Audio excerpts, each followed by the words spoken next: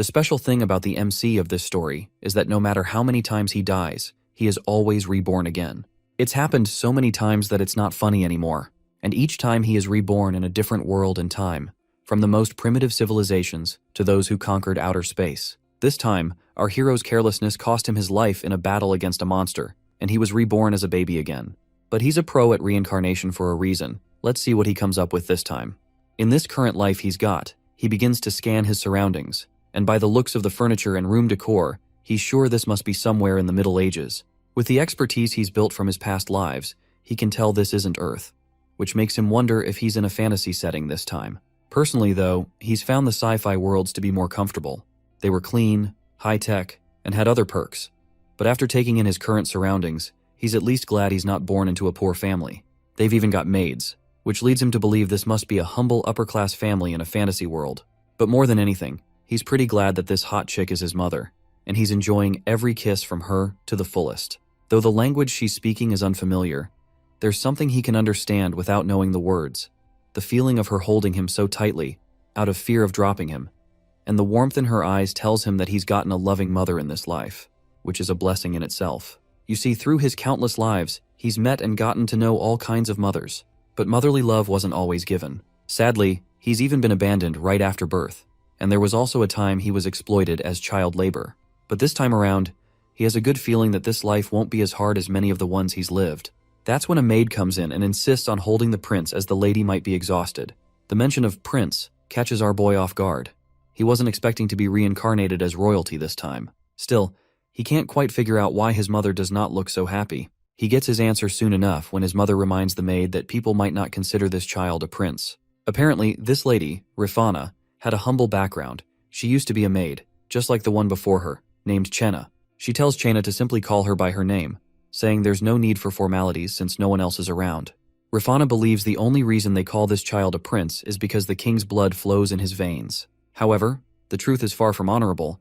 This child also carries the blood of someone of lowly status. She already knows that the nobles and royal concubines have rejected her son, claiming he has no right to succession or power because of her humble origins. Seeing his mother drowning in sorrow, the kid quickly tries to wipe away her tears, which genuinely makes her happy. She thinks it's heartwarming that her baby is trying to comfort her. The maid, though, dismisses it as the actions of an infant simply fidgeting. By the way, our boy goes by the name Erel in this life, and we know for a fact he was indeed trying to console his mother. He personally doesn't care about having no right to succession or loyal followers. In fact, he's glad about it.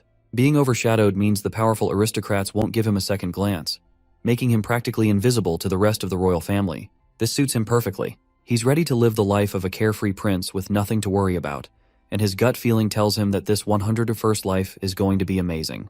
The main guy is feeling pretty good about himself because he's got both royal and commoner blood. To him, it's like hitting the jackpot since he just wants a simple life away from all the rich dude's drama. Lady Rifana and Chenna are keeping an eye on him. Rifana looks at him, thinks he seems so happy, and wishes she could keep him that way. But she knows she can't. When Errol hears the word power, he wakes up from his dream and starts sucking his thumb. Errol starts thinking about his situation. In a world where everything is about family and rank, being a prince who can't inherit anything feels like being a pawn with no throne to fight for. He realizes he has no power, no backup, and no future. He figures people will just use him until they get rid of him. But then, he reminds himself that his mom doesn't need to worry because he's confident he can handle things, especially since he was a pro in his past lives.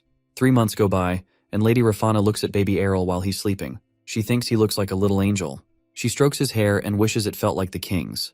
Just then, Chenna tells her the carriage is ready. Rifana quickly kisses Errol's cheek and tells him to be good before she leaves.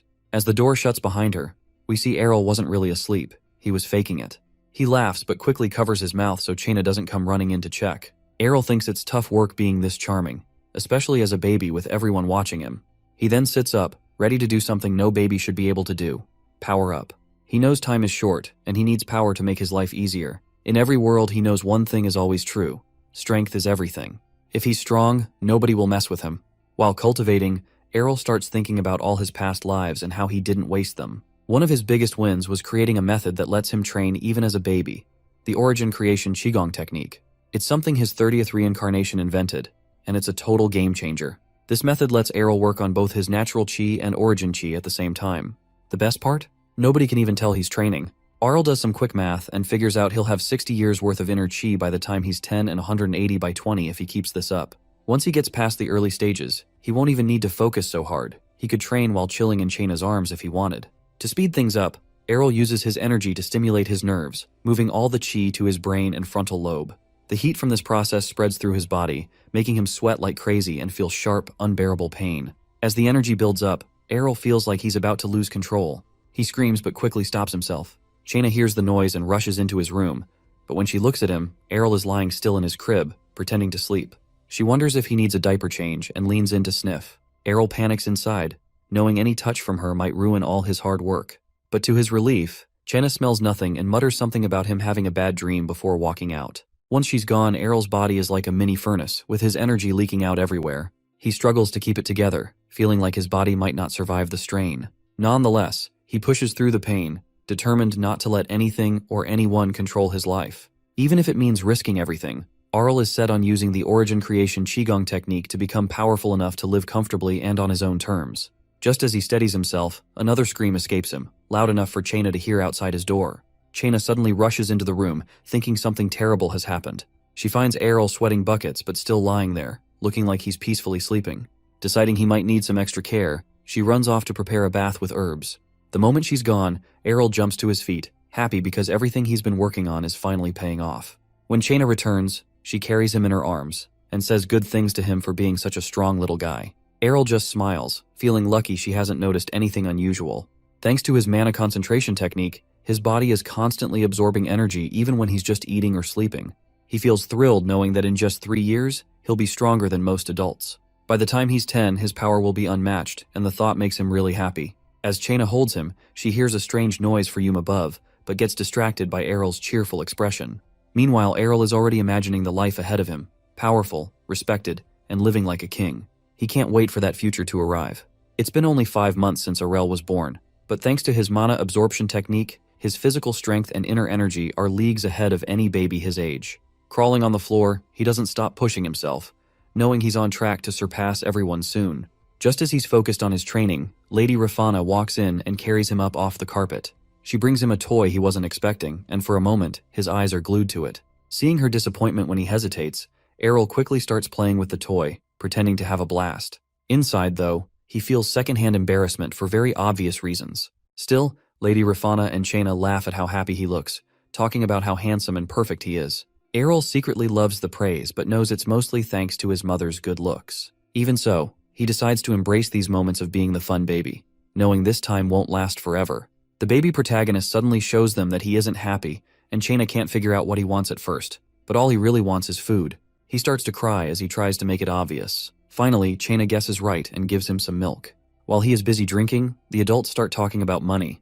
They talk about how the funds for the house are running low since yesterday. Even though Errol needs proper food as a prince, there just isn't enough money. The mansion's budget has been cut hard this year, and even raising one child is becoming a struggle. This is quite odd for a royal family. Errol overheard the maids talk about this before. They say his mother, Lady Rafana, will have to eat less to save money for everyone else. If she doesn't, nobody will make it through the season. Errol can't believe it and thinks it has to be a joke. But his mother stays positive, saying it doesn't matter if she doesn't survive as long as others can. Hearing this makes Errol upset. How can they treat his mother like this? She isn't powerful or important in the eyes of the nobles, but she's still his mom. Even though she gave birth to a prince, neither of them have any real status or protection. He starts to understand why she is always going out in the carriage. She's been trying to meet the king, but it seems like she keeps failing. Errol thinks it's cruel. Even if the king doesn't care about her, she is still the mother of his child. How can he let others treat her so badly? He starts crying again because of this, and Chaina hands him over to Lady Rafana, and he calms down in her arms. Even as a baby, Errol wants to help his mom. He knows he can't do much, but he has to come up with something. Winter is coming, and things will only get worse with the cost of heating. In his baby bed, he puts his boss baby brains to work and starts thinking hard about what he can do to help. Then suddenly he gets an idea. As Errol stares at the charcoal in the fireplace, he suddenly remembers that charcoals are made out of carbon, and jewels like diamonds are made of carbon as well, and his brilliant mind sees a way to solve their money problem. If he can turn charcoal into a diamond, he could change everything. Even though he's dying to jump out of the crib and get started, he knows his tiny baby body isn't strong enough yet. Instead, he decides to use his mana to float himself out safely. Nobody else knows that charcoal could be this useful, but to Arl, it's like finding treasure. so he immediately pushes away his self-praise and gets to work while the rest of the house is asleep. Errol focuses his mana, combining it with heat to put pressure on the charcoal. He pours every ounce of energy into compressing it, repeating enchanting spells to keep himself going. The process is tough, and the pressure pushes Errol back, but he stays focused, refusing to give up. He keeps thinking about his mother's happiness when she sees what he's made. Just as he thinks about her, a sudden burst of energy causes soot to explode out of the chimney. Errol moves over to the fireplace, digging through the mess until he finally finds it, a sparkling diamond he created with his own power. The diamond's beauty leaves him speechless. Now, he just needs to figure out how to give it to his mother without making her suspicious. Feeling satisfied, he rests until morning. When Chaina greets him the next day, she's shocked to find Errol walking around outside his crib, covered in ash and soot. She picks him up, confused about how he managed to escape. She assumes he must have been playing all night, but the mess in the room makes her pause. The floor, the fireplace, and the carpet are all filthy, and Chaina wonders if the house has always been this chaotic, or if something strange happened during the night. She tells our boy not to touch the floor, but he doesn't seem to care. He quickly comes up with a plan and puts the jewel in his mouth. Chaina notices something strange in his mouth and asks him to spit it out. She pinches his cheeks, and a diamond falls out. She gets very surprised and asks where he got it and if it was from the floor. Chaina, who looks after the palace treasury, says nothing is missing and that the diamond isn't even listed. So she hugs Errol, saying it seems like he wanted to give it to her. Errol smiles and agrees, with a feeling that his mom would probably like it too. Later, wagons pull up at the palace, filling up the empty kitchen storage with food and firewood. Thanks to the diamond, they now have 5 years' worth of supplies. Lady Rafana worries about who the diamond might belong to, but Chaina assures her that it's fine since the castle was abandoned for nearly 100 years before Lady Rafana took over. She also adds that it could be a blessing meant for Prince Errol. Lady Rafana isn't sure, but she sure feels thankful for the resources. Errol holds onto his mom's dress, thinking she just needs to hang in there until he grows up. He dreams of a future where she doesn't have to struggle anymore. As he clings to her, she promises to make sure the king knows he has a son named Errol. That winter, the fireplace keeps burning, and the palace's finances finally get back on track. The changes are obvious around the palace. One day, while Lady Rafana is eating, she notices the meal is way too much for her and asks about the servants. Chaina assures her everything is fine since Anna, who had quit, is back, and the servants are being treated better now. But what stands out the most to Prince Errol is how his mom isn't looking sad anymore. As he watches her, he thinks she looks prettiest when she smiles. Even though it's the coldest winter ever, it feels warmer to him because things are stable, and his mom is happy. A year passes, and Chaina and Lady Rafana are busy deciding what Prince Errol should wear. They make him try on a bunch of outfits before picking a fancy one. Errol can't figure out why they're making such a big deal about his clothes. Feeling tired, he lies down on the floor and starts whining, surprising both his mom and Chaina. Chaina quickly figures out he needs to rest and tucks him into his crib. Then she says that Prince Errol is going to be officially recognized as part of the royal family. Errol, confused, wonders what she means by recognized. Lady Rafana is happy Errol has grown up without any issues and wonders if the king will show up for his birthday. Chaina reassures her, saying the king is just waiting for the right time since bad things often happen to newborns. Errol overhears them talking and realizes all this fuss is for his birthday. Lady Rafana says not everyone might like the banquet, but it's the perfect chance to officially announce that Errol has royal blood. She's glad the Ernesia royal family rules apply to him too. Errol notices how excited his mom seems and figures it's because of the banquet.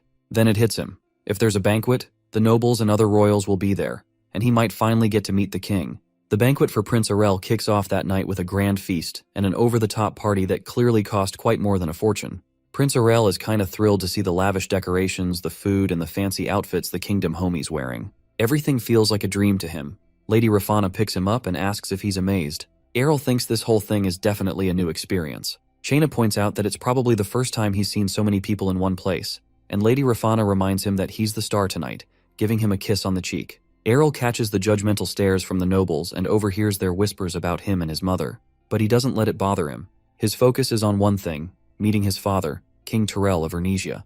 Errol burns with frustration, thinking about how the king has never cared about their lives. He decides this banquet is the perfect chance to make sure the king notices him. The atmosphere changes as the royal family of Ernesia walk in, officially starting the banquet. Errol figures this must be the queen and her family. He can feel their strong presence as they approach. His eyes lock onto the queen, her children, his half-siblings, and the eldest son, who stands out the most. There's also a girl acting dramatic, like she's in her own fantasy world. Errol mentally notes that he needs to learn more about each of them, but they walk right past and completely ignore his mother. Lady Rafana notices the commotion might be overwhelming for Errol and tries to comfort him, even though Errol knows she's probably struggling herself. She still manages to make him laugh. easing the tension. Meanwhile, the crowd is fixated on the queen, admiring her beauty. Errol notices a sudden change in his mother's expression. It had been calm, but now something has unsettled her. He looks around and sees why. The king, his majesty, finally enters, radiating an intimidating energy that makes Errol freeze for a moment. He can't tell if his father is looking at him or his mom. He thinks it's unlucky that being reborn doesn't come with the ability to read minds. Imagine how great it'd be if he could figure out what everyone else is thinking. After a while, people start giving him gifts and congratulating him, acting like it's such a big deal to see him. But when it's the imperial family's turn, their attitude toward him and his mom is clear. They don't hide their real feelings, and their behavior hits him hard. He wants to jump out of his mom's arms and properly go after that woman. How dare she treat him and his mom like they don't even matter? She clearly doesn't see them as people. Looking around, he realizes everyone here is just as fake and rotten. For a moment, he thinks about shouting and calling them all out, but he doesn't want to make his mom feel embarrassed. He decides to play along and act nice because that's what people expect. Hypocrisy is normal here, unfortunately. All he wants is to leave before he falls asleep in his mom's arms. Just as he's about to drift off, he notices a young girl nearby. She's probably one of the king's concubine's daughters. She seems too young for all this drama, but her presence stands out. Thankfully, some of the mistresses have already left. When the banquet finally ends, he and his mom sigh in relief at the same time. But the night isn't over yet. The queen herself approaches them. She makes it clear that getting near them isn't hard, thanks to her son, the heir to the throne, who is always close by. Errol can't tell if she's bragging about her son or just trying to rub it in. Either way, it's exactly the kind of thing he expects from her. The queen goes on to say how sweet Errol is and how much he resembles his mom, but Errol isn't buying it. He's sure she has something to do with their struggles. After all, someone has to be behind the drastic cuts to their castle's finances. The knights had been turned into lumberjacks just to gather firewood, and Errol's clothes look like they've been pieced together from scraps by the servants. Meanwhile, the queen wishes him a long life and other formal niceties, but as she leaves, she smirks, leaving a sour impression. Then something unexpected happens. Lady Rafana spots the king himself. He asks if she is getting used to the castle, and she gives a polite but not entirely truthful answer, which doesn't surprise Errol. All he wants is for the king to give them the support they need and act like a proper father. Errol starts crying loudly, which makes the king take notice and ask to hold him. It's the first time the king has seen Errol in a year. As he holds him, the king seems kind of confused. Most of his kids cry nonstop when they see him, but Errol just smiles. Errol thinks it would be funny if his charming baby smile could leave the king stunned. The king seems to start liking him a little bit, amused that Errol isn't scared of him. He even says something about raising him in the future. But Errol isn't interested in staying still. He makes gestures, signaling for the king to put him down. The king assumes Errol wants to walk, but Lady Rafana quickly says he can't walk yet since he's only a year old. At that moment, though, Errol decides it's time to prove everyone wrong. He takes his first steps right then and there, knowing he's the star of the evening and needing to show off. The room erupts in excitement as everyone cheers for little Errol's first steps. Even the king seems impressed, realizing Errol is trying to show him something important, that he isn't like other kids. Errol feels confident that this is just the start of proving himself. But as he reaches the table and tries to steady himself on it, he performs an epic fail. The whole table, along with all the food and drinks, comes crashing down. As the plates and glasses come crashing down onto Errol, everyone is freaked out, even the king. But Errol? This was all part of his grand little scheme. Not just to show off that a 1-year-old could walk, but to pull off his perfectly executed dramatic act. He lies on the ground crying like he's in the middle of an epic tragedy, and the king picks him up, checking for injuries. The king sees that Errol's clothes are soaked in wine but finds no real harm. He decides Errol needs a change of clothes. Chaina steps in to help, but the king waves her off, wanting to handle it himself. What he discovers next leaves him speechless. Underneath Errol's stained clothes are undergarments that look more like scraps than anything worthy of a prince. Chaina looks confused, claiming she had dressed Errol in fresh clothes earlier that morning. As the king inspects the fit, he realizes how shabby and pitiful Errol's life must be, and the crowd starts murmuring, saying stuff about it being disgraceful and all. Frustrated by the whispers, the king demands silence, with his voice blasting through the hall and sending shivers down everyone's spines. He looks at Errol's mother, clearly processing how poorly they've been living. Meanwhile, Errol is feeling quite relieved. His plan worked perfectly. His clothes might have been ruined, but they had told the story he wanted. In reality, Errol had been busy that morning. While Chaina was getting him dressed, he used all his tiny strength to stretch and tear at the cloth, making it look as raggedy as possible. It wasn't hard, and with a little magic, he gave his outfit the extra touch of poverty he needed to make his statement. If he were older and stronger, he wouldn't have needed to rely on magic, but it worked anyway. The king finally asks Lady Rafana to explain how things got this bad. How could they fail so much at maintaining their status? But seeing how distressed she is, he doesn't press her for answers.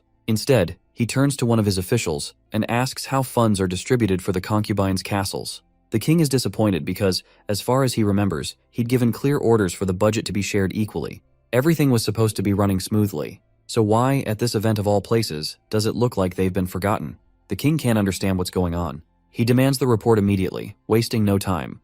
Watching all of this, Errol realizes his father is serious about figuring things out, and he's eager to see the numbers in that report. Lady Rafana, Errol's mother, wants to smooth things over, claiming it must be some mistake, and asks for her son back. But Errol knows this is their one big chance. While everyone panics, and the king's secretary pulls up to deliver the documents, the entire room holds its breath, knowing things are about to get heated. When the king looks at the report, he's quite stunned. He can't believe what his eyes are seeing, so he uses his power to set the papers ablaze right there, which shocks Errol. Errol hadn't imagined his father could be so clueless about what's been going on. The truth is, it's obviously all the queen's doing. The king calls to his queen, demanding to know if she was aware of the situation. The queen tries to play it cool, pretending to be just as shocked as everyone else. But the king ain't having it. His intimidating presence grows as he reminds her that managing the budget is entirely her responsibility. Seeing what's up, the eldest son decides to use his perfect timing to pull up and defend his mama. He isn't about to let his mother face this alone and wants to share his own opinion right then and there. The prince tries to explain that this is some big old mix-up, because he's sure his mom wouldn't do something like this. But the king gets even angrier, saying it doesn't matter because a leader is always responsible for their team's mistakes. And thanks to her carelessness, his little brother ended up hungry and without clothes. The older son looks at our hero with these super guilty eyes, which just makes the situation even more awkward. It's clear he's nothing like his dad, who's strong and commanding, or his mom, who's smart and sneaky. The king turns to the eldest son and asks if he's seriously saying his mom had nothing to do with this. Then, without waiting for an answer, he tells his queen how disappointed he is in her. Lady Rafana, trying to defend the queen, keeps saying it's not her fault, instead it's hers, and that she messed up. The king, totally confused now, wonders what she's even talking about. He tells her that just being the mother of his kid should be enough to prove her place in the family. She looks a little embarrassed, and the king gently touches her hand, reminding her to know her role and act accordingly. This whole scene really ticks off the queen and her son, and the king demands that they find out who's to blame and make sure this never happens again. The queen, clearly shaken, looks down at the floor and promises to handle it and make sure it won't happen again. The king gives her one final warning: mess up again, and she'll face punishment. The queen keeps apologizing, saying she'll find the guilty party and make them pay, but she still doesn't seem to get why he's this mad. She then insists she has no idea how this happened, not knowing how to explain herself to Lady Rafana, who is also really stressed out. But the hero sees right through the queen. While his mom tries to say there's no mistake and defends the queen, our protagonist can't figure out why his mom is protecting the one person who probably knows every little detail about what went down. The queen promises this won't happen again, but only our hero realizes that at least she could pretend to look guilty. Instead, she just scares everyone with her power. With that, the hero's birthday ends, and somehow the financial mess is fixed. Later on, it's announced that the queen didn't even have a hand in sorting it out. The culprit is quickly found, a family of low-ranking nobles. They're blamed for everything and, without much fuss, executed on the spot with a guillotine. The palace servants gossip about how the aristocrats even confessed to the crime, but no one can figure out where they'd spend such a massive amount of money. Everyone seems relieved the issue is resolved, except for our baby boy. He can tell the real mastermind has gotten away scot-free. The case is closed, but to the hero, it's totally unfair. He makes up his mind when he grows up he'll teach everyone a lesson. But for now, being a baby with a small body means his main focus is food, so his only response is to cry. Soon he's being spoon-fed and feels pretty happy with his current situation. Still, he knows he needs to work on his body since he's going to be stuck as a baby for a while. But after thinking it over, he realizes all he really has to do is eat and play. Once his belly is full, he decides it's nap time. Sometime later, he wakes up to the sound of a carriage pulling up to the house. He flies to the window to check it out while his babysitter snoozes. He sees a group of people step out, and soon after, 3 of them enter his room: his mom, an adult, and a child. The hero suddenly remembers the babysitter. If she wakes up, his powers will be exposed, so he flies back to her and starts pinching her cheeks to wake her up. The adults immediately walk in just in time to see this, and his mom immediately yells at him to stop tormenting the poor nanny. The nanny notices another mistress has arrived and greets her right away. Our hero spots the newcomer too. The newly arrived mistress quickly says there's no need to apologize because she didn't warn anyone about her visit. Our hero realizes this is Fenelia, another concubine. Everyone starts saying how they would have welcomed her properly if they knew she was coming, but Fenelia says she needs to talk to our hero's mother alone. Our hero's mother can't figure out why Fenelia wants to see her, but assumes it must be serious. While waiting for the serious talk, she ends up choking on her tea. Fenelia, looking genuinely regretful, apologizes for her behavior at Prince Errol's birthday banquet. She explains her family once played a big role in winning battles on the continent and were well known, but those glory days are over. Now, they're struggling because no sons have been born in the family lately, and their reputation has faded. On top of that, rumors say they've been low on money for years. Our hero's mother asks if Fenelia is here because of her family's problems. Fenelia admits they're deeply in debt. She also recalls being pressured by the queen, which probably added to their financial mess. Fenelia pulls out a bag of money, admitting it's not enough to fix things, but says she feels really bad about everything. She admits our hero's mother probably hates her and her family. Just then, the door opens, and Fenelia's daughter quietly appears in the room. It becomes clear Fenelia only wants to shield her child from getting tangled up in conflicts with the imperial family. The mistress calmly says she's fine and doesn't need anything, insisting that Fenelia isn't at fault for any of this. Fenelia asks her not to pity her, but the mistress says she doesn't feel pity, she's just being straightforward. She points out that there's no reason for them to turn against each other now. The mistress makes it clear she understands the situation and doesn't hold any grudges against Fenelia's family. She gives the bag of money back, saying that it would be better spent on something nice for Fenelia's little daughter. She says she understands why Fenelia's family has been trying to manage their palace expenses. Then, she casually brings up some shocking news. She believes the reason behind all of this is that she serves her queen.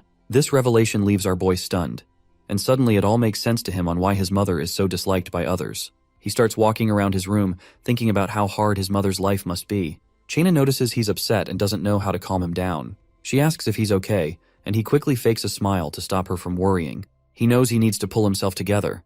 Chaina just assumes he's just being stupid moody, and goes off to do some exercises with Princess Kania.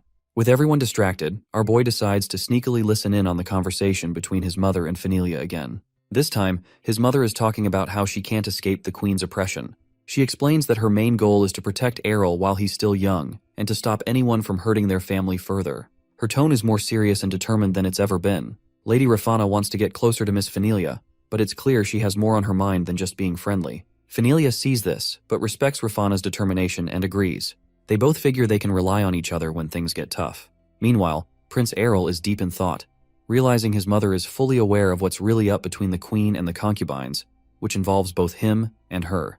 But he also wonders what her next move would be. While Errol is lost in thought, a girl suddenly shows up near him, and he has no clue how she got there. He silently begs the universe to keep her away, but instead, she crawls into his bed and starts squishing his cheeks, saying she finds him adorable. She treats him like a squishy toy and even starts moving his crib around like it's a game. Our boy wishes that someone, even if it's Truck-kun, would rescue him from this chaos.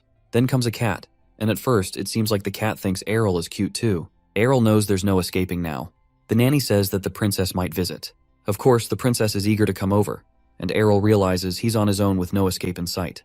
Time flies, and before long, Errol is almost 3 years old. Life feels like it's moving way too fast, as usual. He can't believe how quickly he's growing up and starts thinking about how much more he has to learn before adulthood. He remembers bits of his previous life and wonders if he'll ever get a chance to relive anything like that. Suddenly, the princess walks into his room. She rushes toward him, but Errol decides to lay a little hide and seek. Unfortunately, she finds him in no time, and he's frustrated and feeling down, but the princess just wants to play hide and seek. Before Errol could refuse, she's already running off to find a bigger spot to play.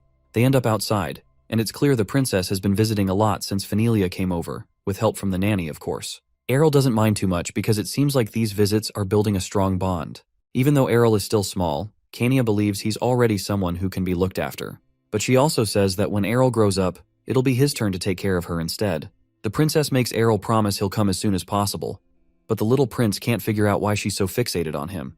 Before he can think too much about it, Kania says that she adores him. She says playing with him is way more fun than with the others. He's clearly the best choice. Errol laughs, thinking she'll probably regret saying that when she gets older. Kania carries him up immediately, saying it's time to play, and insists on carrying him to their spot. The problem is, Errol feels like he's about to suffocate from her overly enthusiastic help. He silently begs for rescue, and just then, a maid steps in, saying that Errol must be uncomfortable being carried like that. She scolds Kania, saying that even as a princess, she shouldn't carry heavy things yet since she's still a child herself. Errol feels real relief he's finally saved. Although Kania isn't happy at all. She shouts that she wants to play. The maid says she should try drawing or listening to something classical instead, but Kania is sick of all that boring stuff. She says she wants to swing a sword, just like her brother Kyle. Errol notices her practicing with a stick and quickly realizes her balance is way off. The stick's weight is all wrong, and she's not holding it properly. Despite this, Kanya is completely into it, imagining she's already defeated some powerful imaginary swordmaster and claiming victory for herself. The maid tries to explain why Kanya isn't allowed to practice like Kyle and Lennon. This really upsets the princess, who can't understand why they're allowed but not her. The maid tells her that it isn't proper for a princess to dirty her hands, reminding Kanya that she's supposed to be elegant and ladylike. Kanya isn't listening, some Mulan vibes. She's already snatched up the maid's sword, and before the maid could stop her, she's talking excitedly about swordsmanship. The maid panics and chases after her, begging her to hand over the sword, or at least just take the sheath instead. Errol stands nearby, and he finds himself liking Kanya more and more now. As time goes by, Prince Errol turns 5. He's out in the fields of his land, looking all royal and bold, pretending to race on his mighty steed. But let's not get carried away. He's just rocking back and forth on a toy horse, having the time of his life. Chaina, his maid companion / horse trainer, says he should try riding a real horse, but Errol waves it off, saying it's too risky. Chaina tries to hype him up, telling him a prince his age should be into stuff like riding horses and swinging swords. But Errol is like, nah, princes don't have to do all that. This leaves Chaina feeling bummed because he's not exactly oozing ambition. Here's the catch, Errol's no ordinary kid. This is his first life. Yep, the guy's been through the ringer more times than he can count. Over all those lifetimes, he's figured out one harsh truth. Being too good at anything only brings trouble. Every time he's been a pro at something like sword fighting or magic, it's drawn all the wrong people, either wanting to use him or take him down. So now, he's all about staying low-key and enjoying the perks of being a prince without breaking a sweat. Back at the castle, Errol tells Chaina he needs some alone time, and she agrees, though she's not thrilled about it. Once she's gone, he shuts the door, kicks back, and just lies there doing nothing. Later, they end up in a bit of a pickle. Chaina's frustrated, asking why he hates studying so much, pointing out that a 5-year-old prince should be eager to learn and grow. But Errol's totally not interested, don't care about the world, and definitely not into cramming knowledge. Chaina sighs, half joking that he sounds like someone who's lived 100 lifetimes. Before she can go on, Errol cuts her off and assures her it's not her fault he's like this. Deep down, he decides it's time to just enjoy life for once. YOLO vibes? Not for Errol. It only took him 100 lives to figure out how to kick back and take it easy. Maybe he's just a chill guy, who knows? Chaina reminds Prince Errol that by royal rules, he has to start studying now that he's 5. She pulls out some super basic books, saying they were picked just for him. But Errol, looking all moody, grabs one and shows off his book skills by spinning it around like a toy. Chaina's totally pissed, telling him books are for reading, not spinning. She even tries the guilt trip, saying regular dudes would love to learn but don't get the chance. But Errol doesn't give a care in the world. He starts stacking the books into a mini house instead. Chaina, trying to hold it together, tells him to knock it off and sit back down, but Errol's not listening at all. When words don't work, he goes full drama mode, whining and yelling that he won't study. Suddenly the doors open and his mom walks in, looking like she's had enough. And let's be real, nothing stops spoiled brats faster than a mom's "I'm gonna kill you" stare. Under her watch, Errol drags himself to the library and starts studying, though not without some complaints. Even while pretending to study, Errol's thinking about how ridiculous this all is. He knows that if his parents really cared about him learning, they'd make sure he was protected. But in his world, being good at anything is just asking for trouble. The more talent a kid like him shows, the more dangerous life gets, for him and everyone around him. Errol doesn't think it's fair, but life is what it is. All he wants is a chill, lazy life where no one's at risk. As he zones out, Chaina snaps him back to reality, telling him to study hard and make people proud, as if that's going to solve anything. Errol thinks about what Chaina says but decides it's a bit much for him. Chaina doesn't let it go though, telling him that if he keeps acting like this, his mom's going to feel sad.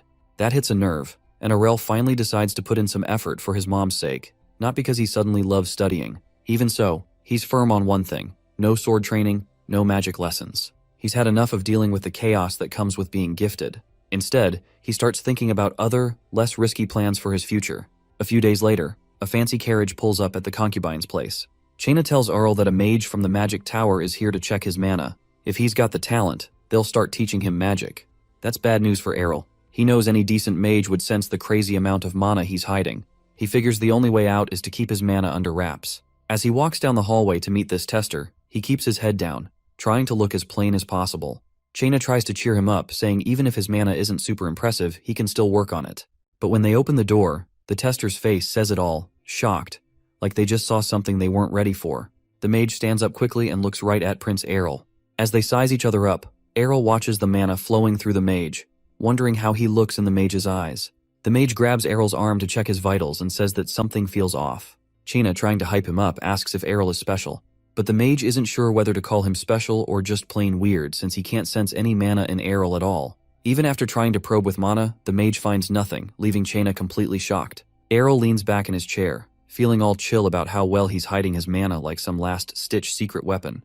Before walking into the room, he had used his chi to compress his mana and push it to the edges of his body. When the mage looked surprised earlier, Errol knew his plan was working. The idea of someone from a royal bloodline having no mana didn't make any sense, and Errol had totally thrown him off. The mage tells Lady Rafana that Errol has no potential for magic, leaving her confused. He adds that even commoners have a tiny bit of mana, but Errol doesn't seem to have any at all.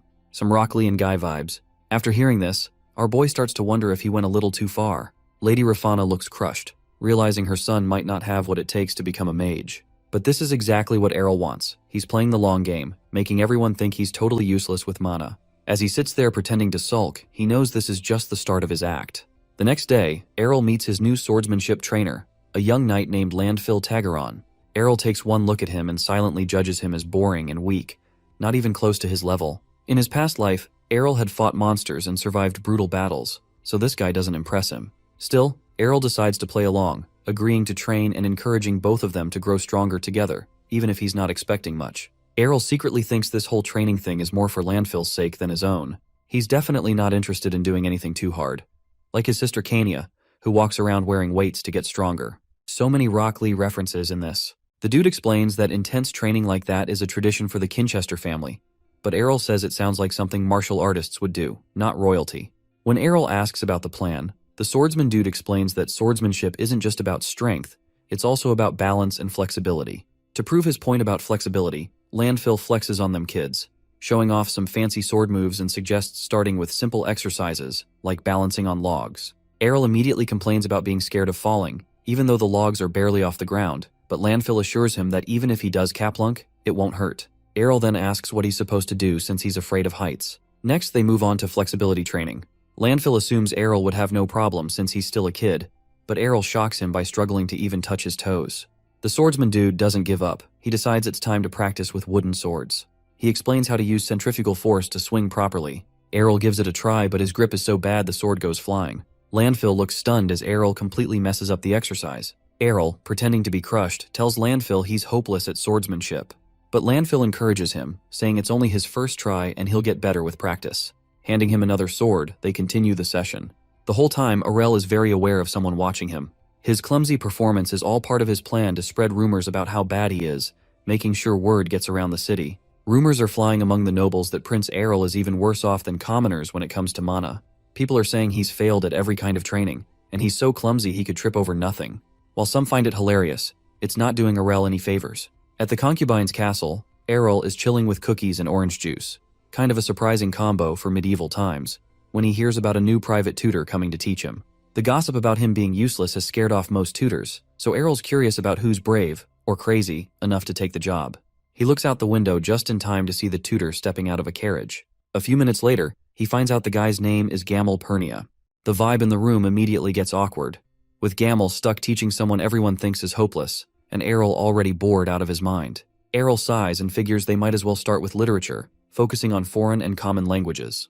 Gamel piles up books in front of him and says basic grammar should only take a day to learn. But since Errol's reputation is so bad, Gamel gives him a few days instead, acting like it's no big deal if he can't get it right. This annoys Errol, so he promises to give it his best shot. Gamel keeps talking, saying bad grades don't always mean someone isn't trying. Sometimes, it's just how the brain works. He basically says it's not Errol's fault, but the backhanded compliment feels worse than outright criticism. Errol starts feeling the weight of people looking down on him. Sure, he wanted everyone to stop expecting so much from him, but he hadn't expected their pity to sting so much. Late at night, Errol goes ninja baby mode and sneaks into the library, feeling himself about his top-tier language skills.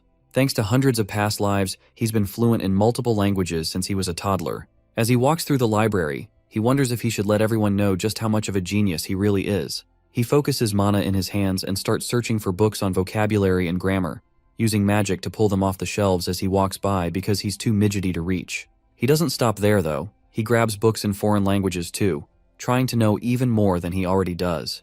With everything neatly stacked on a table, he gets to work. Flipping open a book, Errol thinks about how all languages follow the same basic rules. He's lived 100 lives, and in every one of them, he's been busy learning.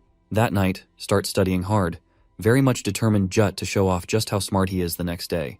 A few days later, Gamel pills up, saying his jokes have gone too far and asking if he really understands the common language. Errol sighs and says he's not lying, even trying to prove it by reading something. Gamel feels like he might have just memorized some passages, but Errol says to him that even memorizing a whole language would be impressive. Considering how tricky the kingdom's official language is compared to others, Gamel challenges him to pick a random book and read it. He points out that even the smartest kids need to be at least 12 to handle basic reading, and Errol's only 5. Errol immediately grabs a book and reads it flawlessly, leaving Gamel in total shock. Gamel is quite overwhelmed and even starts tearing up, calling Errol's talent extraordinary. After all, when a student excels, it makes the teacher look good too, you know. Errol tells his teacher that he should feel lucky to have such a genius for a student. Fired up loads, Gamel jumps into the day's lesson, ready to teach his brilliant pupil. By the next night, the rumors about Errol take a wild turn. Where people used to mock him for being clumsy and useless with a sword, now they're all hyped about how he mastered the common language in just 2 days. Rumors start flying here and there about how Errol can solve math problems in his head like it's nothing. And just like that, the legend of a genius Errol is born. But where did these stories come from? Turns out, down at a local tavern, someone's been spilling the tea, or beer rather. Gamel, Errol's tutor, is sitting there, a little too tipsy, bragging to anyone who'll listen about how he always saw the prince's potential when everyone else didn't. He's going on and on about how hidden talents just need the right teacher, aka him, to shine. Before long, word about Errol's smarts makes its way to the king.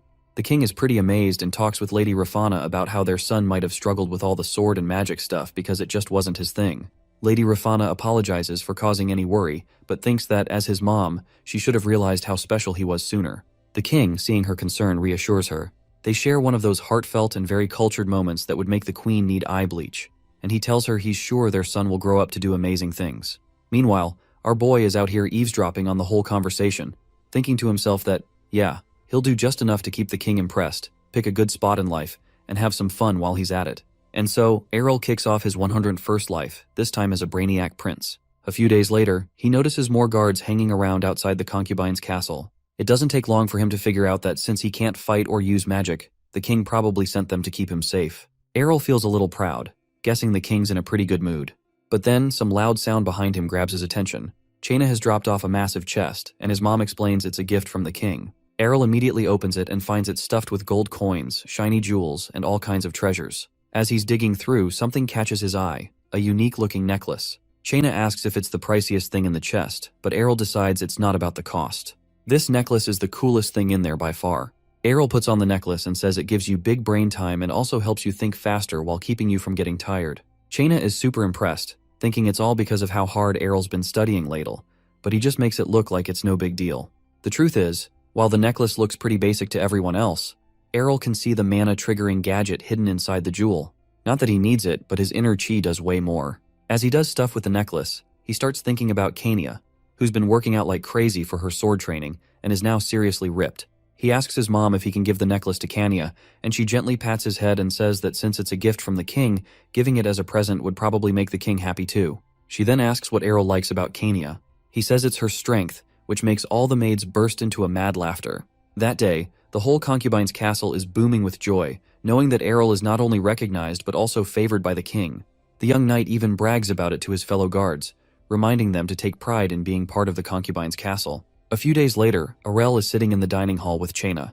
She tells him all the desserts he requested are ready and asks what he thinks of them. Arel tries one after another but isn't happy with any of them. He's annoyed and keeps searching for something better. Chaina encourages him to slow down and enjoy the treats, asking if they taste good. Errol, frustrated, says none of them are sweet enough because they're all missing what he's looking for. Chaina, confused, says these desserts were made by the best chefs and offers to bring one over to fix the problem. That's when Arel has a light bulb moment. What he needs isn't a chef, he asks for an alchemist instead, which just surprises and confuses Chaina. Prince Errol starts spacing out, thinking about Coca-Cola and snacks from his old life, practically drooling, just imagining the taste. He figures he'll need an alchemist to recreate cola, but that's easier said than done. Chaina, super confused about why he'd want an alchemist, asks him what's going on. Errol freezes, realizing she must have heard him daydreaming out loud. He thinks about explaining but quickly decides it'll sound way too weird, especially since he's only 5. Instead, he starts putting together the problem. The kingdom doesn't have the right seasonings or fancy techniques needed to make something like cola. The more he thinks about it, the more he realizes how tricky it'll be. Making cola isn't just mixing stuff together. It needs all these extra steps he can't even do yet. Feeling bummed, he starts fantasizing about the fizzy, sweet drink again. But then he snaps out of it and reminds himself that he's supposed to be a genius scholar. If anyone can figure it out, it's him. He suddenly jumps up and bolts out of the room. Chaina stares after him, completely lost, and asks where he's off to. He yells back that he's going to study, leaving her scratching her head, wondering if she even heard him right. Errol, meanwhile, is sprinting through the castle, laser-focused on one thing: chemistry. He knows cooking and chemistry go hand in hand, so he's convinced alchemy is the key to cracking the Cola Code, no matter how tough it'll be. Fast forward 3 years. Now 8 years old, Prince Arel is running a meeting, sitting at the head of a big table. They're talking about building new bridges in areas where merchants travel a lot. One of the supervisors asks what he thinks about the plans. Errol checks out the blueprints, compliments how impressive they look, and then casually asks who designed them. When a supervisor proudly claims credit, Errol's expression changes. He threatens to fire the guy if he ever shows up with another useless design. The room? Dead silent. Prince Errol points out a few problems in the bridge design, saying that while it might work for now, it'll be a disaster when snow piles up in the winter. The weight would crush the wooden parts underneath because the designers cared more about making it look fancy than keeping it safe. Our boy makes it clear that while the kingdom should look impressive, safety has to come first. He demands they redo the design and then moves on to the next blueprint. With his crazy amount of knowledge, Errol's workload is kind of shooting through the roof. The so-called experts in the room can't hold a candle to him, but they've decided to trust this 8-year-old genius anyway. Our boy feels a little bad for them, but he knows he's got no choice. He has to keep proving himself. After the meeting, as Errol heads out, a new maid spots him and calls him by his latest nickname, the Young Grey Sage. He's instantly horrified and thinks it's the cheesiest thing ever. Realizing the maid must be new, he tells her not to use that nickname again because he can't stand it. She promises to remember, but as he walks off, she almost messes up and says it again. Errol, now extra annoyed, silently swears that nickname is the lamest thing he's ever heard. As his carriage moves off, Lady Rafana looks out the window and asks Chaina if Arel is heading somewhere important. Chaina tells her that he's going to see the king, which makes her wonder what they'll talk about. Chaina hesitates, almost saying that Errol is interested in learning alchemy. Meanwhile, up in the carriage, our boy is busy imagining how the king might react when he drops his alchemy request out of nowhere. Even though his audience request was approved right away, Errol figures the king must trust him now, especially since he's been handling so many responsibilities like a pro. Prince Errol stares out the window, trying to shake off the nerves. Even after living through 100 lives, the king's aura still feels overwhelming. He keeps reminding himself to stay calm and not mess up when it's time to talk. When the king asks why he wants to learn alchemy, Errol explains it's because he wants to help the kingdom and the king more. Since he's no good with swords or magic, all he can do is gain knowledge and put it to use. The king listens carefully, impressed by how thoughtful Errol is, and agrees to his request. He promises to connect Errol with some reliable alchemists, and even asks if there's anything else he needs. Errol politely says he'll ask later if something comes up. As the king smiles warmly, Errol feels pretty chill, knowing his plan worked perfectly. Word spreads fast, and soon all the best alchemists in the kingdom show up, eager to prove themselves and maybe earn some recognition. It's no surprise when Demon Ranchette gets picked. He's known for creating these crazy reflective mirrors that bounce sunlight super far, which he installed on the Western Fortress to keep invaders away. A few days later, Errol meets Demon in the garden of the concubine's castle. Demon casually compliments the beauty of the garden, but Errol is more focused on him. Based on his legendary reputation, Errol expected some old, wise-looking alchemist, but Demon turns out to look surprisingly young. Noticing the confusion, Demon explains that his hair turned white years ago after a little accident with toxic fumes. Our boy realizes that Demon almost lost his life while learning. Demon, staying calm, warns Errol to be ready for the risks. If anything happens to the Our Boy during experiments, Demon for sure knows he'll be held responsible, maybe even with his own life, or worse. Demon explains that alchemy is way harder and more dangerous than Errol probably thinks. He even points out how young Errol is, but before he can finish, Our Boy cuts him off. He tells him that he knows what he's getting into. Alchemy isn't magic, it's science. And he's not chasing silly dreams like turning rocks into marshmallows, or going miracle mode by turning into wine. What he really wants is practical tech, methods to clean iron ores and create stronger metals for the kingdom. Demon is blown away by Errol's ambition and sharp thinking. He feels this kid is destined to lead the kingdom of Ernesia someday. After being inspired by Errol's speech, he kneels before Our Boy, telling him that although his skills are lacking, he'll teach him everything that he knows. A few days pass since alchemy class kicks off, and Prince Arel is deep in his studies when Demon suddenly asks if he's done this alchemy stuff before. Errol gets caught off guard, thinking maybe he's been showing off too much, but he quickly changes the subject, saying he just read about it in a book. Demon seems cool with that and even says Errol matches the rumors he's heard.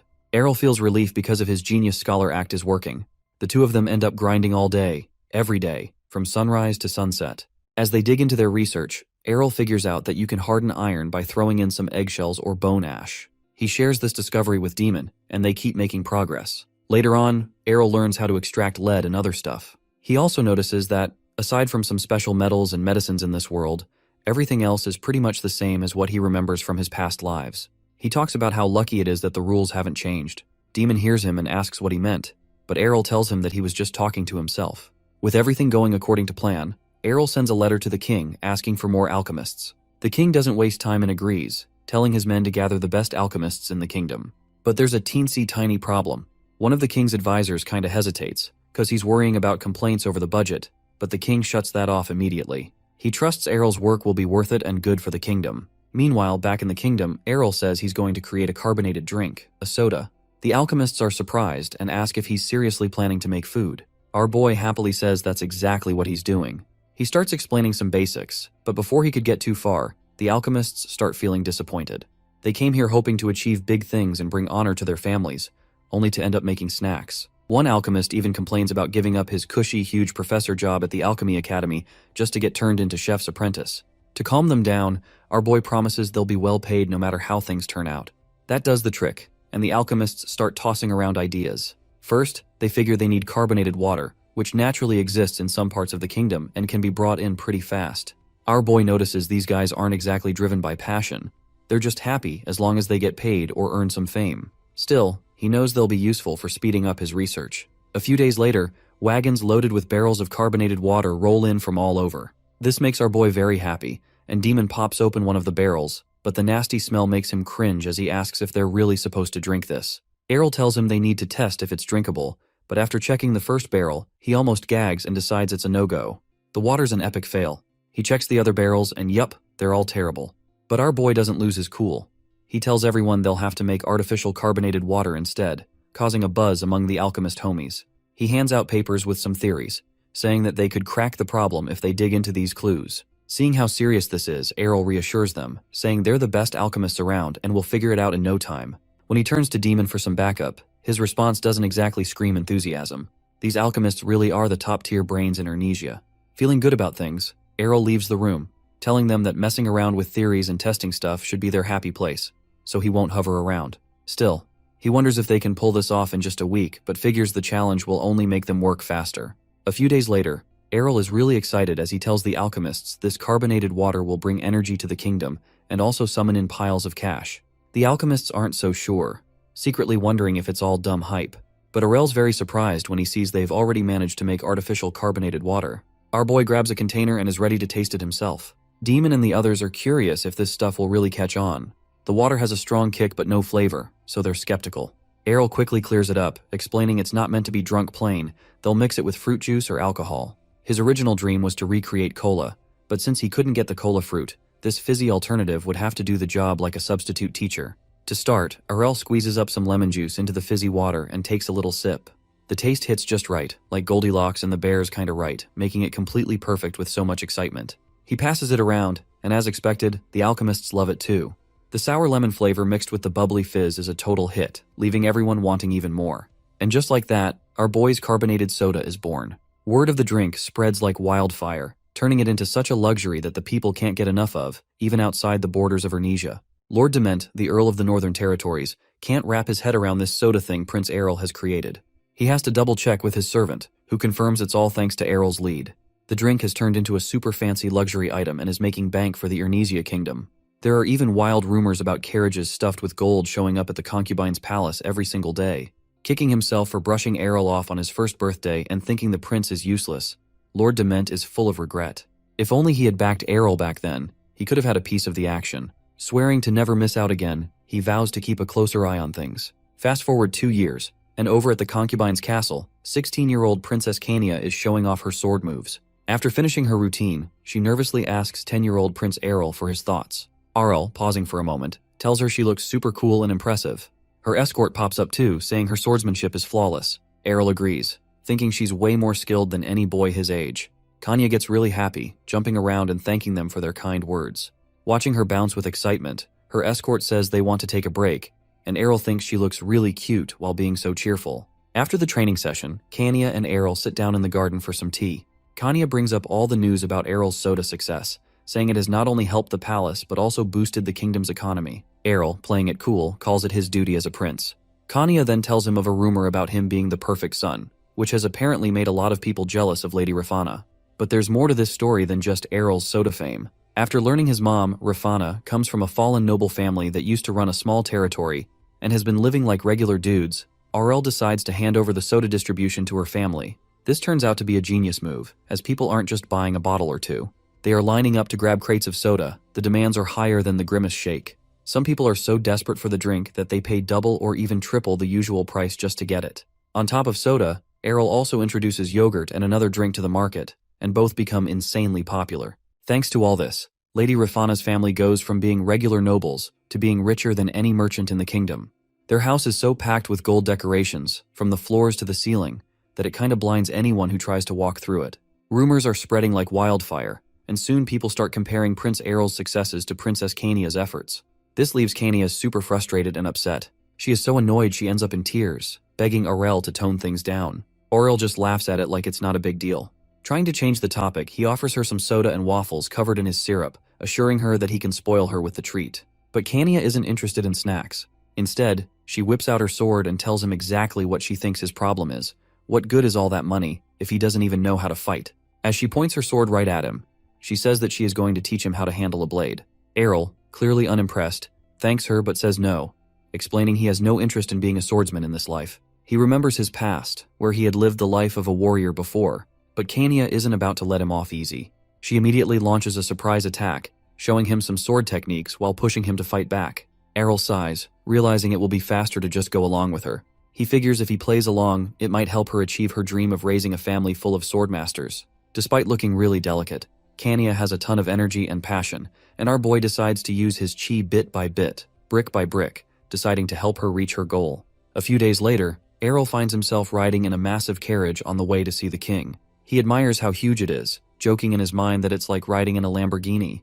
The attention it gets from people makes him feel like some kind of celebrity. Leaning back and relaxing, Errol wonders what the king wants to talk about this time. He suspects it might involve a bonus or some extra allowance as a reward for his achievements. When he arrives, Errol joins the king for lunch, curious about what's next. He remembers how the quiet used to make him uneasy, but now he is used to it. Sitting alone, he calmly eats his meal, waiting for the king to speak. Lately, he has been visiting the king more often. Just as Arel is about to bite into a cookie, he nearly chokes when the king asks if he has thought about taking on a real government job. After clearing his throat, our boy realizes the moment he has been avoiding has pilled up. The king says it might feel a little early, but no one would oppose if Errol starts working in the government. He then asks what he thinks and if there is any specific job that he might want. Trying to stay composed, Errol tells him that he doesn't have any preferences, though deep down, all he really wants is to relax, eat, and enjoy life. He sips his tea, hoping to not blow it all completely, and tells the king he doesn't see why he should think about work now, especially since he is still busy with science and alchemy.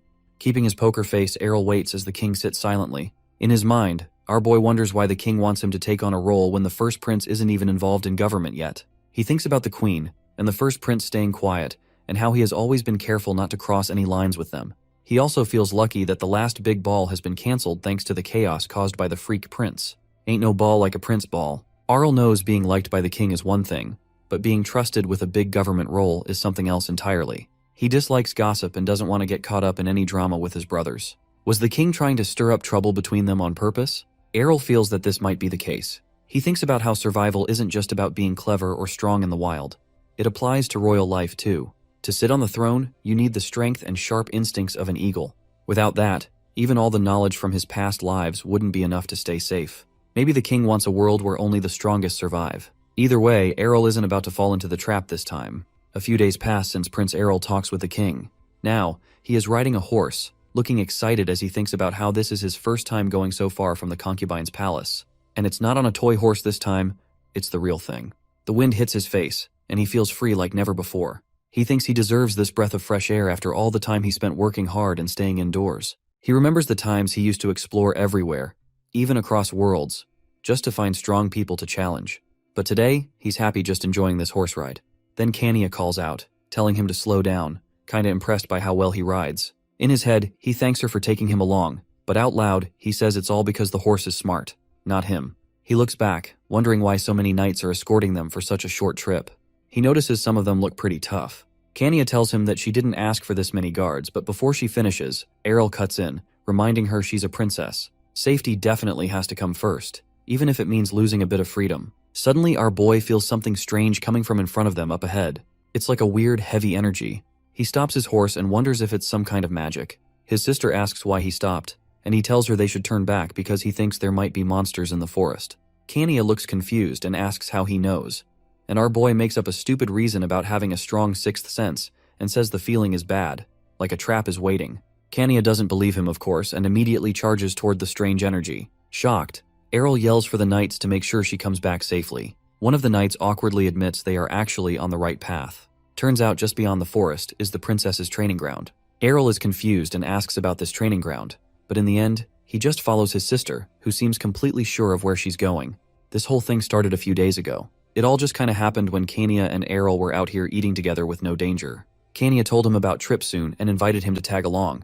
She totally understands how annoying it is to be stuck in the palace all the time and talks about how much she loves hunting and going on adventures. As they ride side by side, Kania tells him that traveling is practice, and practice is traveling. It's all just fun for her. Errol, though, feels like this is more of a punishment than anything else. Kania looks over at him and says she's pretty sure he would have come along even if it was just for practice, because he trusts her.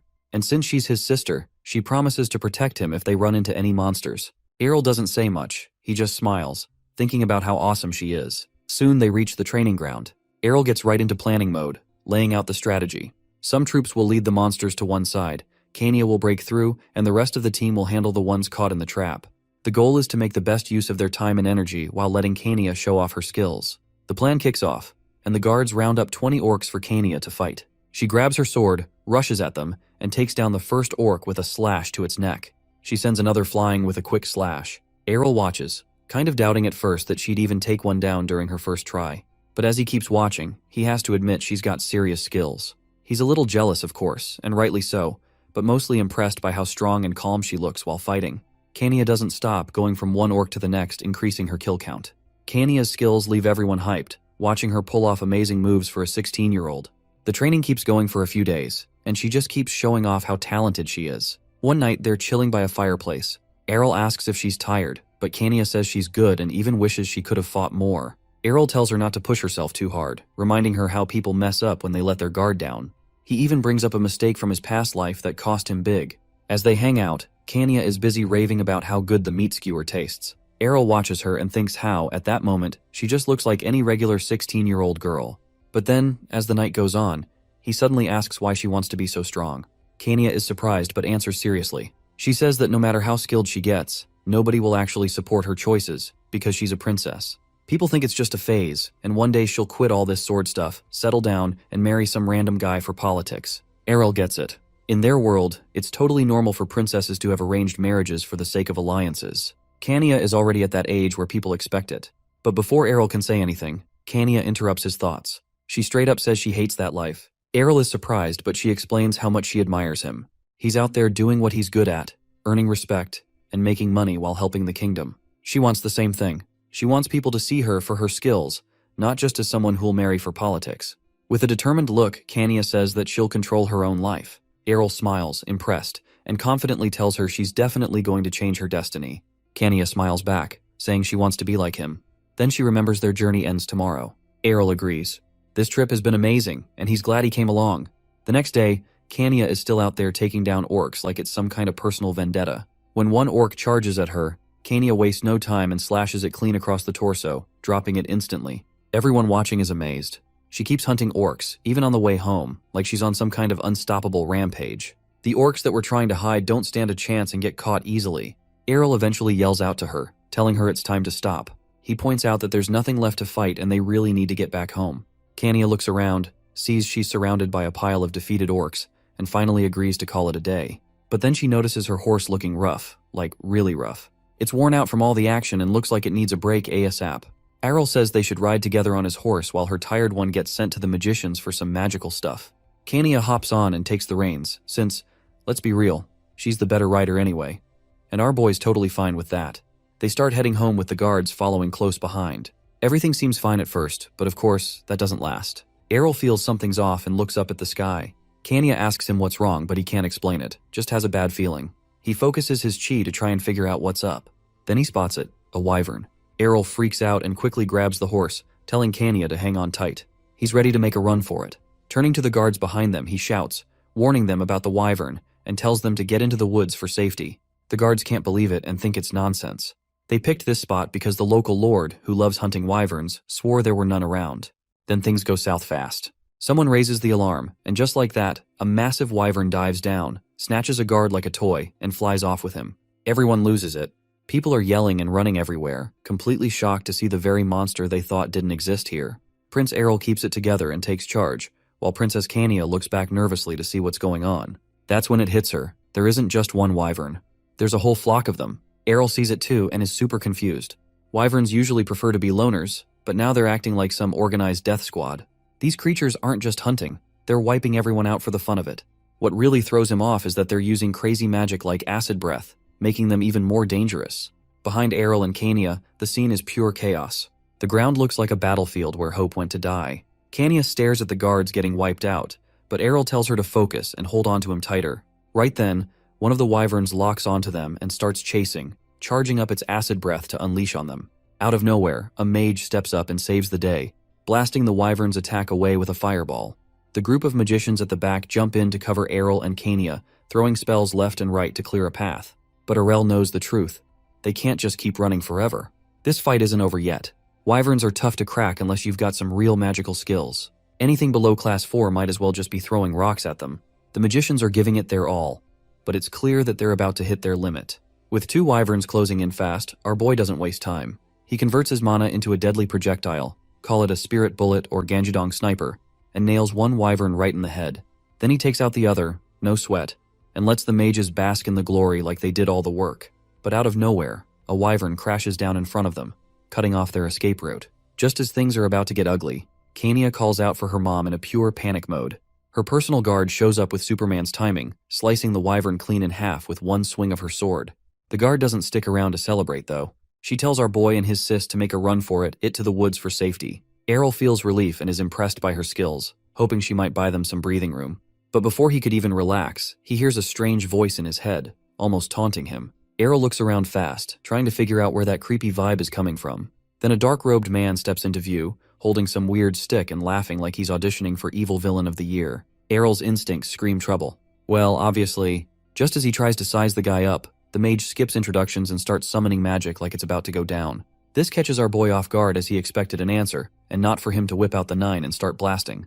The dark mage launches his attack, but Errol is quick, dodging and shielding Kenya. Sadly, the guards behind them aren't so lucky. Once the magic stops, Errol looks back and sees the guards down, with smoke still rising from their lifeless bodies. The dark mage comments on how Kenya dodged the attack, sounding surprised. Errol is taken aback when he realizes the mage knows her name and starts to wonder if she's been the real target all along. With a creepy laugh, the dark mage makes fun of them, saying they were just entertainment for him. He raises his staff, getting ready to cast another spell, and claims they can't escape. Our boy can sense dark energy coming from the staff. Both Kenya and Errol feel uneasy. Kenya looks around and notices something strange happening to the fallen bodies. One of the guards yells that they're moving, and even the wyvern is starting to twitch. Errol realizes they're up against the undead. The dark mage orders the undead to take out Kenya and show the royal family the power of the dark church. But then he pauses, sensing something's wrong, though he can't tell what. Errol won't just stand there while his sister is in danger. Determined, he wonders who would dare target Kenya. Using his Danjigong, he shoots at the dark mage's chest, hitting him with a wave of attacks that make the mage scream and collapse. Kenya, confused, asks what happened. Errol explains that the mage probably overloaded himself with magic, causing a backlash. Even though the dark mage is down, the spell on the undead is still active. The guards urge Errol and Kenya to run, promising to take care of the undead. Before they leave, Errol tells the guards he trusts them to finish the fight. As night falls, they flee into the forest and find shelter under a cliff, setting up camp.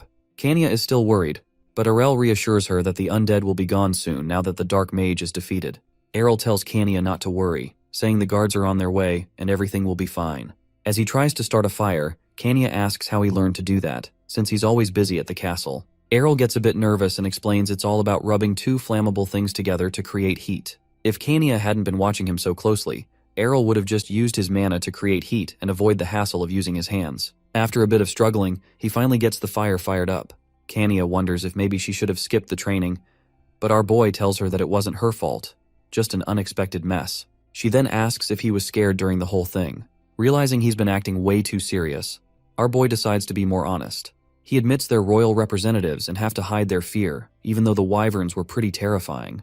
Kania, seeing a softer side of him, takes his hand and thanks him for sticking with her through all the chaos. Errol, feeling quite in the moment, says that Kania was scared from the start, and it broke his heart to see the guards lose their lives for nothing. He knows the royal family is always in danger of assassination, but this is Kania's first real encounter with danger, and it's tough for her to handle. Still, he stays focused on the main goal, getting them both home safe. Out of nowhere, a wild battle breaks out above them between a wyvern and a griffin. Kania wonders why they're fighting at this hour.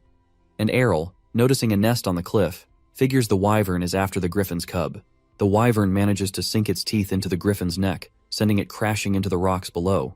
Errol and Kania run to quickly get out of the way, dodging falling rocks. Once the dust clears, they see the wyvern fly off, probably scared off by the griffin's blood on the air. But when Errol looks around, Kania is gone. He's left standing there, shocked. He spots her near the fallen griffin and warns her to be careful, but she says it's fine since the griffin is already dead. Errol knows there's no stopping Kania when she's curious. She looks at the griffin and wonders what they should do with it. Our boy, feeling kinda awkward, asks if she's planning to bury it, but Kania surprises him by saying she's worried about the griffin's baby. Errol says they can't do anything, and they would have to let nature handle it, even if it seems harsh. Kania, though, thinks Errol meant they should raise the baby together, leaving Errol even more confused and all. As Kania spots the guards coming, one of them looks relieved to see the pair safe. When they get closer, Kania happily greets them, excited to see them again. Kania's guard says that no one else was hurt after the undead magic spell was broken. The guards are surprised when they see Kania holding a griffin in her arms. Prince Arel, looking a bit nervous, says it's the perfect time to step in and stop Kania from taking in the griffin. But Kania's guard says it's too late for that. A week has passed, and things have mostly gone back to normal, except for the new addition to the family. When the griffin baby flies over and wakes up Prince Errol, he greets the newest member of their family. Errol picks up the little griffin, and though he can't just sleep like he used to, he forgives the baby for being so cute and well-behaved. The story then goes back to that night. Errol tells the guards to take Kania to rest while he makes sure no wild animals will disturb the fallen griffin's body. As the guards set up camp, Errol carefully cuts open the griffin's chest with his sword and takes out its magical core. Errol knows the core will help him tame the newborn griffin.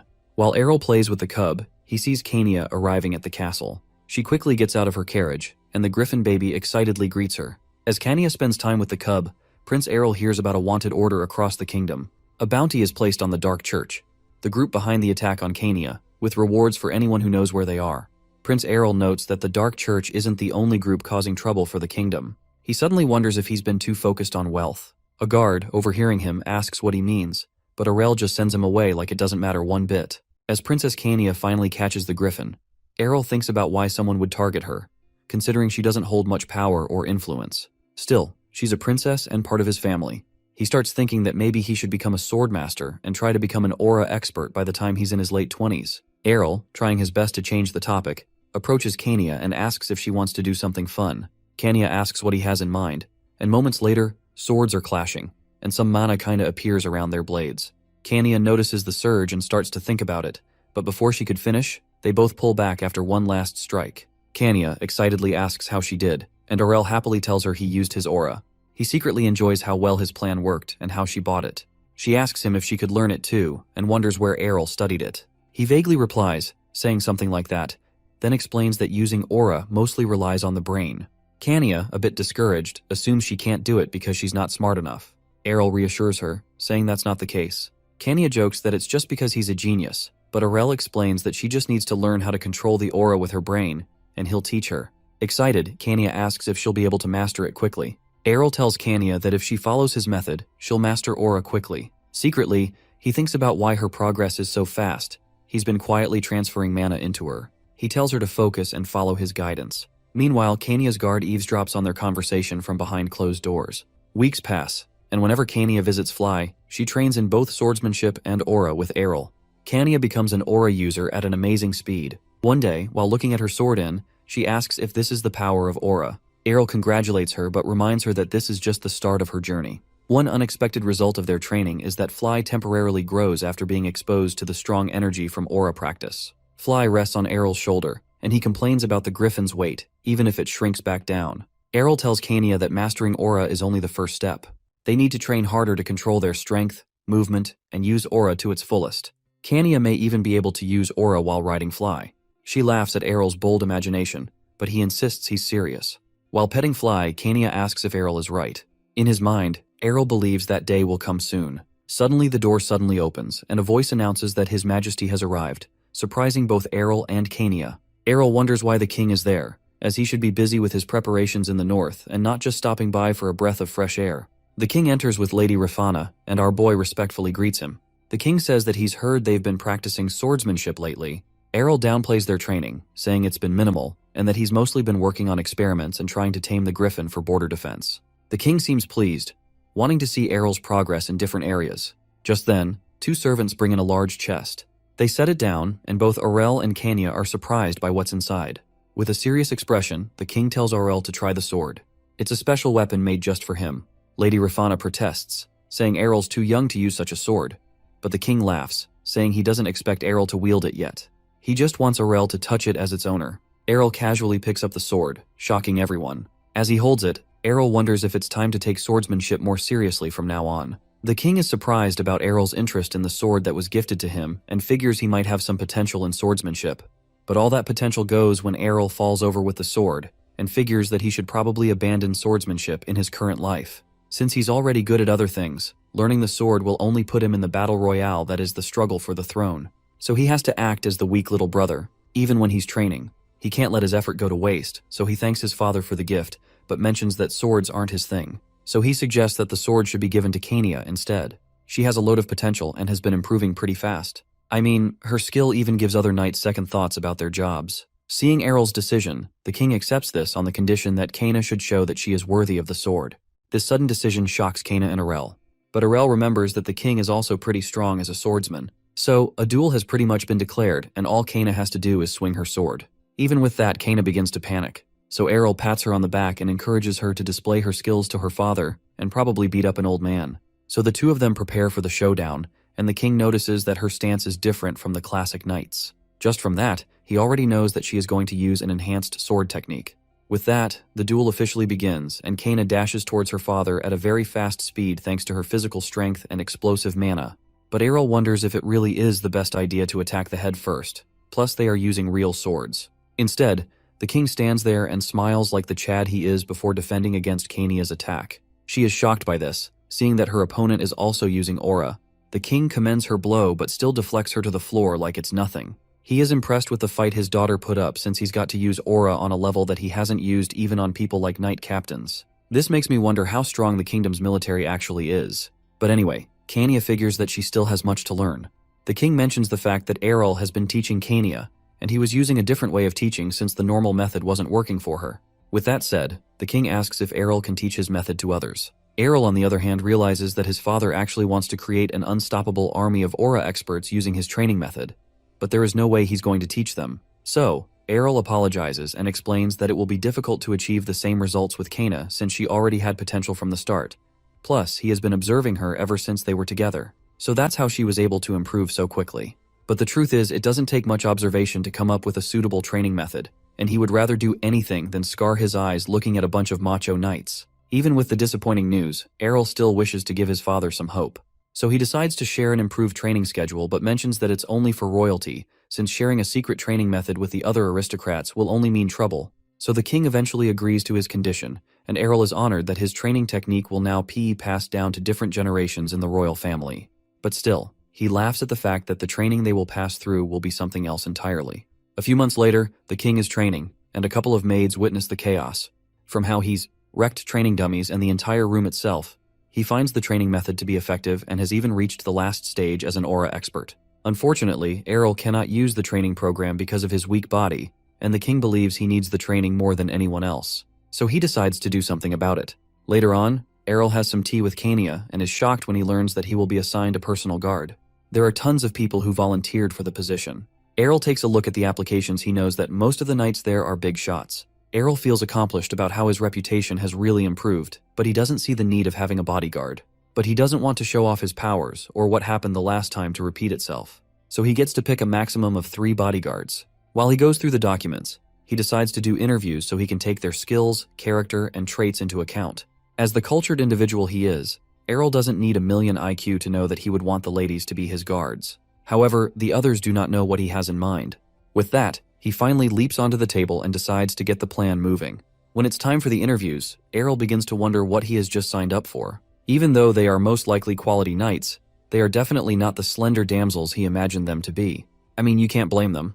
They've probably spent all their lives training. So Errol puts his wishes away and starts the interview. He takes a look at all of the ladies, and they all look strong enough to fold him 8 times while they state their reasons for applying to be his guard. He takes a look at them, including this one guard that makes the king look like a lost child. As the interviews go on, Errol spots one noble-looking knight who has a much different aura compared to the other knights. So far, the interview has been going well, so Errol asks all the candidates to wait outside while he makes a decision. When everyone leaves, he casually uses a chi technique that gives him Albert Einstein-level IQ. Normally, it would take decades to master, but he casually casts it as the master of isekais that he is. After that, he tells the knights to come in one at a time for the next stage of the interviews. He is sure that some of the knights have other plans in mind, so he wants to find who's sus among them. Using his technique, he picks out the knights that appear to be suspicious. His technique, clairvoyance, allows him to see the color of their souls and emotions. Fortunately, they don't have any plans to assassinate Errol, but just to spy on him. The next candidate comes up, and the color of her soul is crystal clear. So clear that even Errol is dumbfounded. The knight's name is Asha Fernil, and my guy has finally found a perfect candidate. At this point, Asha is pretty much top of the line, but he still needs to pick out 2 other knights. He considers picking that one buff lady from earlier since her color was also clear. Suddenly, another knight steps in. She introduces herself as Sena Garil, the last candidate. Errol also notes that her energy is clear as well, and it doesn't take a genius to know that she is a lively person. Looking at her past experience, Errol points out how she's been in almost every order of knights in the kingdom, and even been dispatched to distant territories. But still, he can tell from her color that she hasn't done anything wrong. So, he can forget about why she has been transferred so often. With that, Errol concludes the interview and announces his choices. He presents his 2 choices, Asha and Sena. The new recruits join the palace, and they are off to a good start in their job, but he still wants to make an improvement. He brings them to some place and reveals that he wants them to demonstrate their skills to him. Since they are his personal guards, he wants them to be the very best that no one ever was. To demonstrate their skills, Errol asks them to have a duel with each other, and they agree with this idea. Like the mastermind that he is, he figures that holding a sparring match between 2 people of similar skill means that they can go all out. So to make sure things remain intense, he mentions that he is curious to see who is stronger, as if he hasn't thought of this plan like how someone like Aizen does his things. That statement struck a nerve in both of them since true knights are sure to be proud of their skills. The tension gets heated between them just as Errol planned, and they also are curious to see who is the top dog. Meanwhile, Errol is pumped to watch the epic showdown that is about to unfold, so he sits back to enjoy the show. Before the duel begins, the knights ask if there are any rules to follow as they prepare themselves. They look eager to win, but Errol continues to stuff his face and mentions that they can do anything they want as long as they don't go overboard. With that in mind, the fighters prepare for their epic duel. Errol notes the intense mood between the 2 of them, and he believes that they are going to fight for real. So he tries warning them again. So Errol claps his hands to signal the start of the match, and Bro is launched away. Even though he told them not to go overboard, he understands that's how knights pretty much are. Now it's to watch the fight unfold. Asha lunges in with her spear, and Sena spots this move. She punches Asha's spear out of the way like a feral beast. With a grin, Sena has found the perfect chance. She closes into Asha to give a punch that will end Asha's career early. Since Asha uses a spear, it will be difficult for her to respond. My guy is still munching away on his popcorn and wonders if she has anything up her sleeve. Luckily she does. She kicks Sena's fist away, which causes her to retreat. Errol, who is still watching the duel, figures that they are being a bit too serious. He can tell that their aura is getting too powerful, and they'll probably execute each other before they can stop. So Errol stops the match. He now has an understanding of their skills and can set up a few improvements. From his observations, he notes that Asha is impatient because she focuses too much on speed, and Sena hesitates a little since he mainly throws hands. Basically, one is too fast and the other is too slow. After the remarks, Asha recalls that he helped Kana improve, so she figures that he asked for a demonstration of their skills to help them improve. Apparently, her improvement has become famous among the knights, and Errol also wants his guards to improve just like that. So he leads the both of them to begin their special training session. On the first stage, they are going to be learning theory stuff about mana. Errol presents his signature manual and plans to start a business if it works out well. However, there is no hope that they'll ever understand the book they are reading. And there goes the chance of making a New York Times bestseller. In the end, Errol decides to explain things himself to his 2 guards concerning mana, including what could happen if aura is misused, how to use it more effectively, and whatever. With that explanation out of the way, Errol suggests that what they need to do next is to absorb the mana that exists all around nature so they can learn how to use it efficiently. He guarantees that learning that is enough to completely change how they use aura. After the lecture, Errol decides to give his guards custom lessons for another part of the training. Errol begins with Sena to teach her how to focus aura better. She mentions that she is already capable of forming aura easy enough. Errol asks her to spread her aura to all her limbs at the same time, an epic fail. Normally, it is not hard to cover the entire body in aura, but that will quickly exhaust the user. So people usually focus it on areas they need. Sena fails to perform the task, and mentions that her senses will become unstable if she focuses on too many places at once. So Errol puts his palms together with hers and shows her a trick to focus aura. And just like that, she manages to channel her aura to both of her hands. Now that Sena has been sorted out, next on the list is Asha. Errol tells her that she is too impatient since she tried to resort to hand-to-hand combat against an opponent who is skilled in that aspect. An obvious mistake. So she has to learn how to remain composed, which explains why she's carrying Errol for her training. He wants her to focus and not pay any attention to anything that is bothering her. So basically, he just wants her to stock up on it is what it is energy. While all that's going on, Queen Elia receives a letter about what Errol has been up to. She originally left him alone since someone as insignificant as him didn't bother her, but now, he's becoming a problem. So, she burns up the letter and finally decides to do something about him. Then there's Asha, who can notice a difference in her strength after following the prince's guidance. After all, this is Errol's training we're talking about here. Even though it appears pointless, the innocent tree that has been shattered is enough to testify to her increase in strength.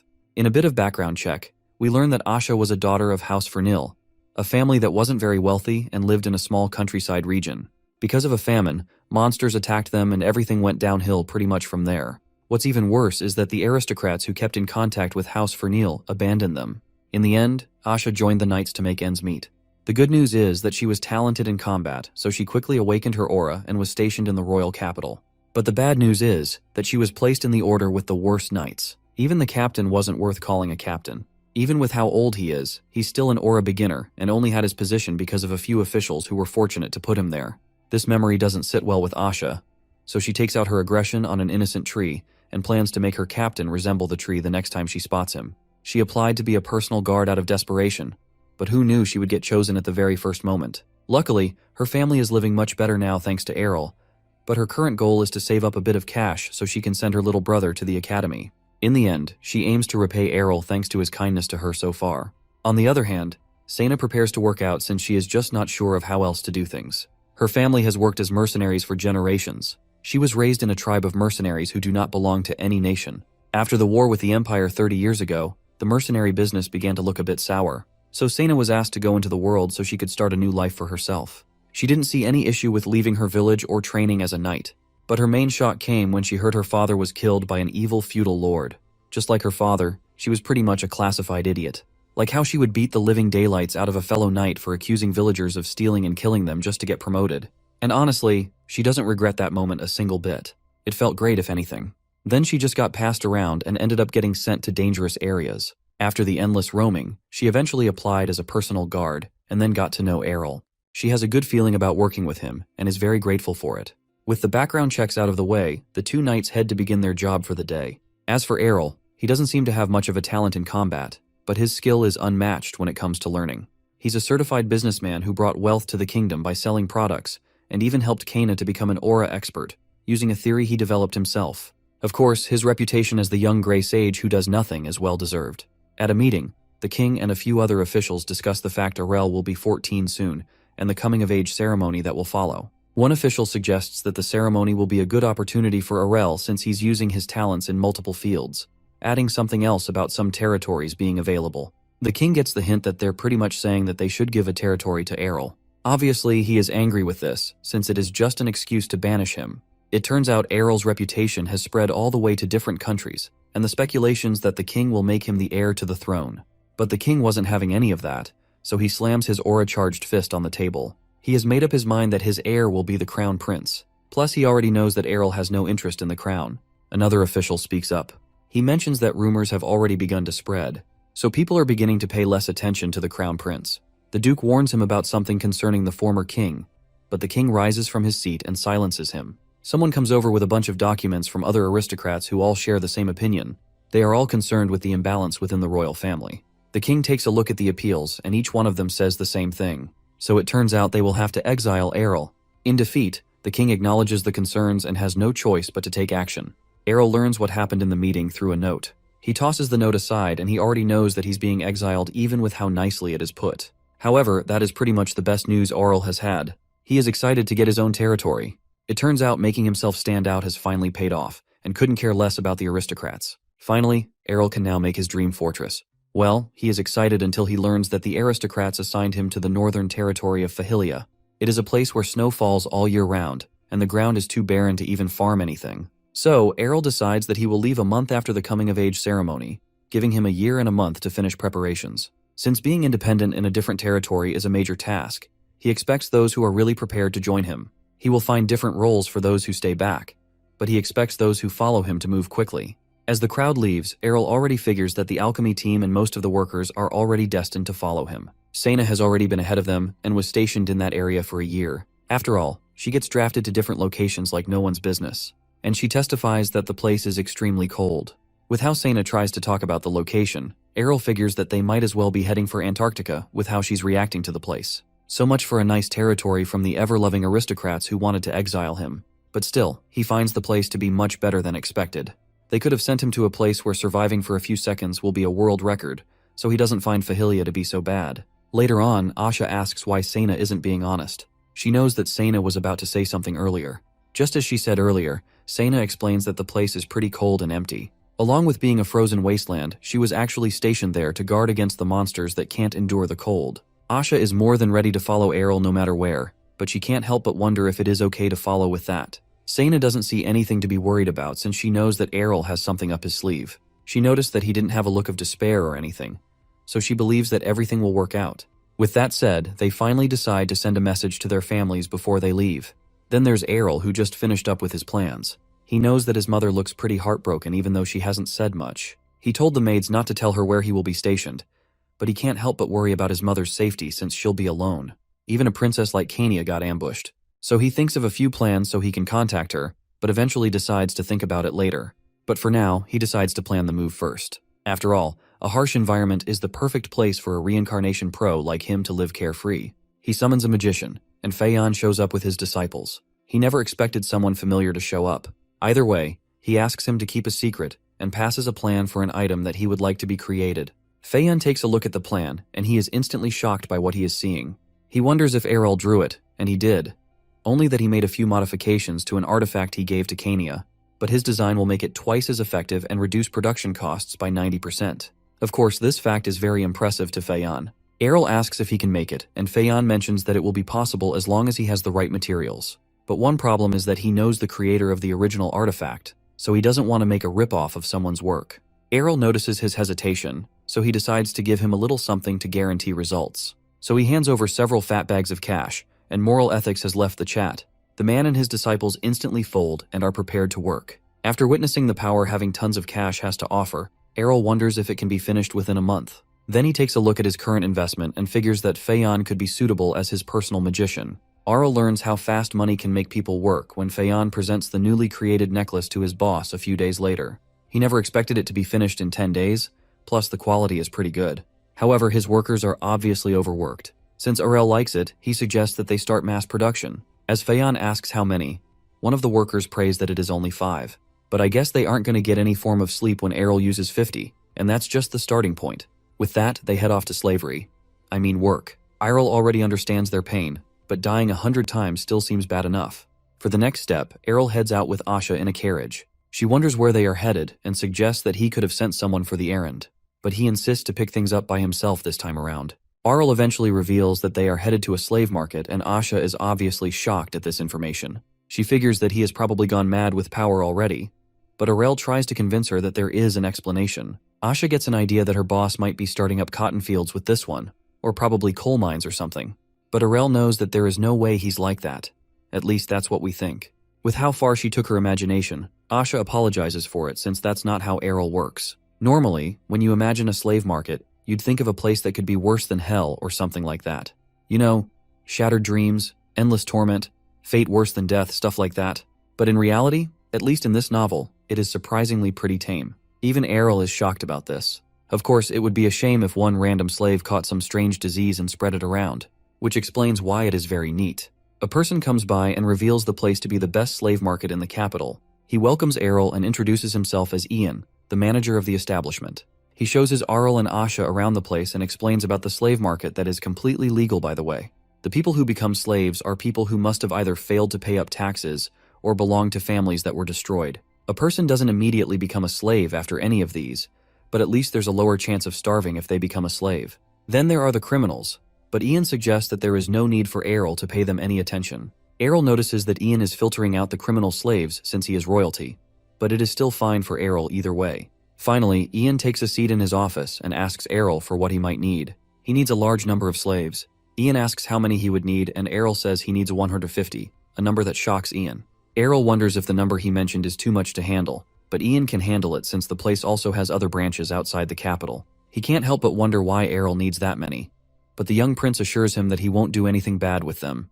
Yet. Also, he lets him know that he would like slaves who are familiar with each other in groups of at least 4. While that is a pretty difficult request, it isn't unusual for groups to become slaves all at once. With a snap, piles of documents are brought in. Errol has a look at some of these documents and needs slaves who can read and write.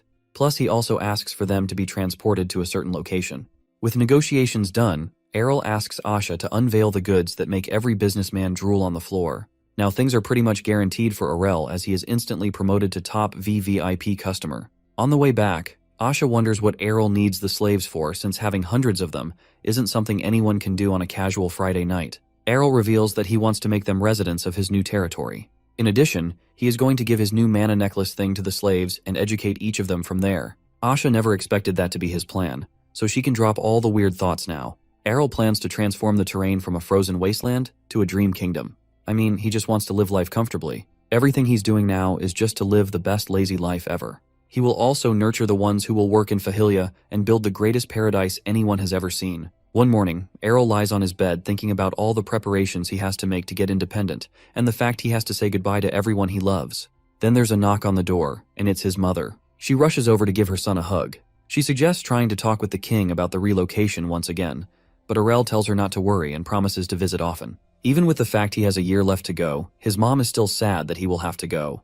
Then a maid comes over to carry her away. Errol doesn't want to reveal his new location to his mother until he has settled down, and will definitely put her mind at ease when the time comes. It's a peaceful afternoon. Well, it was until a knight gets casually launched into orbit. A few other knights tremble in fear at a person. It turns out that person is Kania, who is incredibly angry. She calls for her next victim and tells them to come at her with everything they have or they may not see the next day. She is angry about the fact of Errol being sent away. She understands the whole situation surrounding him, but still can't help but get angry about it. But more importantly, she is upset that he never told her anything for the past 6 months. Then she launches another poor knight into a wall. She thinks it's because he can't change his fate, but he actually just forgot. She doesn't plan to let him leave so easily. On the other hand, the knights are terrified at her aura. According to Errol's manual, the mana circulating one's body moves faster if a strong emotion builds up. And just like that, she ended up becoming the youngest swordmaster in the history of the kingdom, and the third one in the world, all thanks to being annoyed by her little brother. Errol thinks about his first life, especially how time flew by when he was in the military. Now he's getting the same feeling as he's preparing to become independent. Errol is finally 14 years old, and his coming-of-age ceremony has begun. He gets greeted by several aristocrats, but on the inside, my guy is dying of heavy boredom. There are even more aristocrats than his first birthday. Back then, he could easily pretend he was asleep, but now there is no escape for him. He is sure that the participants are rejoicing over this ceremony, well, rejoicing that he's getting sent away. Who would care about his well-being? Anyway, listening to them is starting to annoy him, and wants to wreck everything. But he decides to hold back for his mother's sake, and overlooks everything that's happening. Shortly, Queen Elia comes over to congratulate Errol, and mentions the fact he will be heading to another territory. This lady is obviously trying to get on Errol's nerves, so he stands up and responds in the calmest way possible. He bows and mentions that it would have happened to him either way, so he thinks of it as an early chance to serve the kingdom. With a smirk, she reveals that Jael's swordsmanship has improved thanks to him, and gives him a coat made using the fur of a fox from Fahilia as a gift. With that, Errol has found the person behind his exile. He figures that someone like Jael isn't the type to target anyone politically. Plus, Elia is the only possible one who could obtain the complaints from all the aristocrats. He figures that her giving the coat is her way of mocking him, but he has to remain calm, if not he will lose face. So he puts up a polite act saying that he has already bid his brother farewell, and will come to his aid since they share the same royal blood. On the surface, the conversation appears very cheerful, but Arel couldn't care any less and will definitely make her pay. But they will not show how much they hate each other and exchange the fakest of laughs. The banquet is finally approaching a close, and Arel feels like he forgot something. He takes a look at Kania, who looks unnaturally quiet. He figures that she must still be angry for telling her about his departure pretty late, so he decides to apologize to his sister, but she makes the first move. From her face, he already knows that she is up to something. She runs off, and Arel can tell that what she's going to do is going to be reckless. Kania approaches her father to talk with him and reveals that she will follow Arel to Fahilia. This shocks the crowd, and Arel figures that she has pretty much wrecked the whole event at this point. He takes a glance at her mother, hoping that she is going to stop her daughter, but she doesn't look interested at all. The king gets annoyed by Kania's action and asks what her plan is after that. Arel figures that saying that was already a bad move since she'll only fight back harder. But he wonders the same thing about what she plans to do by following him. For the moment of truth, she reveals that she is going to become Arel's knight, and the soon-to-be ruler instantly punches himself in the face. The king calls her ambition ridiculous since becoming a knight isn't something someone can do so easily, but she is confident in her abilities since she has reached master level. Of course, everyone is surprised since that's obviously a huge achievement. But the king doesn't believe her since she's still 19 years old, and the only person who reached master level at that age was the first king. To prove him wrong, she snatches a sword from a nearby knight and prepares to demonstrate her ability. With her aura charged up, she slices a cake from a distance along with the table perfectly in half. Of course, Arel is shocked about why she's doing this in the middle of the banquet. From that display, the people have seen that she really is a swordmaster and they are amazed. Kania talks with her father about the fact Arel will be given a territory, while she will have to marry someone. So instead of following that, she wants to become a knight. In a normal scenario, Arel would have applauded her speech, but the situation is too serious for that right now. She is pretty much resigning as a princess in front of all the aristocrats. And even if it was all a joke, the damage will still remain. But there's also the possibility that she caused the scene on purpose. Arel realizes that it was all planned out so no one could easily cover the situation up. How she cooked up this plan makes him wonder where she learned to be so conniving. But the answer has always been him from the start. He tries to stop her, but Kania decides to take things up a notch before he can do anything. She then walks towards Arel with the sword in her hand and kneels before him. From there, she pledges her allegiance to Arel and vows to be his knight. Arel recognizes what Kania recited to be a knight's oath, but it's uncertain if the pledge counts since Kania is a princess and not actually a knight. Plus, she doesn't have his consent yet. But the much bigger issue for Arel is the audience that is now facing them. The kite's oath is something that not anyone gets to say freely, so the fact that an aura master said it will make people think the pledge is official. Arel already knows that Kania didn't do it for him, but she has already planned the path she wants to take. Of course, this action shocks several people like the king and her mother. Even Queen Elia is boiling with anger over this. With the veins around her eyes, she could probably awaken the Byakugan. Normally, Arel would be happy about that, but he just feels like crying about this right now. One thing or another always goes on during his birthdays, so he should probably forget about hosting them from now on. Despite a few issues, everything went on as always, like Arel packing up for his journey. With that, the time has finally come to head on his way. His mom mentions how he has grown so fast. Arel tells her not to worry and promises that he will visit her. Eventually, Arel decides to tell his mom where he is going, and she already knows thanks to her mother's senses are way too OP even for a reincarnation pro. However, she is still confident that her son will excel wherever he is. So, she hugs him and tells him that she loves him like a good mother would. Of course, what kind of a son wouldn't love his mother back after saying that? Arel's convoy heads on its way through the frozen wasteland that is Fahilia. However, Arel seems to be a bit unsettled about this. After all, he is going to an iceland where no one has ever gone to settle. He witnesses a bit more of the aristocrats' love when he asks someone to dig the ground. But they must be digging bedrock because the pickaxe bends on the first impact. But still, Arel really wants to prove them wrong and is determined to turn the place into a paradise. Arel finally sticks his head back in the carriage after putting his head out for some unknown reason. Luckily for him, he invested in a magical heating device. Plus, he also has the coat to keep him warm. But Kania mentions that the carriagee is already warm and calls him a noob that can't endure the cold. But what Arel finds strange is his sister. She's such a savage that she's wearing a normal dress in a place that petty cold. However, Arel takes a closer look and finds out that Kania is using a cheat code to stay warm. He never taught her how to use aura to insulate her body, so he wonders if she is doing it out of instinct.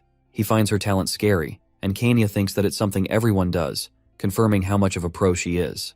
But letting Arel's guards know about this might probably make the two of them cry as they casually freeze outside. With that aside, Arel asks if Kania will eventually regret her decision, but I bet she took the question the wrong way as she stares daggers into Arel's soul. She pinches his cheek and he clarifies that he was wondering if it was okay for her to come so suddenly. It turns out that the king and Errol spent an entire day thinking and decided that she would come along as an apprentice knight. After that, everyone tried to change her mind, but she refused to listen to anyone. She actually doesn't regret coming along.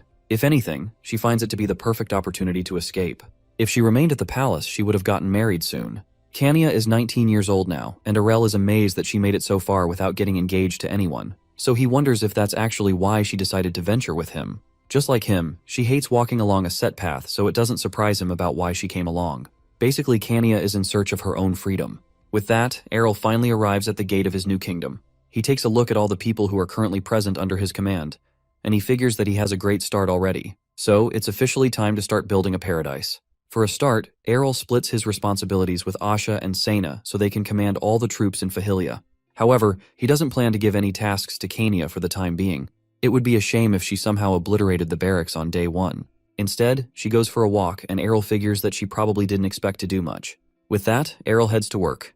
Currently, there are 10,000 people in Fahilia, and they all live in 12 different villages. Additionally, the distance between each village seems to be pretty similar. Errol does his research and discovers that the residents of Fahilia have been hunter-gatherers for generations, and are on the verge of extinction. On top of that, the royal palace wasn't getting any taxes from the region, so they were pretty much left on their own. Seeing this makes Errol wonder what kind of idiot the previous lord was. He finds a ledger and discovers that the region was so poor that they ended up borrowing money from other territories. Then the previous lord went bankrupt. Errol gets upset over the sheer stupidity of his predecessor, but he decides to focus on the future he can make for himself. He unfolds a map of the territory and tries to find out what can be special about the region. Seeing the amount of trees in the region, he considers selling paper, but he decides not to worry about it yet since all his other products are making bank for him. With that, he decides to meet with the leaders of the region. Still, he can't help but wonder who holds authority over the people. Well, except for the idiot of a lord. So, he decides to ask all the village chiefs to pay him a visit in person. A while later, they make their appearance in the palace, and Errol observes their appearance. Forget killing 2 birds with 1 stone. They look like they can kill 2 stones with 1 bird. They are honored to meet their new ruler as they take a knee before their new ruler. As expected, Errol introduces himself, but he can still tell that they are probably irritated about the fact that they have to take orders from a literal child now. Still, he is determined not to let them take him for granted. He points out the fact there seems to be a young imposter among them. As expected, the dude bows and explains that his father, who was chief, had passed away, so he has now taken on his role. Errol is already aware of this, though. He just wants to make it clear that he is the top dog around. He then mentions that they will talk for a while, so he offers them a meal while they discuss matters. They get nervous about this because it's rather strange. Errol already has this all figured out. It turns out commoners would hate having a meal with superiors. So Errol hosts the worst company dinner ever known to man. He tells them to relax. After all, it would be rather exhausting if the mood stayed heavy. Plus, he even practiced this in advance. Finally, they take a look at the meal, and it really looks appetizing. Errol mentions that he wished to get something better, but the subjects are grateful already for the meal. Even with how tense the atmosphere is, at least they are good at replying. One of the guests takes a bite from the meat, and he notices that it is salted. Errol knows that salt is precious in the region, so he wants to establish a friendship through the meal. With that, Errol mentions how the previous lord wasn't the best, and asks if they are all right with the path they are currently headed in. From his perspective, the region will most likely collapse in the next 10 years if nothing is done about it. Hunting can only get them so far, which is why Errol wishes to take over. Even though his orders may be difficult to understand, he asks the people to place their trust in him. With that, they see the pure intentions of their new ruler and now imagine him as their blessed savior. This imagination is so powerful that even Errol can see it, and he doesn't want them to go that far. It would be a shame if there was a resistance to following his orders, so he ensures that the people can enjoy more meals like they have now if they follow him. Now for his first order, Errol asks the chiefs to accept the slaves he brought with him as residents of their villages. Meanwhile, those who are educated will work with him, but the only issue is if the other residents will welcome them. Errol sees the point in this since it will be hard to overlook their backgrounds, or will probably be seen as outsiders. But he tells the elder not to worry since he will also give support concerning the issue. The mention of this support makes the chiefs flinch and they are convinced to try their best. Now the meeting is over and one of the chiefs wonders about their new ruler since he is unusual compared to the previous lords. Majority of the lords who were appointed to Fahilia showed no interest in the area since they only saw it as a place of exile. The previous lord tried to make a change but ended up inflicting harm on the people instead because he expected the impossible. Now that their new lord is the youngest prince of the royal family, they can only hope that their lives will change for the better. While the reason he was assigned to Fahilia is unknown to them, the only thing they can do is pray he won't be like the previous lord. They can already tell that Errol is no ordinary man. but the only thing they can do is trust that he will make things better. Aurel takes a look at a document along with Sena. He was told that the population of the region would be 10,000, but that isn't true thanks to the power of false advertising, and is actually around 9,800 including the slaves he brought. While Sena massages Aurel's hand, even she is aware of the population decline. It would make sense to Aurel considering the time gap between when the former lord left and when he arrived. On top of that, the birth rate in the territory is pretty low, and struggles with poverty in addition. From the money he made so far, the amount he can use freely is 45,000 gold. If he were to maintain things as it currently is, the place would only last for around 50 years. Aurel figures that the aristocrats probably wanted him to waste half of his life in Fahilia, trying to recover the region's economy. He suggests farming, but that's how the previous lord went bankrupt after trying to develop farmlands. Being self-sufficient is a limiting factor for agriculture, so he thinks about trading valuables. And just like that, Aurel springs on his feet as he has gotten an idea to implement. Aurel heads outside with Asha and figures that they will need roads. The terrain is pretty unstable thanks to the constant snow, plus the roads aren't maintained properly. So that will be a first step to avoid traders from getting into accidents when they visit. Some of the residents find out about this plan. A few laborers are needed for this operation and the wage seems decent. Seeing how the new ruler has a good reputation, they decide to give it a shot to work with him. Besides, he will also cover all the construction costs. When they arrive at the scene, they discover that it is quite the project they have at hand. Someone mentions this fact to Aurel, but he is prepared to take care of the extra compensation if it ever takes longer than necessary. With that fact alone, they are more than willing to work. Once again, the power of money works for Aurel. Aurel notices that everything is going as planned and he loves it. With the road finally complete, it's time to move on to other things, and the workers were very willing to work. For the next step, he wants to establish a trading branch. An official stands in the way of this plan, but there isn't anything that the power of money can't fix. As a start, he figures that they'll trade for the basic necessities that the residents will need. So, a basic trade route has been started up where people get to trade their wares. As the final step, Aurel asks Damon if they will be able to mass-produce paper. Actually, paper already exists in the world, but the one that exists is terrible in quality, and no one from within the kingdom knows how to make paper. So, this makes it pretty expensive, and people of high status can only afford to use it. Damon agrees with his plan since it is precious. Besides, they will be very profitable if they can mass-produce it. The only issue is that no one knows how to make it. Well, that is no one except Aurel. Damon wonders how the competing paper manufacturers will react to this. But Aurel's got this covered. He plans to make the paper production process completely different, so they can argue that it is a completely different product.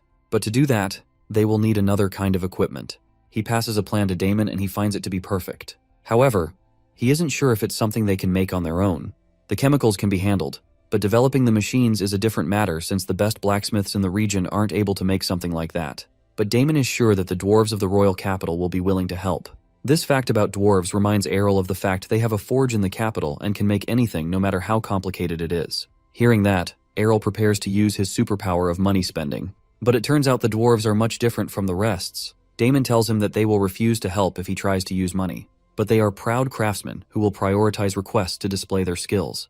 Along with rejecting money, they will also reject requests that aren't good enough, even if they are from high-ranking aristocrats. After hearing who they are, Aurel figures that they could become poor if they aren't careful. Damon decides to contact a dwarf that he is familiar with, and Aurel is enthusiastic about it. He is sure that he will be intrigued by the plan, so he will write the letter to him. Several days later at the dwarven forge, the letter finally arrives. The master there believes it's from the royal family who he doesn't seem to have a good relationship with. The master blacksmith, whose name is Aiken, mentions that he already crafted a sword for them, and their hands are currently full with orders. But he finds out the letter is from Damon. He snatches the letter from his assistant and wonders what he's doing at Fahilia. He takes a look at the content and shortly, he asks his assistant Ben to take charge of the forge. With a fierce look in his eye, he figures he will have to talk with the others. When he leaves, Ben wonders what the letter is since he looked much different from usual. The 35 master blacksmiths of the steel factory gathered according to Aiken's call. But man, they really do not seem happy with it at all. He explains that it is for a client who drew their plans for a machine he wants to make in Fahilia. At first, they thought it was just another case of, another annoying brat wants to waste our time. But when he shows the plan, they realize they might be dealing with the final boss of blacksmith creations. They already know it is a plan for a machine to create paper. Apparently, the design of this machine was so good that it gave them PTSD about a similar client who wanted a machine that created paper 5 years ago. It turns out not even the almighty skills of the dwarves were enough to satisfy that client. Now they have a chance for a rematch 5 years later. Aiken also reveals that Aurel wants some of them to come over to assist with his project. However, they don't seem to like that idea a lot. So he volunteers to head over by himself. They still don't seem to agree with this, and also point out the fact he is behind on his work. But the task is something his apprentices can handle, so he is free to go. Also, he asked for who would come along since he would most likely need some more help. After a brief silence, each of the dwarves engage in a free-for-all about who will be going with Aiken. The designs have finally piqued their interest, and you can't stop a dwarf who's motivated to work on something new. Aiken finally interrupts the noise. He mentions that only half of the dwarves will follow him since no one will be around to run the forge if everyone comes along. Still, it is undecided about who will follow, so Aiken decides to use that method. The sacred of all methods, the only method that is guaranteed to work throughout history. Ben comes over to ask his master a question, and the dwarves are engaging in a Fortnite-level battle royale. It turns out it's a dwarven tradition to solve all disputes with intense violence, the dwarven rule of steel. So Ben stays away because he knows what's good for him. Meanwhile, Errol figures it will take at least 5 days to hear back from the dwarven forge, so he decides to relax in the meantime. Now he doesn't have any work to do, he decides to get all the rest he can. The moment he decides to take a nap, a loud scream interrupts him. He already knows it's from the griffin Frey. Then he finds the unfortunate victim plastered on his window. He is surprised by this since Frey shouldn't be able to fly so fast, or so high as a baby griffin. As he falls down, Kanya is there to catch him. It turns out he is being subjected to his form of torture because she wants him to fly higher. Then she tries a little bit too hard and launches him into orbit. Errol rushes outside as he witnesses this and wonders if Frey did anything wrong. She mentions that he did nothing wrong while poor Frey crashes in that one pose from Dragon Ball. She mentions that she is training him to fly and denies that she was abusing Frey. However, I don't think that's the case here. In a quick backstory, Kanya had pretty much nothing to do since everyone was busy in the early stage of transferring to Fahilia. So all she did was eat, sleep, practice sword, repeat. Of course, she isn't the kind of person who enjoys being bored, so she spotted Frey in the garden, and that was when his whole world changed. She plans to make him her mount, so she expects him to be in top shape. However, Errol realizes that it probably was a good idea to teach his sister more common sense and less about swords. Now he realizes that he has to keep her entertained somehow with the free time he has available. But it's now that he realizes that he was an only child in his first life. On top of that, he never won the sibling lottery in any of his past lives. The best relationship he had with one of them was that he never got to speak with his sibling until he died.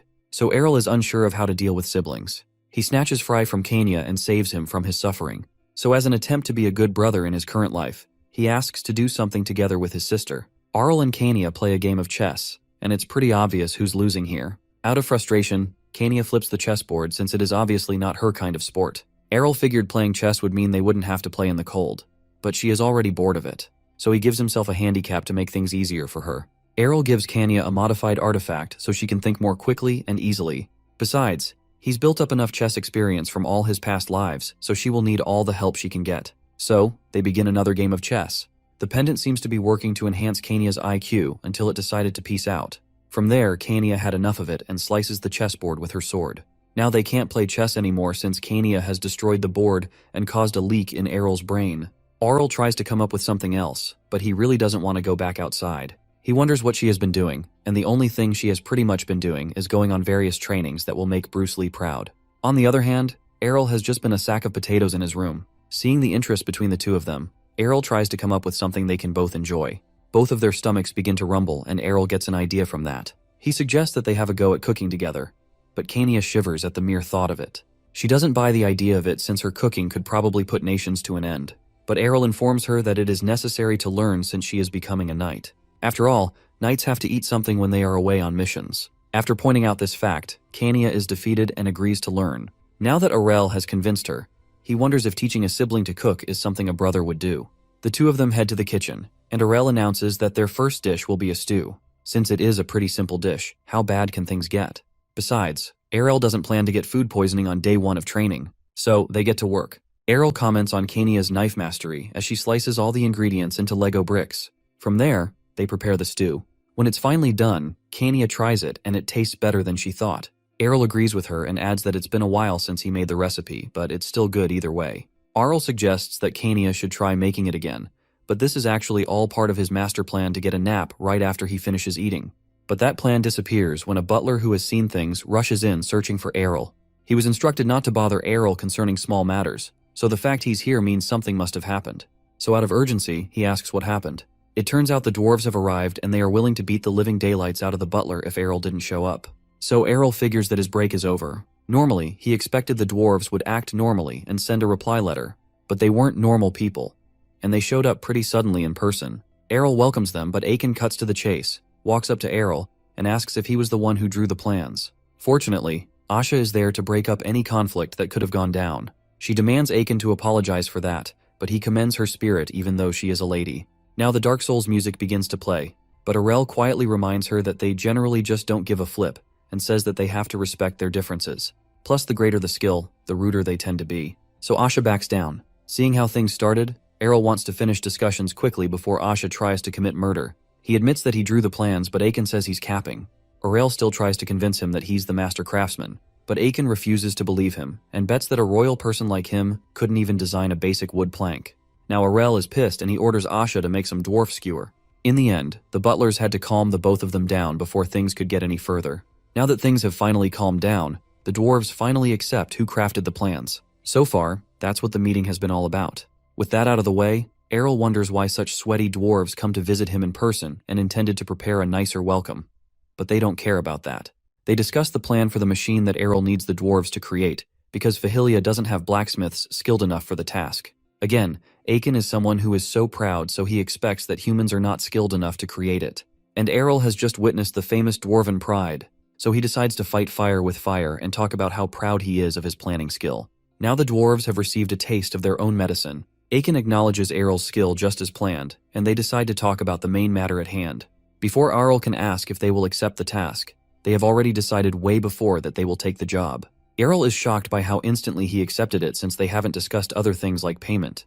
But a good dwarf always has a good sense of jobs to take. Besides, they already know that the drawings given to them are only a part of the whole design, so they have to accept the job to see the rest. Errol clarifies that he never intended to mess with them by showing only part of the plan. They understand, but still wish to see the rest of the plan. So, Errol brings it out from his drawer and presents it to them. But it would be too boring if he handed over the plan like that, so he teases Aiken with it.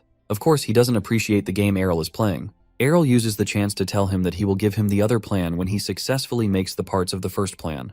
Aiken is annoyed by this, but still, he won't refuse the challenge. He heads out of the room with the other dwarves, determined to gain Errol's trust. Once they leave, Errol notes how they take themselves too seriously, but still, he can tell that they like the plans. It turns out he wanted to show them the rest of the plans, but had a better idea to use the unrevealed plan as bait to keep the dwarves working. So they will have to work hard if they want to see the full design. Fast forward a bit, and the dwarves return from their endless work to present the finished piece. Just as agreed, Errol hands them the next plan. This goes on for a few days. I'm sure they have an Errol tracker somewhere because they track him no matter where he is to ask for more plans. Eventually, they finished all of Errol's requests. Even he is shocked by the fiery determination of master crafters who are extremely motivated. What's even more impressive is that the entire machine took 10 days to create. As expected, they take the machine for a test run, and the paper it creates is godlike. Normally, paper would take days to dry by hand, but the machine makes it much easier. Since wood is abundant in Fahilia, Errol already knows that he is on his way to becoming the new Amazon of paper. Or rather, clearing the Amazon because of paper. Now that Errol has what he wants, Aiken finally learns that his problems have only started when Errol asks him to make so many machines that it fills an entire factory. Now to move on to selling the paper, Errol meets with a person who introduces himself as Lichten Einrest, his mother's brother aka his uncle. It turns out he was looking for someone from his mother's family to sell paper, which explains how Lichten showed up. He told his mom to send someone who he could trust since he would be selling an important product, so it would only make sense if she sent someone who shared his blood. He presents the paper he wants to sell to Lichten. Honestly, he thought that the fact Errol was selling paper would ruin his business reputation, but seeing how high the quality and how cheap, it's a dream come true. Apparently, the merchant who trades paper with the kingdom has been raising the price of paper even when the amount of paper exported has gone down, forcing the royal family to buy it anyway. So Errol's intervention is pretty much a deal breaker for the monopoly-holding merchants. Lichten expresses his concern about how the merchant will react, but Errol already has that covered. He figures that their paper is a completely different product made through completely different means, so they won't have any grounds to attack them. Like a wild Jeff Bezos in its natural habitat, Lichten opens up a map to create a sales plan. Meanwhile, Errol notes his uncle's merchant senses that makes the Spidey sense look like child's play. He believes he has picked the right man for the job, and all that's left to do is wait for the money to come pouring in. Plans have been made about how the paper will be distributed. Plus, the dwarves have filled the factory with machines. Everything is now looking good, only that Errol discovers that the dwarves are leaving just a day after completing the project. He was hoping to celebrate the completion with them. However, they have a backlog of project requests waiting for them, so they have to leave. Aiken mentions that Errol can feel free to contact them for any other requests he may have. While Errol never expected them to leave just after completing their work, everything is now ready to start selling paper. Back in the royal capital, the citizens have a look at Errol's brand new produced paper, and they really cannot believe it. With how cheap and high quality it is, no one can seem to stop talking about it. From there, they recognize the paper as a product of Fahilia, and even go on to speak about the good deeds the new lord of the area has been performing. They even wish to support his efforts to revive Fahilia. The king also notices the different quality of the paper. He is sure that the aristocrats would not spend so much money just to get paper. His butler explains about the new, cheaper brand of paper that has entered the market, so the king can't help but ask where it's from. The moment he learns it's from Fahilia, he notes that it is definitely his son's doing, and figures that he is still the same as always. In addition, Fahilia is also going to start paying taxes once again, and this fact shocks the king. He figures that Errol has also revived the region's economy in such a short time. Even though the land is harsh, he is certainly determined to rule the land. Meanwhile, all this praise gets to Arl, who can feel the fact that someone is praising him. Apparently, they are giving him way too much credit, but it doesn't really matter. The only thing that matters is that the money is coming in. Back at the kingdom, Jael has some tea with his mother and notices that the tea tastes different from the usual. She, on the other hand, is apparently upset, but mentions that the tea and desserts are from Errol as a thanks for the coat. From there, Jael mentions the fact that Fahilia has undergone a makeover, and this fact annoys his mother with her hands shaking. Jael notices that his mother seems off, so like a good son, he asks if there's anything wrong. She mentions a certain ornament that she doesn't like. We all know who that ornament is, and it's really getting on her nerves. Jael, on the other hand, doesn't have the knowledge like we do, so he tells her to get rid of it so she can't see it anymore. She mentions that she did, but the ornament keeps annoying her. She almost lets her anger break loose before she tells Jael not to worry. On another topic, he asks if he likes the sword she gave to her. He does like the custom-made dwarven sword and can feel his skills improving. When you spend so much money that can build several manors on a sword, I'm pretty sure all she wants to her is the fact his skills are improving. From there, she stands up and goes towards her son. She reminds him that he is the heir to the throne, and it makes sense to wield a sword worthy of that status. So she tells him to remember that he will become the future king. Later on, she is alone in the room. She picks up a napkin underneath a few cookies and figures that Errol is probably showing the paper he developed. She is incredibly tired of hearing about him, and she tosses the desserts on the floor. It turns out Elia belongs to House Fresh, the house that owns the only trading company that imports paper. Apparently, paper was originally made in the Mirman Empire and the Eastern Continent. Since they were at war with the Mirman Empire, they were pretty much banned from importing paper from there. So they turned the trade route with the East and monopolized it. Now Elia is angry that people are now attached to the new paper and is determined to make Errol pay. She dashes over to her room and begins to write a letter with content that I bet is comparable to a Call of Duty multiplayer lobby, as she will not tolerate it anymore. It's night and Aurel once again goes to the slave market. Ian welcomes him since it's been a year and a half since the last business transaction. As expected, Errol is there because he needs more slaves once again. The man asks if he needs the smart ones again, but this time Aurel needs ones who can endure cold weather, like proper slaves this time. The man wonders what Errol needs them for, and he reveals that he will be using them as soldiers this time around. With the infrastructure in place, what is needed now are guards who can defend the territory. Errol also figures that his current status as a ruler is similar to that of an earl. He figures he can increase the size of his army to 50,000 troops, but that would be a bit too much. The slave master asks for the number of people that will be needed, and Aurel answers that he will need 5,000 slaves for his new project. With that amount, you can bet that the slave market will certainly be booming.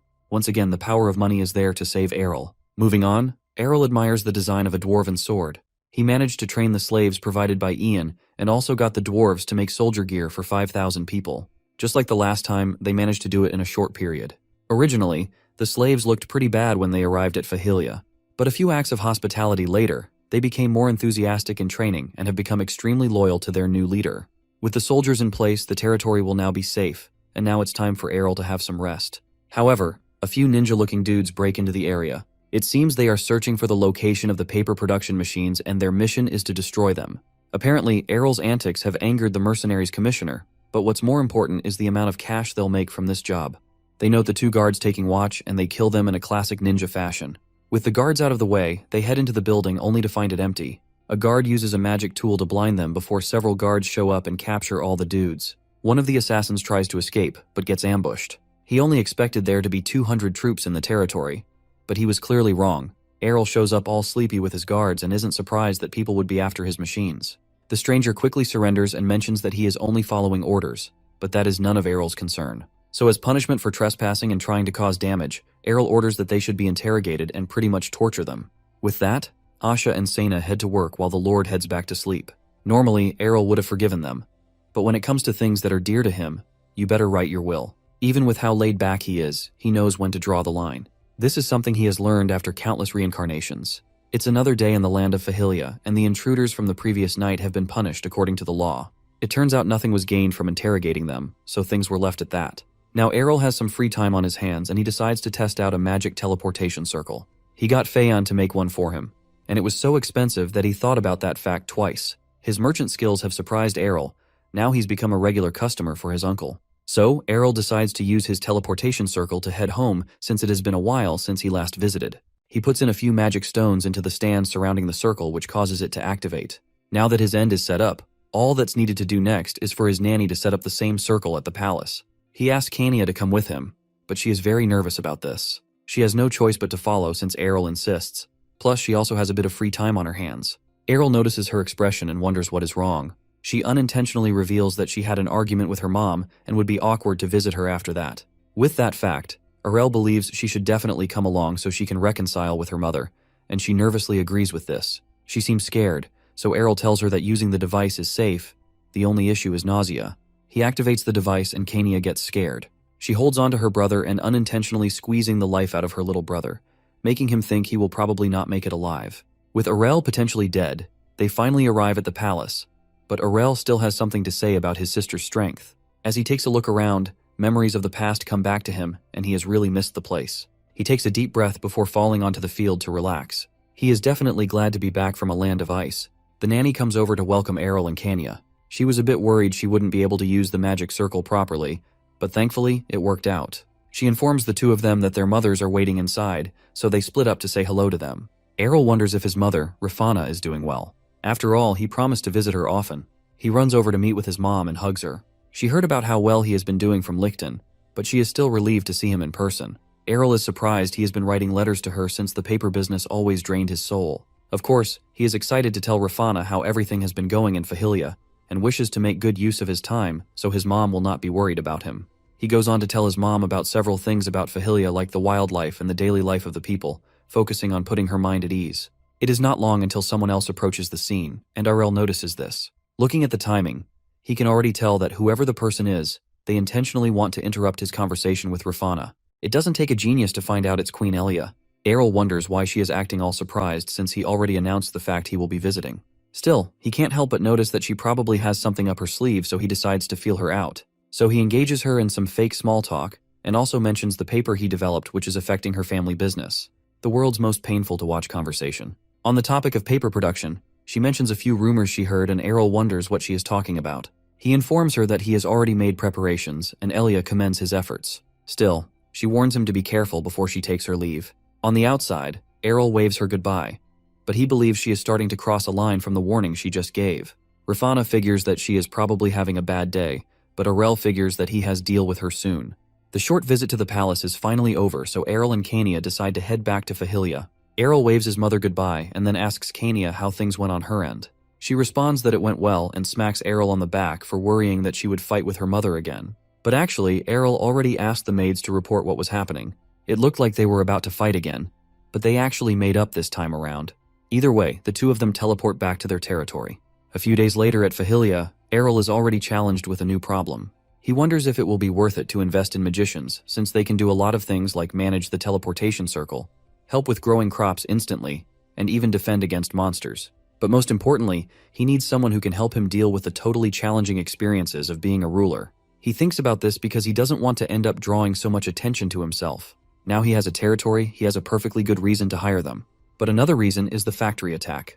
Luckily, the first attack was by a few mercenaries, but he is worried about what would happen if magicians pulled up. Sure, he does have a few knights who can probably deal with them, but they'll be as useful as a glass hammer if an enemy magician attacked from the shadows. With all those in mind, he creates an official notice that he is looking for magicians to hire. He figures that he can put a request at the magic tower, but dealing with them is going to be a pain. Plus, they are expensive. But the magicians who will respond to notices will have no ties with the tower, and there will be less hassle to deal with them, which is a dream for Errol. The only issue is that he'll also receive applications from low-ranking magicians, but that is no issue since Errol can always train them. With that, The next thing is to distribute the notices in every city. Time goes on, and the notice draws the attention of the crowds and wizards, including this one wizard who looks like she was out surviving in the wild with Bear Grylls, and is willing to apply from the mention of free food and accommodation. Back at Fahilia, Errol has received mountains of applications from various magicians. He wishes to accept all of them, but that would probably be a good step in How to End Your Kingdom 101. Errol decides to be thorough about this process and pay attention to the applicants' backgrounds. After all, it would be a shame if a magician became his enemy. He is so willing to do this that he doesn't mind spending an extra bit of cash for this. After selecting the candidates, the next stage was the interviews. For some reason, this was more of a hassle than picking his personal knights, but it was still worth the trouble for him. In the end, 12 magicians pass the interview and are officially magicians of the kingdom. The average skill of the magicians is 3rd class, and Errol believes he made a good selection considering their backgrounds. With that, Errol announces the general tasks of the magicians and plans to assign them to areas that suit their strengths. But before that, he wants to select one person to become his personal magician, so he asks the 4th class magicians to raise their hands. There are 2 people who fit this criteria. One is Munkoi Blob, and the other is Dia Reki. Seeing the choices he has, Errol takes a long, hard thought about choosing between Blobfish or Wizard Beauty. This is a decision that can change the fate of the world, and we all know that Errol is going to choose Dia. Putting the pretty looks aside, there is a main reason why Errol chose Dia to be his personal magician. During the interview, he asked Dia a question about why she applied, and she responded with the fact that she wanted to serve him. This response shocked him due to how unusual it was. Most of the candidates were usually interested in the benefits or the work responsibilities, but hers was way different. It turns out she pretty much applied just because of Errol. He is pretty much suspicious about this, but can't sense any bad intentions from her. So, he decides to test it out and hire her as his personal assistant. Next, he goes on to explain the benefits and responsibilities of being a wizard in the territory. Starting with the benefits, he presents a massive library which is pretty much a paradise for every wizard nerd there. Starting off with the books that are magic ones certified by the Magic Tower, which were both expensive and difficult to convince them to certify the books. Now they have a place to improve their skills. On top of that, the magicians he hired were all expelled from the Magic Tower and probably needed a lot of money to access the magic book library. Of course, the broke magicians will be happy that they can access all the books that they have always wanted. They are in disbelief that they can use the library for as much as they want. But in exchange, Errol lets them know that they will have to show their research notes to prove that they are actually making any progress. Well, they don't seem to have any problem with that arrangement. However, Errol actually needs the library too, so he can master his own magic and understand the world's magic system using their research. Plus, the new magicians will pretty much be researching for him as well. Next, he begins to assign the wizards to different areas. He assigns some to handle the deforested areas in the land. After all, there need to be trees if he ever dreams of making more paper. So, Errol has to take responsibility for the damage he has done to the environment. He shows a planted sapling to the magicians, and it is enough for them to head to work. They all stab their staffs into the ground and chant some words I'm not going to bother with understanding. Then the sapling begins to erupt from the ground. Errol analyzes their technique and figures that they are funneling their mana into the tree and using a spell to nourish it with the right amount of mana. He also wonders if they are also using magic to alter its genetic makeup. Looking at how much the tree has grown, Errol commends the technique, but can't help but ask if they're going to make it grow taller. A wizard explains that if they do that in a short amount of time, the tree will die. After all, trees also have to rest as well. They will help it to grow once a month, which gives around half a year to restore the entire forest. With the environmental issues facing one of Errol's previous lives, he bets that this would be mind-blowing, but too bad. Anyway, Errol leaves them to do their job.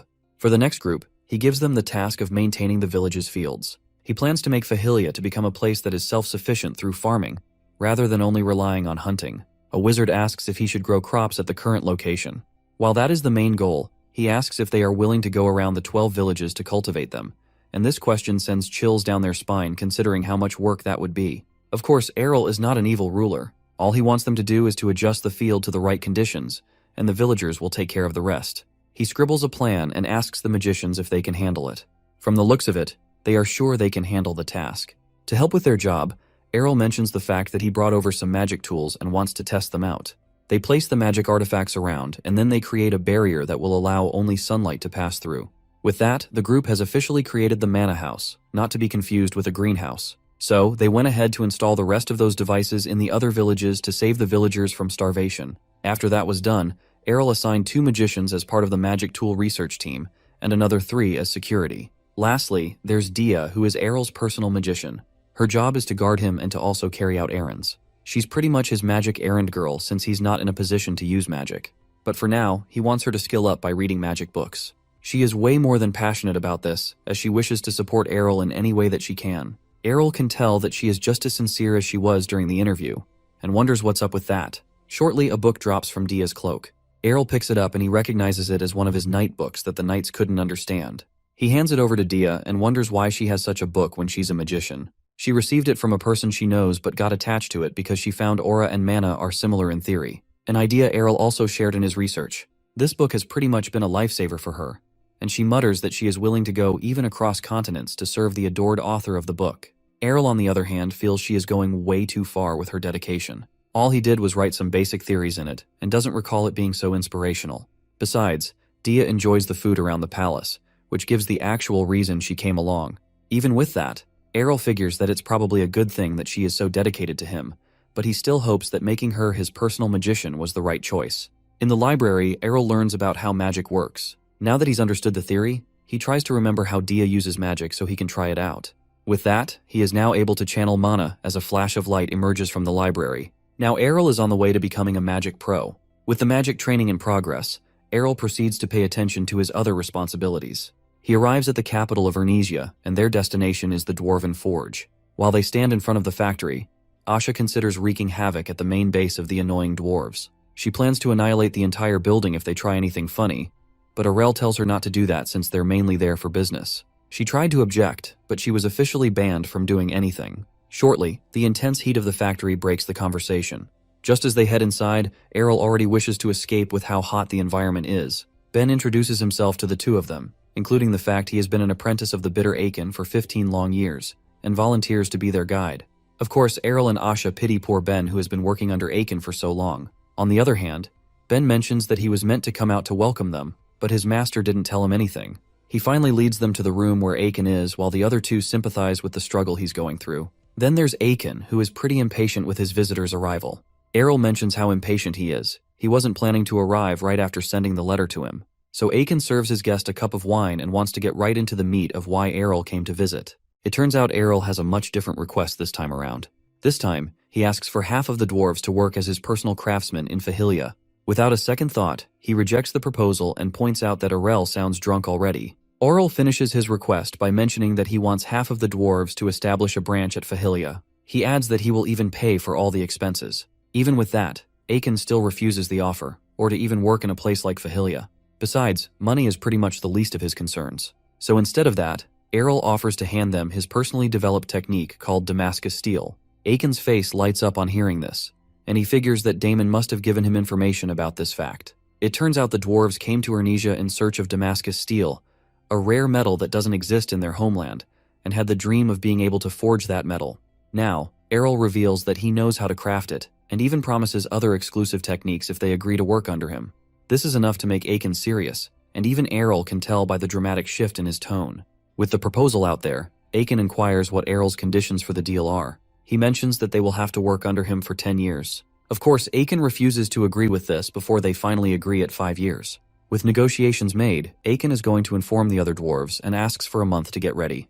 This makes Errol wonder how much Damascus Steel means to them, since it was the thing that led him to convince the dwarves. With that out of the way, Errol heads back with Asha. After the negotiations, Errol wishes to do what he does best, slack off, since he now has a reason not to do anything. One time skip later, and we have Kania. She takes a look out the window and wonders if Errol has been seen outside his room. His guards haven't seen his whereabouts either, but Sena mentions that he claimed to have travel fatigue and needs to rest. Even with that, it is still unbelievable to Kania that he hasn't left his room in over a week. She rushes over to his room to check on him.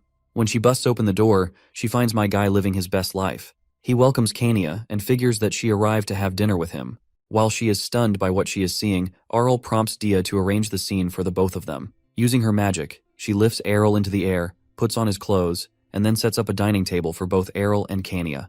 While Errol is being fed by magic, Kania is still shocked. Errol wonders why she isn't eating, but she is very certain that something is wrong with everything she is witnessing. However, Errol thinks it's alright. She figures that Errol's laziness is probably top-notch at this point. Then Arl tells his personal magician to take him to the bath, and this is enough to make Kania snap as she obliterates the area. So Kania and Errol's guards start an emergency intervention for Errol. As a start, they would like to ask him a question. Errol wonders if it's serious since he is unaware of his crime, so he asks Dia, who doesn't seem to know what the problem is either. Errol begins to think it's nothing that's much of a big deal, before Kania clarifies that he is getting too reliant on magic. Errol is a bit confused by what she means and thinks there's something wrong with Dia. However, how hardworking and diligent she is wasn't the problem here. The main problem is Errol, who probably doesn't walk with his own legs anymore. He mentions that he still walks to the bathroom, but that obviously isn't enough. Even his guards tell him the same thing, that using magic too much is bad. He is only looking for a more convenient life and asks if Dia is fine with all the work. She is, and Errol still doesn't see the problem. But the rest still see the problem as broad as daylight. Kania informs Dia that she is only making the problem worse for Errol. While it may seem alright in the palace, it definitely won't be okay in public. Errol already knows that he won't get to that level, or rather, it becomes a good idea for him. Of course, everyone is already against this before he mentions that he is joking. As his older sister Kania bans Errol from using magic, and this surprises him. Then Kania also bans Dia from putting up with Errol's requests, and this seems like her only form of life support has been cut off. Dia believes that she is about to be fired, but Kania informs her that is not the case. Meanwhile, Errol begins to reflect on his actions. He never thought that things would get to how they are now, and he has finally realized how magic can turn a lazy slob into a more lazier slob. Kania informs him that he will ruin his health if he continues, but Dia reveals that she has been stimulating his muscles every time she moves him, so he won't get weak so easily. Still, it is a problem, and Kania suggests replacing Dia with another magician. However, Dia pleads that it shouldn't resort to that. While she isn't sure of other things, she is very confident that she is much better than the other magicians, so she refuses to step down from her role. Looking at the situation, Errol figures that Kania had hurt Dia's pride as a magician. Asha comes by to break things up, and wonders why she wants to remain Errol's personal magician, even though the suggestion to switch roles has been pretty much justified. Even Errol is curious too, since there will be no difference in pay, and would even work way less compared to dragging Errol's lazy bum all over the place. But then it hit Errol that he should be the one who should make that decision. But his opinion doesn't matter at this point, so Kania challenges Dia to convince her, and she accepts this since she doesn't have much of a choice at this point. Seeing as his opinion has been rejected, Errol wants to know the kind of tests Kania has in store. She starts off with a document test that was definitely not just made up in 5 seconds before she mentioned it. And Dia completes as easily using her magic. Arl has already been giving Dia his workload, plus magic pretty much involves calculations. So she was already prepared for the moment. Next is the cooking test, where Dia will have cook all manner of stuff to Errol's taste. But once again, she is able to do this thanks to her previous experience back at the Magic Tower. She prepares all the food, and it is perfect for Errol. It's almost scary to him about how good she is. While Kania tries to bring up some more, totally not made up at the spot tests, Errol speaks with his guards and asks why they are all doing this. He already knows that Kania wouldn't go after Dia for no reason.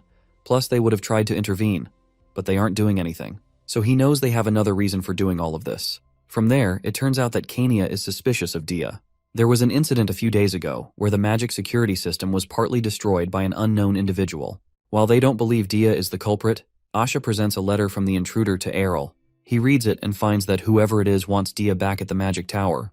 It turns out they had also shown this same letter to Dia, but she was speechless, or rather, unbothered by it. Asha and Sena believe that her reaction was rather strange and figures that there is a reason why she is so loyal to Arl. A normal person would have given up with him after around 3 days. Errol has already looked into her heart and found that she doesn't have any bad intentions, but there's no way he can convince Kania and the guards about that. To be honest, Kania has low-key disliked magicians after the Black Magician incident. He can understand that could be why Kania is acting like that towards Dia, but he asks Asha and Sena to hold back their judgment. While he deals with the issue concerning Dia, he asks the two of them to calm Kania down. With that settled, he heads on his way to talk with Dia and find out the truth. Arl goes to Dia's room to apologize for all the issues that came up earlier in the day. He notes how her room looks pretty bare, probably because she hasn't lived in the room for a long time. Dia understands the situation that played out and believes that anyone serving Arel should be thoroughly reviewed. But let's be real here, Errol's standards aren't that high. Arl explains that Kania has always had a thing against magicians, and was against him having a personal one. But Dia is already familiar that this is because of the incident with the Black Magician. It even became a pretty famous story back at the Magic Tower. It turns out that the incident also made aristocrats distrust them, and this cut their earnings. So they were ordered to kill any Black Magicians if any were found. Arl tells Dia not to worry about Kania's behavior. However, she insists that his intervention is not necessary. She still holds a grudge from the earlier encounter and wants to prove her skills as a magician to Kania. Now, Errol wants to know why she insists so much on being his personal magician.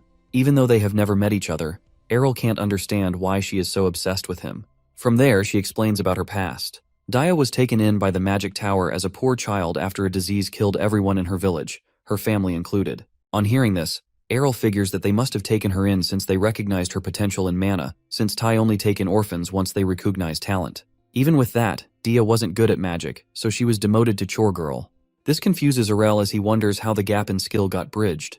It turns out Dia was a first-class magician 2 years ago, and has somehow managed to jump up to a fourth-class magician now. She couldn't control her mana through the Magic Tower's teaching method until she came across Errol's flagship book, the one about knights. From there, you can pretty much guess what happened. The method in the book was just right for her, and she ended up reaching the 4th class within 2 years. While that is hard to believe, Errol realizes that his theory seems to sit right with Dia and believes that she is a genius who can improve only by reading. So who knew, if it weren't for Errol, she could have remained as a chore girl in the tower for the rest of time or something. With that, this is the reason why Dia refers to Errol as her savior. However, he lets her know that it's from all the work she has put in.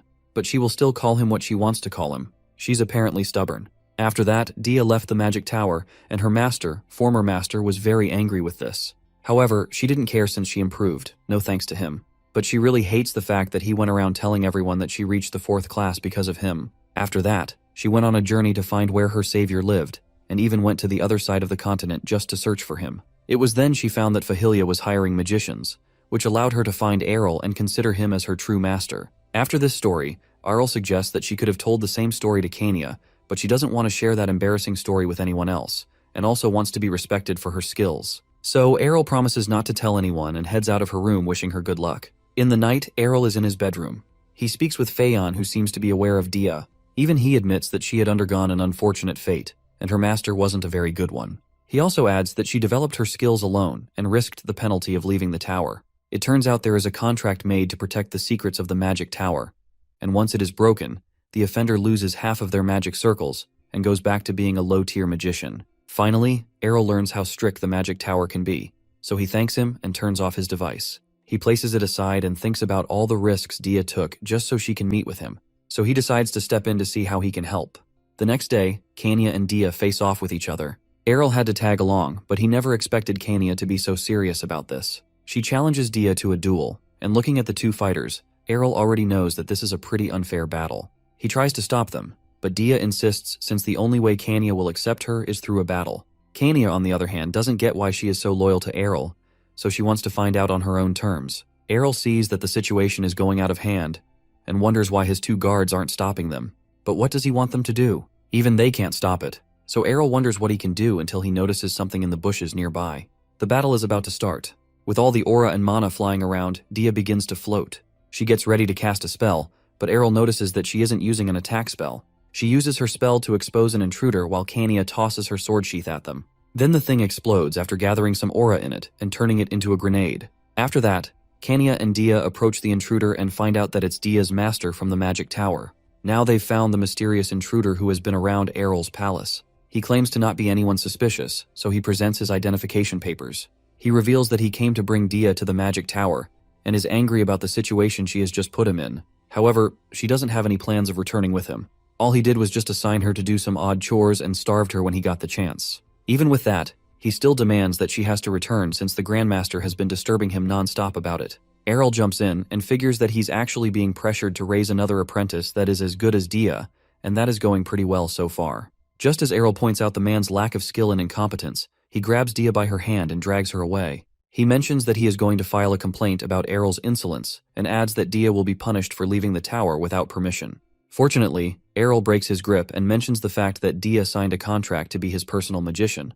Plus, he also got permission from the Magic Tower. The man tries to tell him about the rules, but Errol lets the loud person know that he made an official request, and the Magic Tower has permitted Dia to remain as his personal magician. Now that everything has been resolved, it's now time for him to leave. However, he refuses to leave without a fight, especially with how hard it is to get to the current location. He throws a few magic balls to the ground and creates several golems. He is determined to bring Dia back, so he orders his minions to attack. He believes that if he brings Dia back and trains her, the Magic Tower will probably defend him. So he can't afford to lose. The man has probably picked a wrong fight, so Errol tells everyone to fight back. Kania goes to do what she was born for, along with the other guards. Seeing that he would be bold enough to attack, Errol thought he would be at least a Class 7 mage, but he was only at a disappointing Class 5. The man attempts to use one of his golems to take Errol as a hostage, but that's obviously a bad idea. Dia fries the golem to a crisp with a lightning bolt spell and uses a wind spell on the remaining minions and the wizard. Errol figures that it's time to finish everything.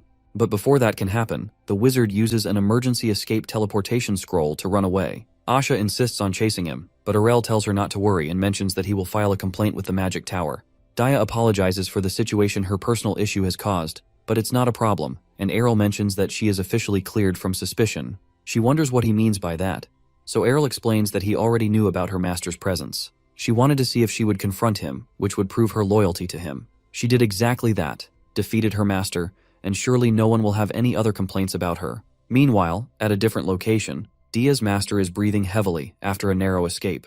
He still has his mind bent on bringing her back to the magic tower. His monologue is cut short when a mysterious figure on a tree approaches him. Of course, he wants to know who the person is, but instead, the figure roasts him with a fire spell. It turns out this mystery person is Errol, who wanted to use the guy as magic practice for the spells he learned. He figures that killing him was better than letting him receive some official punishment. Either way, he still can't let him live for Dia's sake. After that, he decides to head back before anyone notices that he is missing. Moving on, Errol is working as usual and Dia assists him by handing him a book. He catches the book and tells her that she doesn't need to assist him with magic anymore, even though he permitted her. After that suspicion incident, Errol stopped relying so much on Dia, probably because Kania warned her about supporting his laziness. She asks if Errol is still fine with her being his personal magician. The incident wasn't her fault, so he is still fine with it.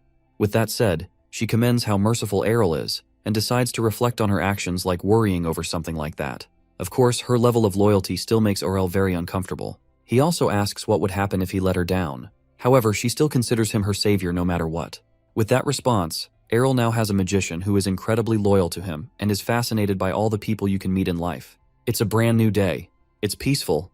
Birds are chirping, flowers are blooming, and Errol is enjoying every moment of it, until he causes all forms of chaos with his magic in the name of practice. And there goes the piece I was talking about a moment ago. Errol has become a Class 6 magician already, all in 1 month. By the way, all the chaos he caused was at the edge of his territory, and is the perfect place for doing any secret activities since no one comes there. But one thing that would have made things better for Errol's practice is monsters, but it's honestly a good thing they aren't there. With all that out of the way, Errol finally figures it's the perfect time to make his move. Errol recalls the time he first saw Queen Elia as a baby, and even from that time, she already hated him from the way she stared at him. He planned to overlook it, but she kept targeting him using politics, and was even hostile to him in front of his mother. So, using his magic, he levitates over to Queen Elia's domain since he is fed up with her antics. He finds an alarm barrier surrounding the building which allows certain mana wavelengths to pass through, but Errol passes through it because he's just that good. Luckily, the guards aren't aware of his breaking in. He looks at Elia's parents' home and mentions how it is larger than his. But too bad, because he creates a massive fireball and is ready to wreck the entire thing. The fireball explodes and fire begins to rain down on the area. Meanwhile, the residents of the building notice this, all confused and stuff, trying to evacuate the building to safety. But they are unaware that this is all Errol's doing since he is using an invisibility and sound muting spell to hide himself. A bit overpowered if you ask me. But moving on, Errol sees the vassal of the Duke family of Fresh, so he decides to make life a little hard for him by implanting a special curse in him that will give him flu-like symptoms, or probably COVID, and that will preempt him from taking action after the invasion. Errol is planning to take back a few souvenirs with him, since it took some effort to get there. He approaches a door, crushes the lock to the door, and reveals what's inside. Looking in, Errol has literally struck gold since it's the treasury. He plans to take everything with him through teleportation and leave a little note as a collectible.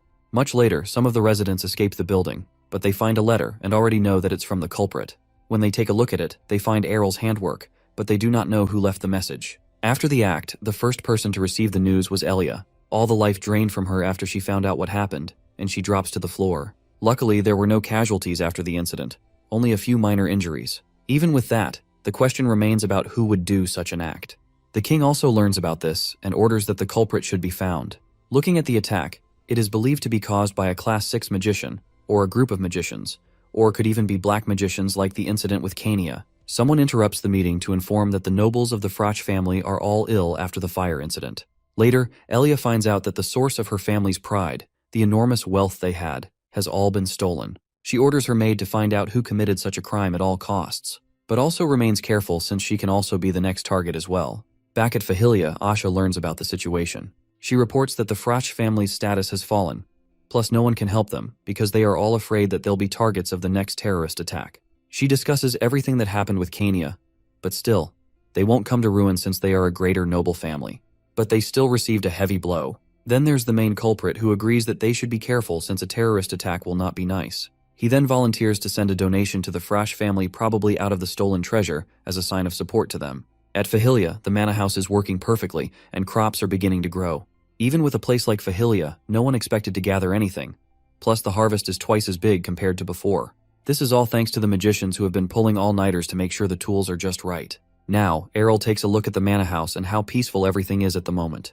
With House Frash out of the picture and the territory stable, he wishes it would remain this peaceful. Now in the past, around 50 years ago, 3 countries came to power after a great war, and they became known as the 3 Great Nations. But among the 3 was the Kingdom of Domanial, which was weaker than the Kingdom of Ernesia and the Mirman Empire, but it managed to gain its position by taking advantage of the war. Speaking of the Kingdom of Domanial, they are going through a bit of trouble. The king, Hizan Lugia Lutanea, discovers the documents containing evidence about the products being smuggled from the Kingdom of Ernesia, and he is definitely not chill about it. He is worried about the future of the kingdom, but his right-hand man, Elgizan, tries to calm him down. With the way things are going, the economic crisis of the kingdom will be too great to overcome in the next 5 years, and obviously, that is not a good thing. Previously, the difference in wealth between the 3 great nations wasn't so bad, but that all changed when a certain child came in and casually caused an economic imbalance. Concerning his paper, the Mirman Empire even tried filing a complaint concerning the paper production, but that didn't work because he was producing it in a different method, leaving them with no other way to bridge the gap. Elgizan suggests using force, but they are up against the Ernesia, which is pretty much like the Fire Nation of the world. However, he mentions that they will have to join forces rather than challenge them on their own. So, with that, the Kingdom of Domanial sent messengers to 3 different nations to request an alliance. They meet up in some secret shady meeting room in Domanial, and Elgizan welcomes the participants. The representatives who showed up are from the Mirman Empire and the Chejapen Duchy, and they both have scars for some reason. But anyway, it turns out the other place with the name I won't bother with saying again is a small territory, but with a high military reputation. Then there's the Holy Empire who didn't even bother to show up, but they probably want to watch Ernesia burn just as much as them, so they will not snitch on the meeting. Of course, the meeting begins, and they discuss the fact that they have to stop Ernesia because of the shift in economic power. Since Ernesia is a pretty strong kingdom, they will need the alliance so they can put up a proper fight. Elgizan figures that they will not be able to develop any products if they are pressured with war, but he shifts his attention to the youngest prince, which is Arel, and how he has been developing various products plus all his renowned achievements. So they figure that if they leave him, he will probably continue to do several things which will lead Ernesia to be unstoppable. So the main objectives are to either deal some significant damage to the kingdom or kill Errol. The 2 representatives agree with the plan and have even wanted to go to war from the very start, and now things have gotten moving between them. Back at Ernesia, the king learns about the meeting between the 3 nations and is sure that something is going on. So he decides to make preparations since the oncoming war will be much worse than the previous one, and orders that each territory should be notified about it. Errol gets this notice back at Fahilia and begins to wonder if he went too far even when he restrained himself. Daya asks if anything has happened since he usually enjoys his strolls. He mentions that he has to meet with Kania since something troublesome has happened, and they will have to be fully prepared. So in summary, Ernesia makes money, Domanial doesn't like it. So Domanial starts alliance. They don't like each other but want to defeat Ernesia. End of meeting. With how everything played out, they are probably treating Arel like some kind of a villain. Kania learns of the upcoming war and the alliance between the Mirman Empire and the other 2 kingdoms. It was understandable if it was between the Mirman Empire since they aren't on good terms, but doesn't understand the case with the other 2 kingdoms since she thought Ernesia was chill with them. So she suggests a classic Kania move to attack them first. For once, Errol agrees with this idea, but it would be difficult to find any evidence since the meeting happened in secret. After all, there's no way they would leave any evidence after the super obvious secret meeting, and they are pretty much lucky to find out about it. Errol already knew that it would come to the war, but he never expected it to come around so soon. From all the past lives he's been in, he thinks about how humans always have to resort to war, and finds the reason for the current war to be ridiculous. Of course, he believes that war isn't the answer to every problem. Kania brings him out of his thoughts since nothing has been confirmed yet. He then suggests that Kania should return to the royal palace. It turns out the king sent him a letter to express his concern and stop her from going into battle, but Errol could head to the front line for all he cared. Errol mentions that this is a viable option since her status as a princess could benefit her more than her status as a knight. But Kania refuses to head back without a thought. Errol tries to warn her that she could end up on the battlefield if things end up wrong, but she is more than okay with that. Besides, she pledged to keep her younger brother safe and doesn't want to flee to safety just because she is a princess. She believes that being royalty is more of a reason not to run away. Seeing her resolve, even Errol has noted how his beloved sister has grown up and decides to let the king know about her decision since it's pretty much impossible to stop Kania. In the recreation room of Arl's castle, Sena discusses the upcoming war with Asha and Dia. It turns out Sena has been to war twice, but is sure that the current one will be much more serious than those ones. She suggests that Asha should visit her hometown to see her brother since he started studying at the academy. While that sounds like a good idea, Asha decides to stay back since anything can happen at any time. She also adds the fact that Sena has been pushing back her holidays to stay as well. Seeing that they can't go anywhere, they just decide to have all the fun they can have while they still can. At Errol's quarters, he makes plans for the war. He believes that it could happen within a year. Even with his experience from several reincarnations, he isn't sure about how the war will turn out. He also plans to intervene if it comes to the worst-case scenario, but that would mean him abandoning his peaceful life, which is his main priority. To survive the war, he decides to do a military buildup to prevent the opponents from breaking in. Errol rushes over to meet Aiken, who would have almost scored an early headshot with his hammer on Errol. He mentions that the facilities in the location are pretty good, but the other blacksmiths are pretty hopeless to him. They worked for 2 days without sleep, and they all collapsed. Aiken is upset about this, but of course, normal people would die after working like that. But anyway, Aiken has received the documents to make Damascus steel, and is shocked that it could be made with such materials. However, the process will not be easy since he has to be precise about it.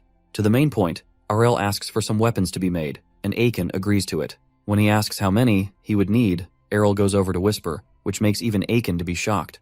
Then he makes a getaway since Aiken is out to hunt him now. It turns out Errol wanted him to make 20,000 pieces of armor, and he is definitely not chill with that. On the other hand, Errol figures that he better watch his back if he keeps doing this. Next, he goes to meet Ian, the slave dealer, who is now dripped out from all the cash he's been receiving. He welcomes the top customer as always, and they head straight to business since it's an urgent meeting. This time, Ian will be receiving the order of a lifetime, and he's even contacted every possible merchant before the meeting. Errol raises his hand and requests for 50,000 slaves, which is 10 times the last order, and you can expect that even Ian never expected this amount. Ian couldn't believe it. He finds himself repeating the enormous number just to see if our prince is kidding or not, but our boy responds by asking him if they were too much. That's when the slave trader sees that the prince is truly standing on business here. He tells him that the truth is that there's been an increase in nobles looking for slaves, and they've been asking for about 2,000 to 3,000 people, saying they all intend to use them as troops. But 50,000 people? What in the world is he doing with 50,000 people? He asks him if he intends to use all of them for the same purpose. The prince tells him not at all, as like before, that number includes the slaves and their family members. But he tells the slave boy that his speculation isn't too far off the mark. The slave trader dude starts smiling hard at this cash cow opportunity, for sure hoping to be more dripped out after that, and our boy obviously sees that. He said to himself that it makes sense since it's not hard for a merchant to notice the signs of approaching war. He'll definitely ask for more than the market price for the next clients. Our boy tells him that he expects him to keep this to himself, and the slave trader agrees, telling him that confidentiality is a basic part of business. He asks our prince if he would like him to send the slaves to his territory. The prince asks how long it would take to gather 50,000 people, and the slave trader dude responds, saying around 5 days. How the hell does he even have that amount of slaves in the first place? The prince tells him that he'd come for them himself in 5 days, and Ian asks him if he's really sure he wants to do that as it might be cumbersome. The prince tells him that it's fine and quickly makes his way out of there. Standing behind the closed doors, he says to himself that he has a mountain of preparations to do when he gets back home, and his lazy ass doesn't want to do any of that. He figures he'll use this as an excuse to be lazy for the next 5 days. His perfectly justified life of sweet idleness awaits. Later on, Arel meets Kania. She's surprised at the news that they can't go back home for the next 5 days. She asks him if he's sure that's all right as everyone is busy. Our prince cheekily calls her an innocent child and tells her that lazing around when you're busy is much more sweeter than lazing around when you're free. But Kania insists they should ask to see if they could just head home. Our boy asks her if she wants to look around the capital. She paused for a bit and lands in a flashback. Because of her position as princess and the attack from the dark sect, Kania had to spend most of her days inside of the royal palace. She'd be super serious about the outside world, and definitely wouldn't be able to resist this offer. So she concedes and asks the prince if they're going sightseeing. Errol tells her yes, and he already delegated all the important tasks to others, so they can afford to stay here for a while. And besides, she doesn't even have anything to do when she gets back. She'd be the unemployed princess. She agrees and tells him that it's just this once, and Errol's mission of convincing Kania is a success. As they walk around the hustle and the bustle, Kania exclaims that their territory's village is really small compared to this metropolis. Errol tells her that it's because they live in a rural area. He reminds her to hold his hand so they don't get lost. They try out some delicious snacks, while Kania tries out delicious snacks. They check out the fountain, and Kania sees that it's smaller than the one they've got. Then Kania spots something and shows our ice cream prince some items that he had made a long time ago. She remembers seeing them before, and Errol freaks out at the sight of the banner. He's super embarrassed at it, and that's when he realizes that that's one of their own shops. So he stylishly pushes Kania so they can go see some other less embarrassing stuff. The princess goes in anyway and realizes that they sell swords here. The seller welcomes them and offers them a sword that he claims is just for them. The seller goes sword lecture mode and tells Kania about the smelters of some swords. He offers her a 10% discount, but our prince quickly cuts him off, saying that it's absolutely hopeless. He understands he wants to make money but shouldn't sell counterfeit products. The seller tries to deny, claiming that their swords were approved by the dwarves, but Errol just asks her to infuse it with a bit of her chakra. She does this, and now the sword made by the dwarves is now dwarven just by a little bit of aura. The seller tries to deny it, but the prince threatens to take him to the forge to check, but the seller apologizes immediately. For the price of forgiveness, Errol takes a dagger for cheap, and after they leave, Errol tells the princess that the dagger is a true dwarven-made dagger, and he gives it to her as a gift. Kania is really happy with the gift, and this makes it boy very contented. Fast forward a few days later, the slaves march up with the prince and princess. Kania tells him that this might be too excessive, but Errol tells her to imagine commanding 20,000 people at once. She admits that would feel good. The gates open and everyone is thrilled to see the prince until they aren't. They're terrified by the amount of people he had gathered. They tell him that they're too many, and ask him questions like how they're going to feed them all and if they should have waited a little before increasing their forces, as they don't have enough evidence of war yet. The prince responds by telling them that it's not doubt that a war would happen. He asks them to trust him as he's never been wrong before. They listen to him and he asks for their help with something. They're going to turn those slaves into elite soldiers who would guard the region of Yahello. They'll first select the promising ones among them and prioritize their training. Then they'll become commanders of each unit and train the rest of the troops. He wants them to direct the whole operation with a basic training guide he'll give them, and he's leaving it to Asura and Sheena. They're going to get real busy from now on, because they're going for the leaders of the Three Territories Alliance, and he'd make them pay for making him work. Young Prince Errol and Dia are seen hiking through the mountains.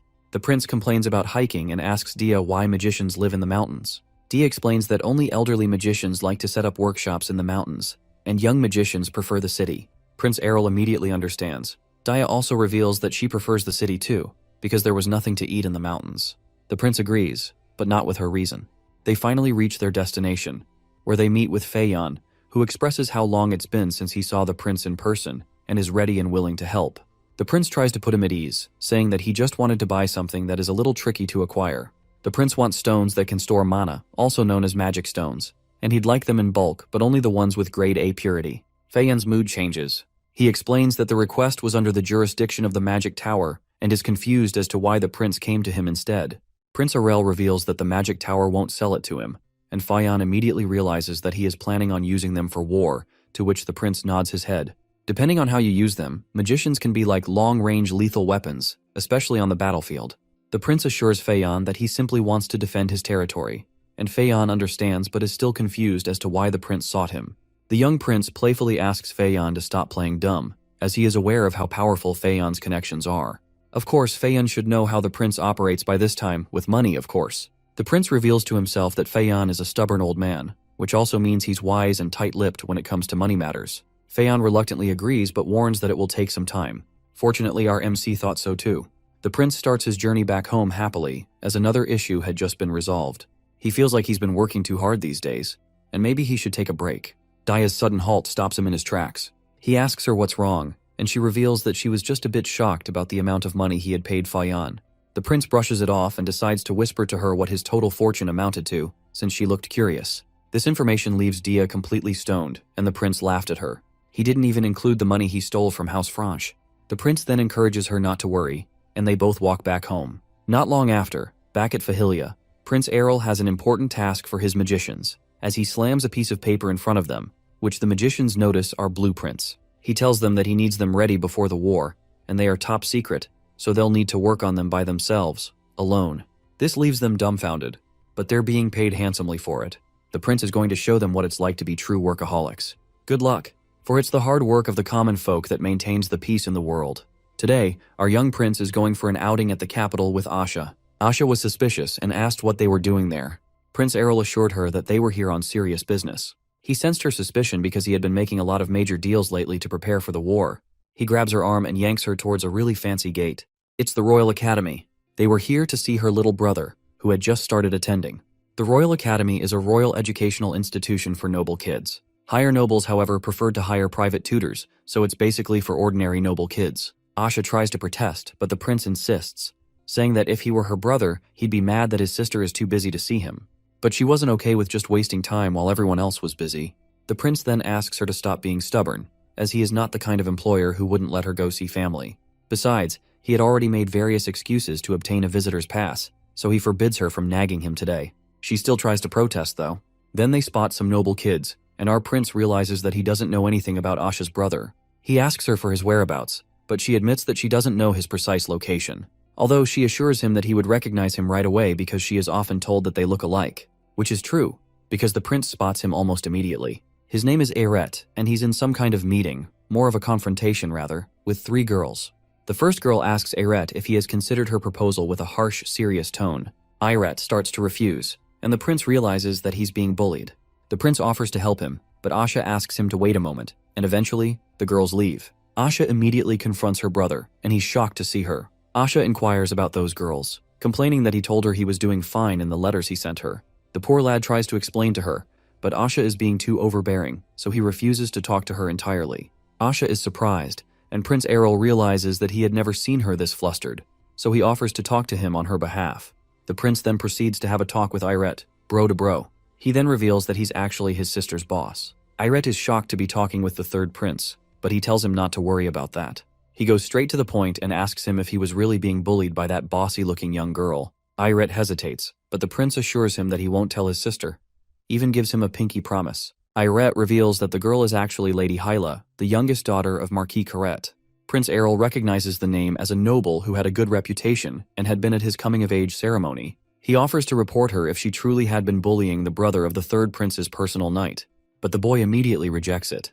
A flashback reveals that, in reality, the girl was actually asking Aret, the young lad, to date her. Yup, as crazy as it sounds, that was the truth. Still in the flashback, in response to Haya's unreasonable request, Aret runs away from her, screaming that he didn't want to, and they were only 11 years old. Back to the present, the prince completely agrees with him. They were too young for that sort of thing.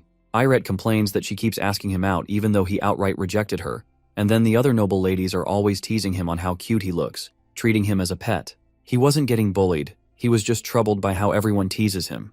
The prince is surprised at how oblivious the young lad is. It was just a love quarrel between these little brats. He is disappointed. Aret admits that he doesn't know how to respond to this. Then the prince suggests that he start by asking her himself, pointing to young Lady Heya who had suddenly appeared behind him.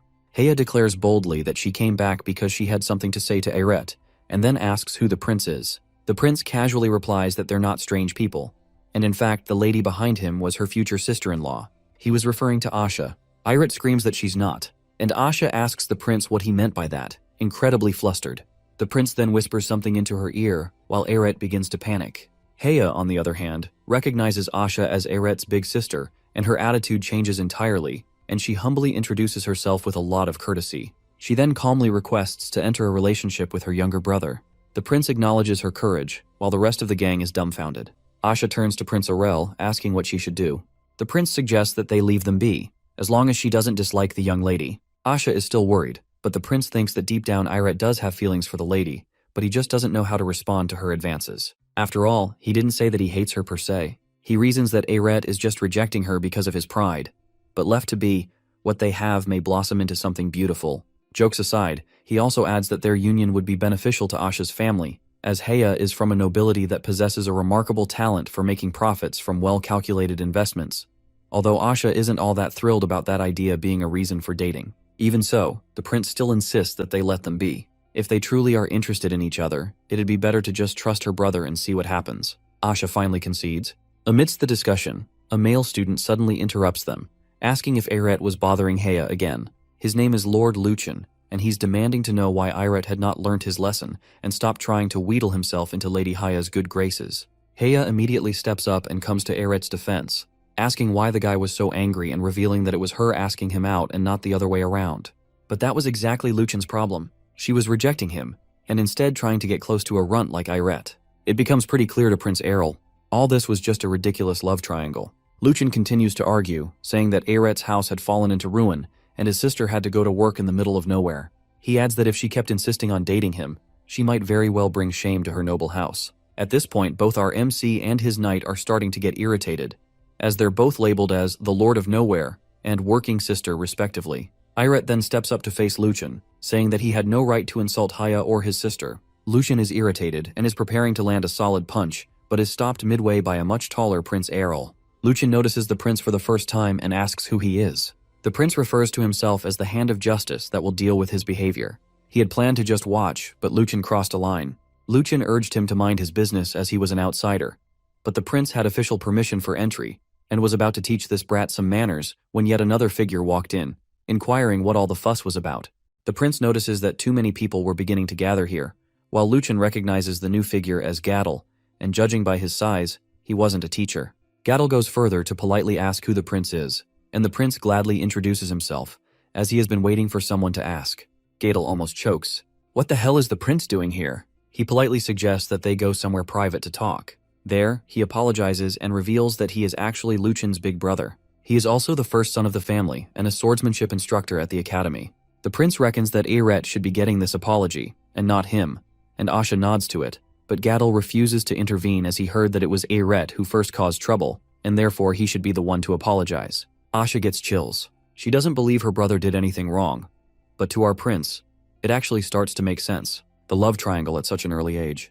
The Royal Academy isn't just a place of learning, but also a place of forming social connections. Lucien was ordered by his family to approach Lady Haya.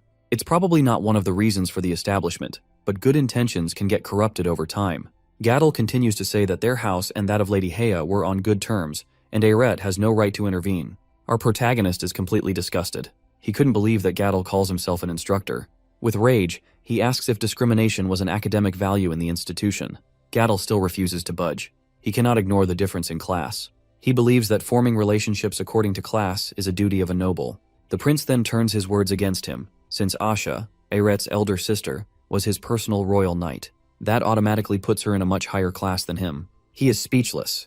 Gattel tries to recover and says to just warn their respective families and end the matter then and there, but the prince refuses. RMC is angry. The prince decides that the only way to really resolve this issue is by using an old traditional method, used by nobles to settle disputes. Prince Errol is proposing a duel between Asha and Gattel, and their younger siblings. Gattel is about to refuse, but the prince cuts him short by adding the rewards and conditions of the duel. For the reward, the prince promised to not only take back everything he said, but also grant Gattel's family financial aid, which his family actually needed. The prince also agreed that the requirement for his victory is Asha and her brother winning, meaning that Gattel would be granted victory even if one of them loses. It was simply an offer Gattel couldn't refuse. He reckoned that Lucien was at least 2 years older than Aret, and he himself was the captain of the Order of Knights. That should give them enough of an advantage to secure at least one victory, or so he thought anyway. RMC happily seals the deal by swearing on his name as well as his royal family surname, and it was decided. Asha nearly passes out. Asha is reasonably mad at the prince. She says that she's normally quite lenient, but this time the prince went too far. The prince wonders how that's possible since she's literally always nagging him. He admits to being a little unreasonable, but he can't just let Gattel get away with this. Not only did he mock Aret, but he was completely disdainful toward her. He questions Asha if she's really going to overlook all of this. Asha, however, argues that she is his personal royal knight and should never fight on her personal behalf. But the prince counters, saying that looking down on his personal guard means looking down on him. He will not tolerate anyone insulting either him or his people. The prince knows she secretly wants to beat Gattel up and tells her to think of this as the perfect opportunity. And plus, her brother will also be watching, so this would be her chance to show him how amazing she is. This persuades Asha, and she finally accepts. Meanwhile, Aret is completely freaking out and trembling in his shoes. He believes that he can't possibly go after Lord Lucien, but the prince tells him to just strike first. He wants to argue, but the prince gets serious and advises him. He tells him that it looks like Lucien has been bullying him for some time. Aret admits that it makes him angry, but for the sake of his sister and the state of his family, he can't afford to act recklessly, so he had to endure and work on himself instead. The prince then asks him when he thinks he can break out from that kind of life.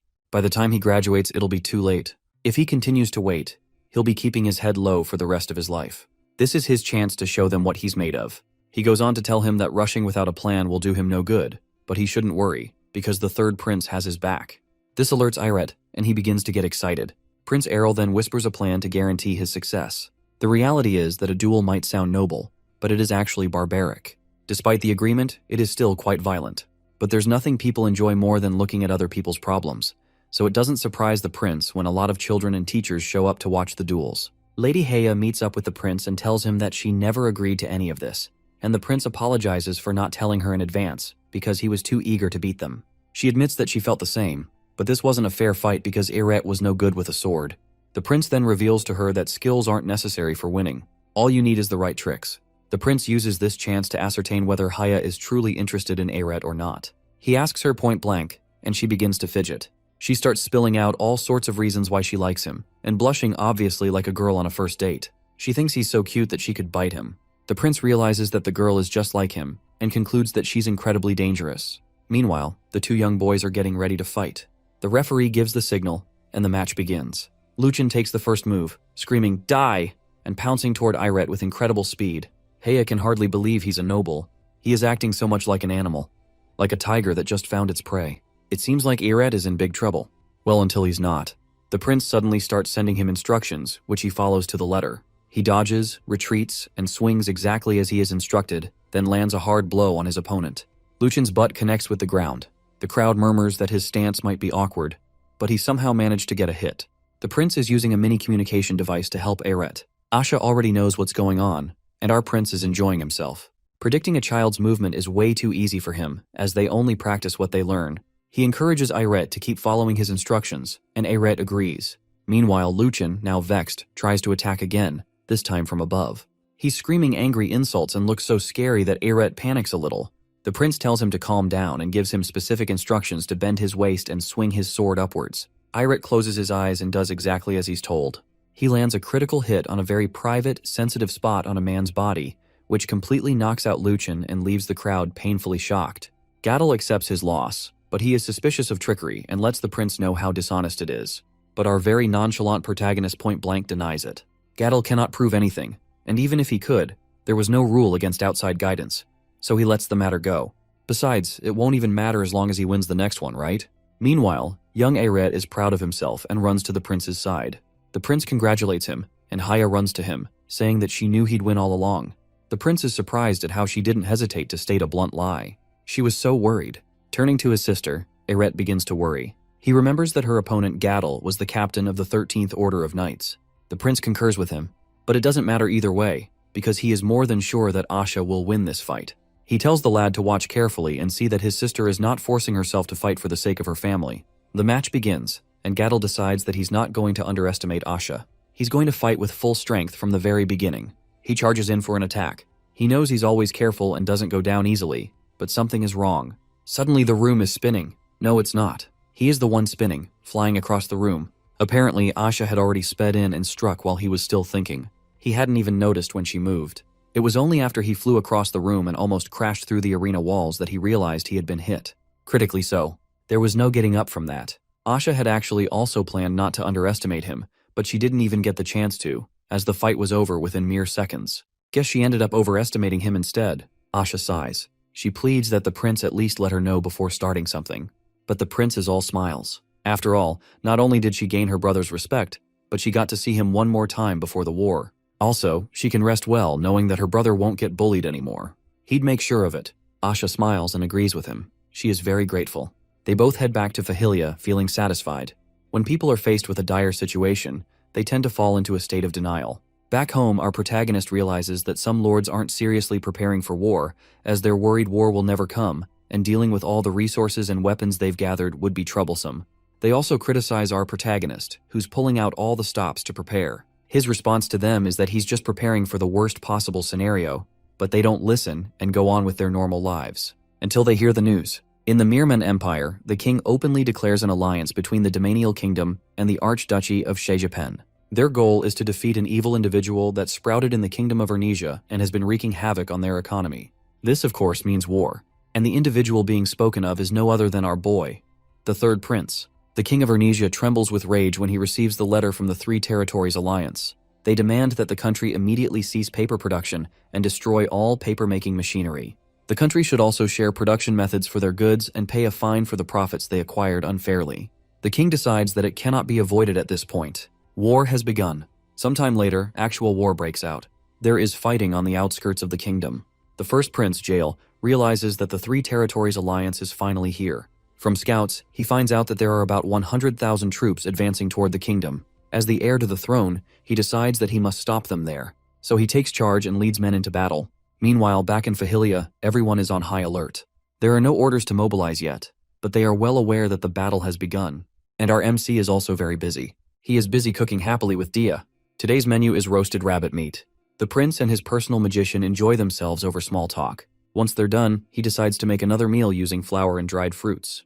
Dia notices how good of a cook Prince Errol is. Then he reveals to her that he'd often dream of just running away to the south and becoming a cook. The meal is done and they're field rations. Dia notices that they are tasty and high in calories, and the prince reveals that he wanted something the soldiers could eat quickly and still have quality. He tried making them just in case he had to eat them himself. But Dia points out that he hasn't even been asked to mobilize yet, and the prince tells her it's just in case. Yes, just in case. Back on the battlefield, things are starting to heat up.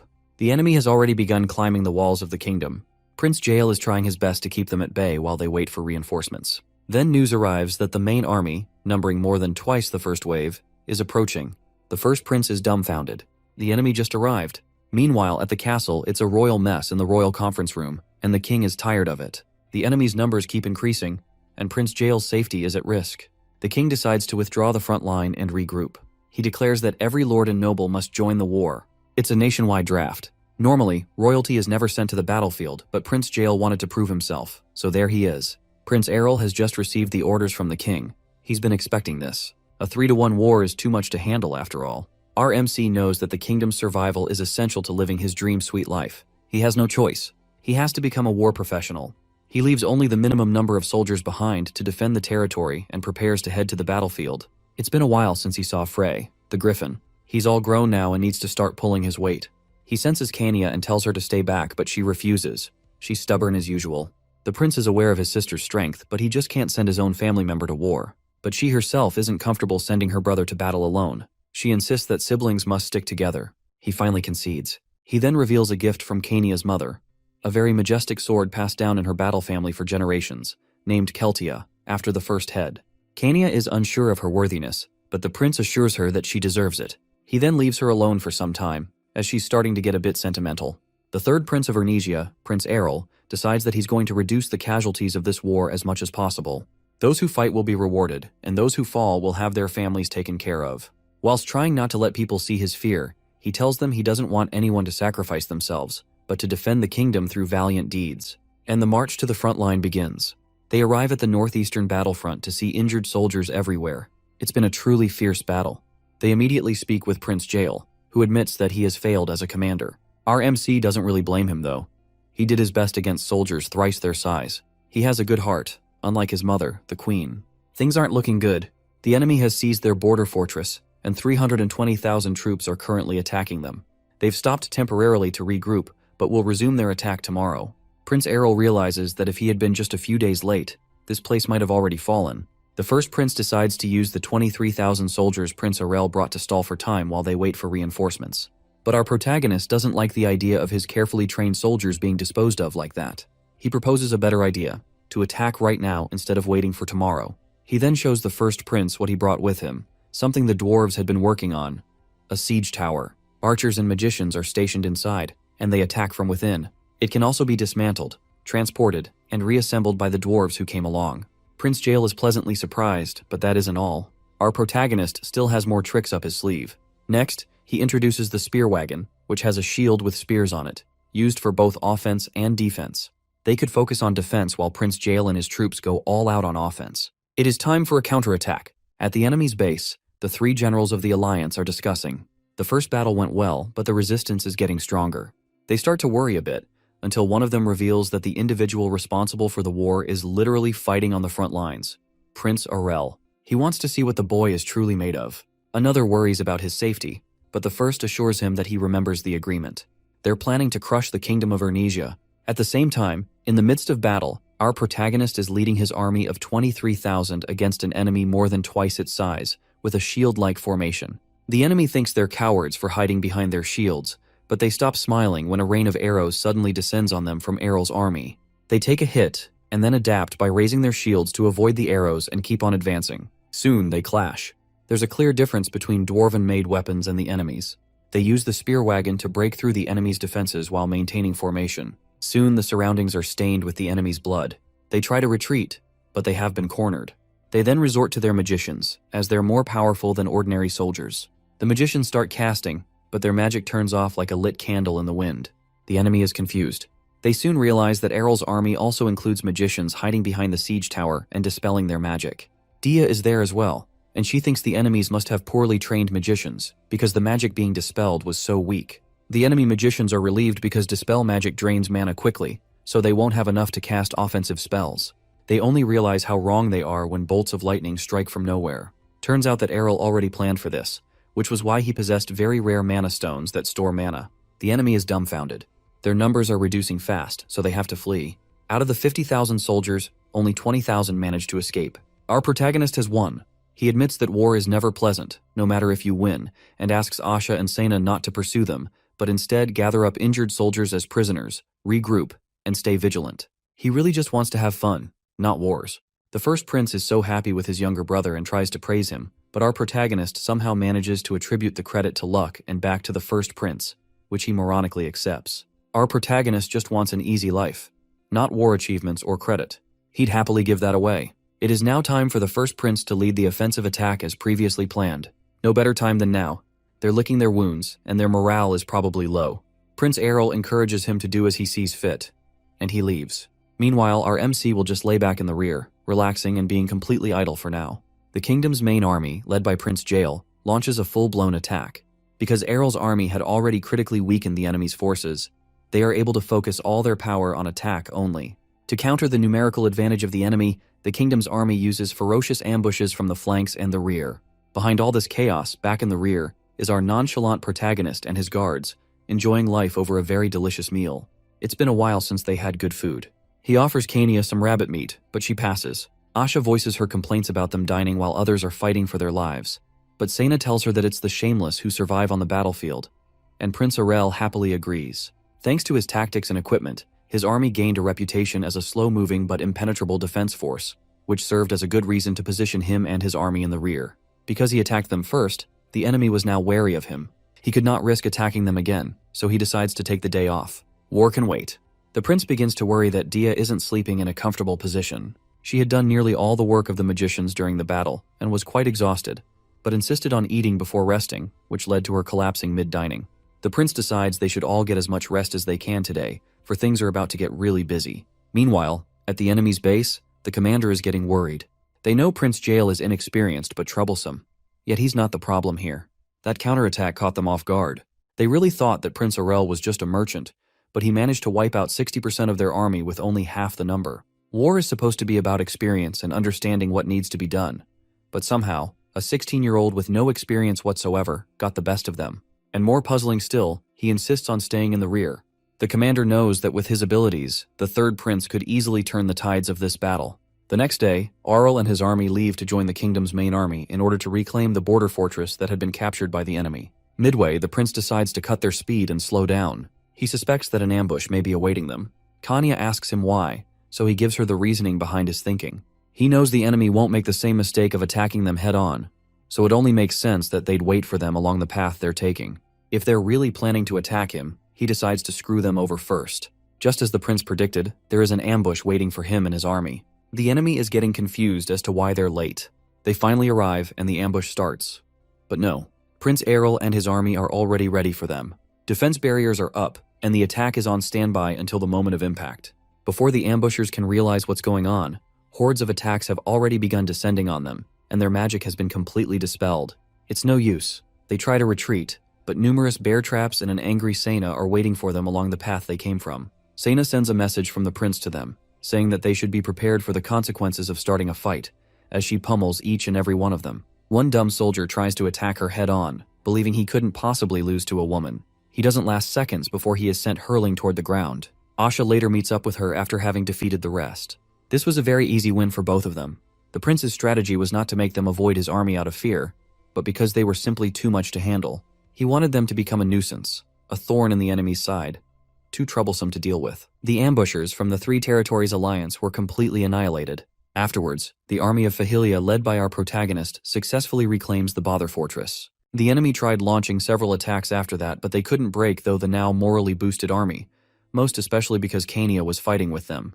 The enemy had thought that the power of Princess Kania was exaggerated, but unfortunately it wasn't the case, as she was striking down men left and right. Months have passed since the war began, and the enemy's momentum is failing, and Ernesia's victory is assured. As it stands, Errol's forces has about 121 dead, 142 severely injured, and 192 lightly injured. A very good result compared to other lords. It does not please our boy in the slightest. At the enemy's base, they reckon that they can't break through the defenses in the northeast, and it was reckless to keep depleting soldiers, so they decide to withdraw. Frustratingly, they make a very decisive decision to give this battle everything they've got. Errol realizes that it's been too quiet lately. The enemy had ceased their non-stop attacks to claim the fortress. His strategy to focus on defense while other territories harassed the enemy resulted in his army suffering the most minimal casualties. He tells himself that the weather was too peaceful for people to die. The Three Territories Alliance was desperately trying to protect their interest and prevent his kingdom from achieving dominance. They too were also driven by their own personal goals. The lords who had been passive now commanded their soldiers to kill. Now the tides of the war had turned in their favor. Prince Jael was trying to distinguish himself as the future king. It was all ambition. Whether good or bad, ambition is what drives war. Humans grow though it. They strive for more. The prince couldn't really complain, since he too had his own ambitions. But what humans don't understand is that no matter how high you climb, the view of the sky will never change. Asha interrupts his chain of thoughts. She asks him to please act with dignity while in front of soldiers. It is then revealed that all this while our protagonist had been lying on the ground in the midst of staring soldiers, just daydreaming. The prince insists that less dignity makes life simpler and urges her to give it a try, but she passes. She then states her observations about the recent reduce in attacks, and the prince concurs, saying that it has been 6 days with no action. Asha expresses her wish for the war to just end this way. Prince Errol then notices that the enemy might be up to something, so he whistles, and in an instant, Frey lands in front of him, and he gets on. Asha tries to stop him, but he promises her to back soon and then zooms off. Just as he thought, he notices something from the air. He then communicates with Asha and tells her to call Sena. Apparently the war was far from over. Back at camp, the prince has a meeting with his personal guards. He asks them what they think the enemy would do next. Sena suggests that they may attack again, but Asha just warns the prince about taking off carelessly. The prince hurriedly agrees without giving it much thought and then turns to Sena. He tells her that the enemy had already pulled back, so they cannot possibly attack again. Sena doesn't think they'd surrender, and the prince agrees but still questions her thought. But Asha replies this time, saying it was because of their pride. The prince also agrees to this and playfully hands Asha a cookie for getting the right answer. The prince states that the war began with the enemy, and they can't just run now, for they openly made up lies and declared war, so they can't just cover it up as a misunderstanding. It would damage their people's opinion. In this case, the most obvious move for them would be to mobilize their entire nation, including slaves. That would be dangerous, as their number could triple. If they thought the last army was big, imagine 3 times that size. However, our young protagonist won't just sit back and take it. As a pro in many lives, our boy cannot lose composure even when faced with 1,000,000 soldiers. He has a secret weapon that only he and King Akin knows about. He pulls out a massive crossbow, designed to shoot 100 specially forged Fahilia bolts per minute. A weapon beyond even the royal researchers. Asha states that the weapon will be very useful. Our prince had not wanted to make this kind of advanced equipment yet, but this time he's got no choice. His enemies try to take what's theirs, so it's only right he returns the favor. After some time, at the Ernesia defensive line, a commander leads Ernesian troops for an attack on the quiet enemy in an effort to gain recognition by the king. However, what they meet leave them utterly dumbfounded. Hundreds of thousands of the enemy's troops rushing towards them at max speed. They immediately turn and begin to fall back. The enemy had gathered all the soldiers they could find, including slaves, and launched an all-out attack. Prince Jael and his army are ready to defend the fortress they had just claimed. He must stop them no matter what. Meanwhile, the enemy tries to use magic, but they still can't because of the Ernesia's soldiers' resistance. No matter though, they expected it. They withdraw their magicians and send more soldiers, who were charged with breaching the defensive line at all cost. They can always replenish soldiers lost in battle, as long as they win. But the Ernesian soldiers are not retreating. This is worrying the commander of the enemy forces. As he's still contemplating, a swift blot barely misses him by a few inches. As he is still trying to figure out where the bolt came from, he looks up in horror. The sky is filled with a rain of huge high-speeding bolts that came from a far distance. He looks with terror as his men are falling down left and right. Just as he's starting to think that they might endure it, Prince Jael and his army appear from behind. If they try to advance, the bolts would strike them, and if they try to retreat, the army of Prince Jael would strike them. Our genius MC thinks that the enemy's commander must hate his guts, and he has never been more right. He notices how the enemy was getting too cautious to move. He understands, though. Even shields couldn't withstand one fierce bolt. He communicates with the base, asking them about the supply of bolts, and they respond that they're not running out anytime soon. As powerful as the crossbows were, they still had their flaws. They are complex machinery that needs maintenance and reloading, making quick operation impossible. And there's the bolt. Each was specially forged, and they are wasting all of them. It is draining his money. He then receives a call from Dia, and she reports that the enemy magicians had all been depleted of mana. He then asks her if they can spare any magic stones for an attack, and she replies that they can spare all but 20%, and she could handle the dispelling alone. But the prince thinks that would be a waste of a 6th-class magician like her. During this discussion, the prince, who had been on Frey, flying in the air all this while, spots that the cavalry were retreating. It's the perfect chance, and he orders Dia to burn them all to the ground, and Dia does as so. She casts the Mana House, the same spell that Aurel had used to grow crops in his territory. It served as a trap, capturing groups of soldiers at a time. Then she uses fire magic to completely reduce them to ashes. Prince Aurel's main strategy was to reduce casualties as much as possible, while delivering a devastating blow to the enemy. From above, the enemy looks terrified. The prince wishes they'd just run away already. He then sends word to his brother, Jael, and tells him to use this momentum to launch a full-scale attack on the enemy. The Urnesia Kingdom's army continues to achieve victory and turns the tides of the war. The emperor of the Mirman Empire is very upset. He was at a meeting with the king of the Domanial Kingdom and archduke of the Archduchy of Chejapen via communication crystals. He blames them for failure even after the general mobilization order. The king tells him not to allocate blame and asks the duke what he thinks would happen next. The duke tells them that honestly, they were already close to defeat. They had lost nearly half of their forces, and counting. Even with their remaining troops, they stand no chance against the weapons of Urnesia. The weapon made by Prince Errol. A craftsman called the creator of that weapon a beast of genius. They had the advantage in numbers. They carefully planned their strategies, even went it over repeatedly before starting the war. Errol Urnesia was a troublesome bastard. They need time to find some kind of weakness in the enemy somehow.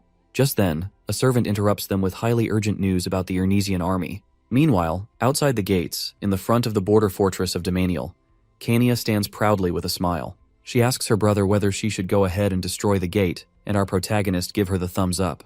She completely annihilates the gate, and Domanial soldiers try to stop her, but she deals with them quite easily. She feels like she can handle this alone, but her soldiers rush in after her anyway and attacks the rest of the soldiers. As expected, a swordmaster is the best for breaking through gates. Simultaneously, attacks were coming from the Urnesian kingdom to both the Mirman's empire and the Archduchy of Chejapen. The king of Urnesia was furious, and rightly so, for this war had claimed many lives. It was time to make the pay. Their targets were the capitals of the Three Kingdom Alliance. Not only had they claimed their border, but they also claimed the borders of the enemy. Sena and Asha could hardly believe that they were once struggling with this battle. Our brilliant protagonist walks in, all relaxed, saying how the enemy leaders must be in utter despair. Asha then asks after Kania. Well, Kania was being worshipped and glorified by her fellow soldiers. They try to ask her about the secrets to her strength, but she could only tell them to eat and train. Back to our prince and his 2 personal guards, he tells them that she was busy, so he left her be. Asha asks whether they should continuing advancing. He agrees, but at a slower pace. With a wicked grin, our protagonist reveals that the plan was to take over the enemy's land bit by bit. Tormenting them was his speciality. In about 3 years, they'd own about 20% of the enemy's lands, and in 5 years, the enemy will completely collapse, although most people will starve to death before that. By controlling the trade, Urnesia will slowly deplete the enemy's finances and push them into isolation. This would lead to starvation, poverty, fear, and civil unrest. Externally, they'd be resisting, but internally they'd be fighting each other. Asha begins to feel sorry for them, but the prince tells her not to, for this was what the enemy had planned to do to them. If they weren't ready for the consequences, they should have never started the war. Unless they surrender, the kingdom of Urnesia will respond so harshly, it'd be remembered throughout history. At least that's what his father, the king, said in his letter. He is very angry. Sena says that war is terrifying, and Asha agrees. But the prince tells them not to worry, as all these would only happen if the enemy refuses to surrender, which they should if they have common sense. In the meantime, they'd just have to wait and see. Back at the Mirman Empire, the emperor absolutely refuses to surrender. His pride won't let him, for never once have they ever surrendered in the past. His council pleads with him, saying that continuing would only lead to more starvation and the death of innocent citizens. That must be more disgraceful than tarnishing their history. They had lost, and surrendering was the only way to spare the people from more suffering. The king understood this, but still couldn't budge. He believed that the king of Enersia would not just let this go, even after they'd surrendered. They had openly declared war on his nation and cost him the lives of his people. So how could he? The king declares that they must fight back with every ounce of strength they have left. The Three Territories Alliance eventually chooses to fight with their remaining strength rather than surrender, and our boy is completely disgusted at the foolishness of his enemies. If they had chosen to surrender, he could have negotiated a peaceful resolution. How could they think that they could still win?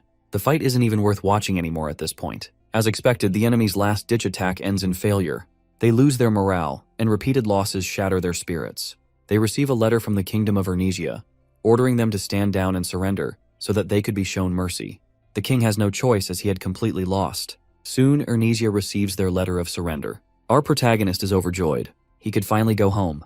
It reminds him of when he got to go home after military service in one of his past lives. He is so done with military battles, those fools at the Three Territories Alliance. He prays he never sees them in his lifetime again. Asha tells him to calm down. Our prince and his troops are finally ordered to return home. Even the harsh weather and snow back in Fahilia is weirdly welcoming. He'd have to order them to clear the snow, for it is time to get back to his sweet, mundane life. At the palace, in the council room, the king and his council have just concluded post-war matters. It is time to decide rewards to those who protected the Bothers.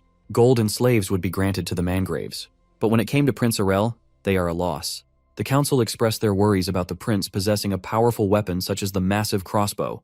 The king is disappointed that his council would even think that way. He tells them that the prince had already promised to leave the management of the crossbow to the palace. As for his reward, he wants to give him the title of a duke, but surprisingly all the prince wants was just the surrounding lands of Fahilia, which was also barren and useless. The prince knows that some people might laugh at him for choosing those useless lands as a reward, but he doesn't care. He notices that the temperature is a bit dry, so he orders Dia to adjust it. It is time to organize his rewards. Apart from the lands, he also gets some gold coins. He's not short on money, so he decides to set them aside for his soldiers' compensation and relief funds. Then there is the slaves. He sees them as less of a reward and more of a decision to send them to Fahilia. The prisoners who weren't ransomed became official slaves of the kingdom, but no one knew what to do with the sudden increase in slaves, so Prince Arel decided to take half of them in, since he now had the space and the resources. The war might have been a hassle, but he got what he wanted in the end. His grand plan is coming together piece by piece. Those nobles who laughed at him should just wait. Back at the kingdom of Domanial, the king is frustrated and curses the Ernesians. They wanted 2 million gold coins as war reparations, an amount his kingdom could never afford. Paying it off would put Domanial in a dire financial state for decades to come. His right hand, who had introduced the whole idea of the war in the first place, blames himself. The king ignores him and tells him to go draft a business plan. Punishing him now would only throw the administration into chaos. The nobles, however, who supported the war, would receive no allowances until the compensation is fully paid. At the Archduchy of Chejapen, the Duke receives word that he is being blamed and asked to take responsibility for this mess, which he had expected. In fact, he reckons they are even lucky it ended this way. His problem now are the reparations. His advisor thinks that the Ernesian kingdom is truly a terrifying place, as it brought down the once revered war hero Duke to his knees. He then blames it all on the Mirman Empire and calls them all murderers for sacrificing their citizens and then surrendering, claiming that it was all a misunderstanding. Meanwhile, it's a whole lot of chaos at the Mirman Emperor's palace as citizen riot fiercely outside. His servant suggests that he punishes them, but the emperor cannot. He had anticipated this from the moment they sent their surrender letter. He blames himself for everything and takes full responsibility. Soon, he steps down from the throne and his eldest son succeeds him. The Three Territory Alliance needs some time to recover from this war. Meanwhile, there's a random lady holding a cute little lizard, and it's time for her to leave. In a flashback, we see the young life of the second princess of Ernesia, now the personal knight of Prince Arel, Kania. She wonders if a life lived exactly as planned is truly a happy one. She believed that her life back home was always so stiff and strict. She couldn't stand all the rules that came with being royal. But she couldn't complain because she knew she was privileged. One day, while she was practicing her swordsmanship, she wished she was as free as the sword she held in her hand. That was when her long-standing desire began. Fast forward to the present, Kania is slightly disturbed. The prince senses that she is being asked to return to the palace, and she confirms it. Both her parents sent her letters to return home. Prince Errol says that she must have stood out too much at the battle. He reckons that the nobles had not believed her strength as a swordmaster until they saw it for themselves in battle. Now those cowards had started to fear that Kania's abilities are too powerful to leave her in a distant territory. It isn't a light matter, for all swordmasters are directly tied to the kingdom. Kania asks her brother if he wants her to go too, and the prince decides to be honest with her. He tells her that she knows more than anyone that she cannot live her life here forever. She was able to grow because of his teaching, but if she chose to remain by his side forever, she'd never grow further. He tells her to go and build her own life and strive to gain recognition, whatever it takes. She has to learn how to be independent as an adult. The princess then tells him that it's hard to take him seriously when he is always lazing about. This catches the prince off guard. He tells her to take some time to think about it.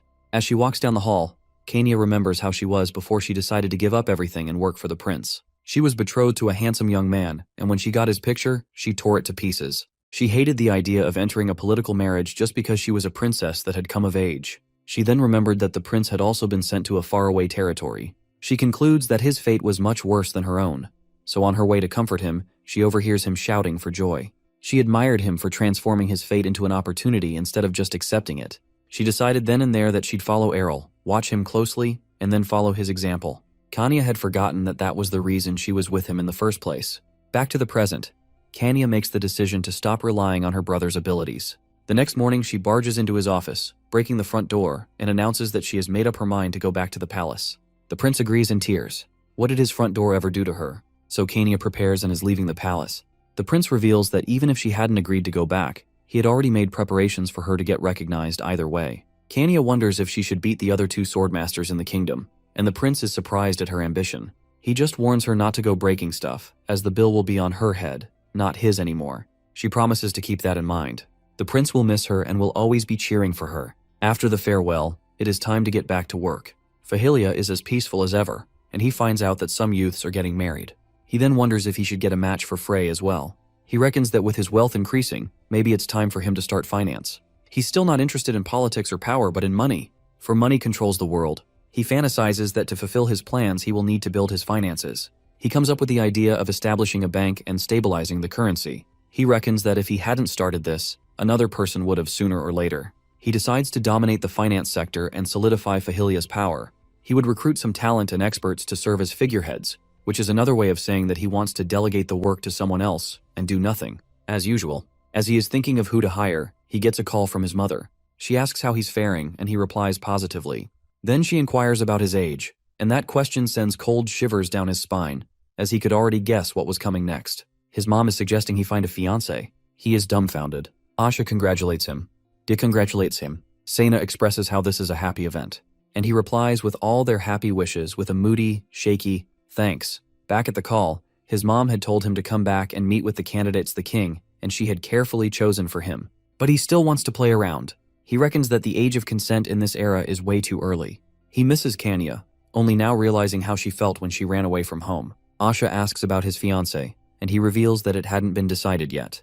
They had sent him 10 candidates to choose from, perhaps out of respect. That is why he called them. He needs them to join him in picking out the finalists. Unlike other times when he had to select people, he couldn't look into the minds of the candidates, as they are not physically present. But to his dismay, none of them gave decisive opinions, even Asha, who was a noble. Apparently, she was never involved in engagement matters because of her family's decline, and Sena's people just pick up whoever they like. As for Dia, she strongly believes that he needed someone perfect in every way. But her standards are way too high. They decide to just put their heads together and try their best. Sena suggests one person, but the prince had done some investigating and found out she was being forced. The next suggestion was ruled out because of a huge gap in age. They kept going on like that until they finally landed on one. He returns to the palace with his choice, and his mom looks quite excited about it. The truth was that he had just chosen a lady from a quiet family that cannot cause him any problems. His mom says that his father is quite pleased with the enthusiasm he showed towards the matter. And our boy decides then not to ever tell his father that he was not really interested. His mom suggested they go meet her. At the meeting location, Saria is with Count Tuin. She is the second daughter of the Cowanst family. Although they aren't loaded, they have a good reputation. They greet and get comfortable, making small talk. The prince notices that she is beautiful both inside and out. But that's the problem.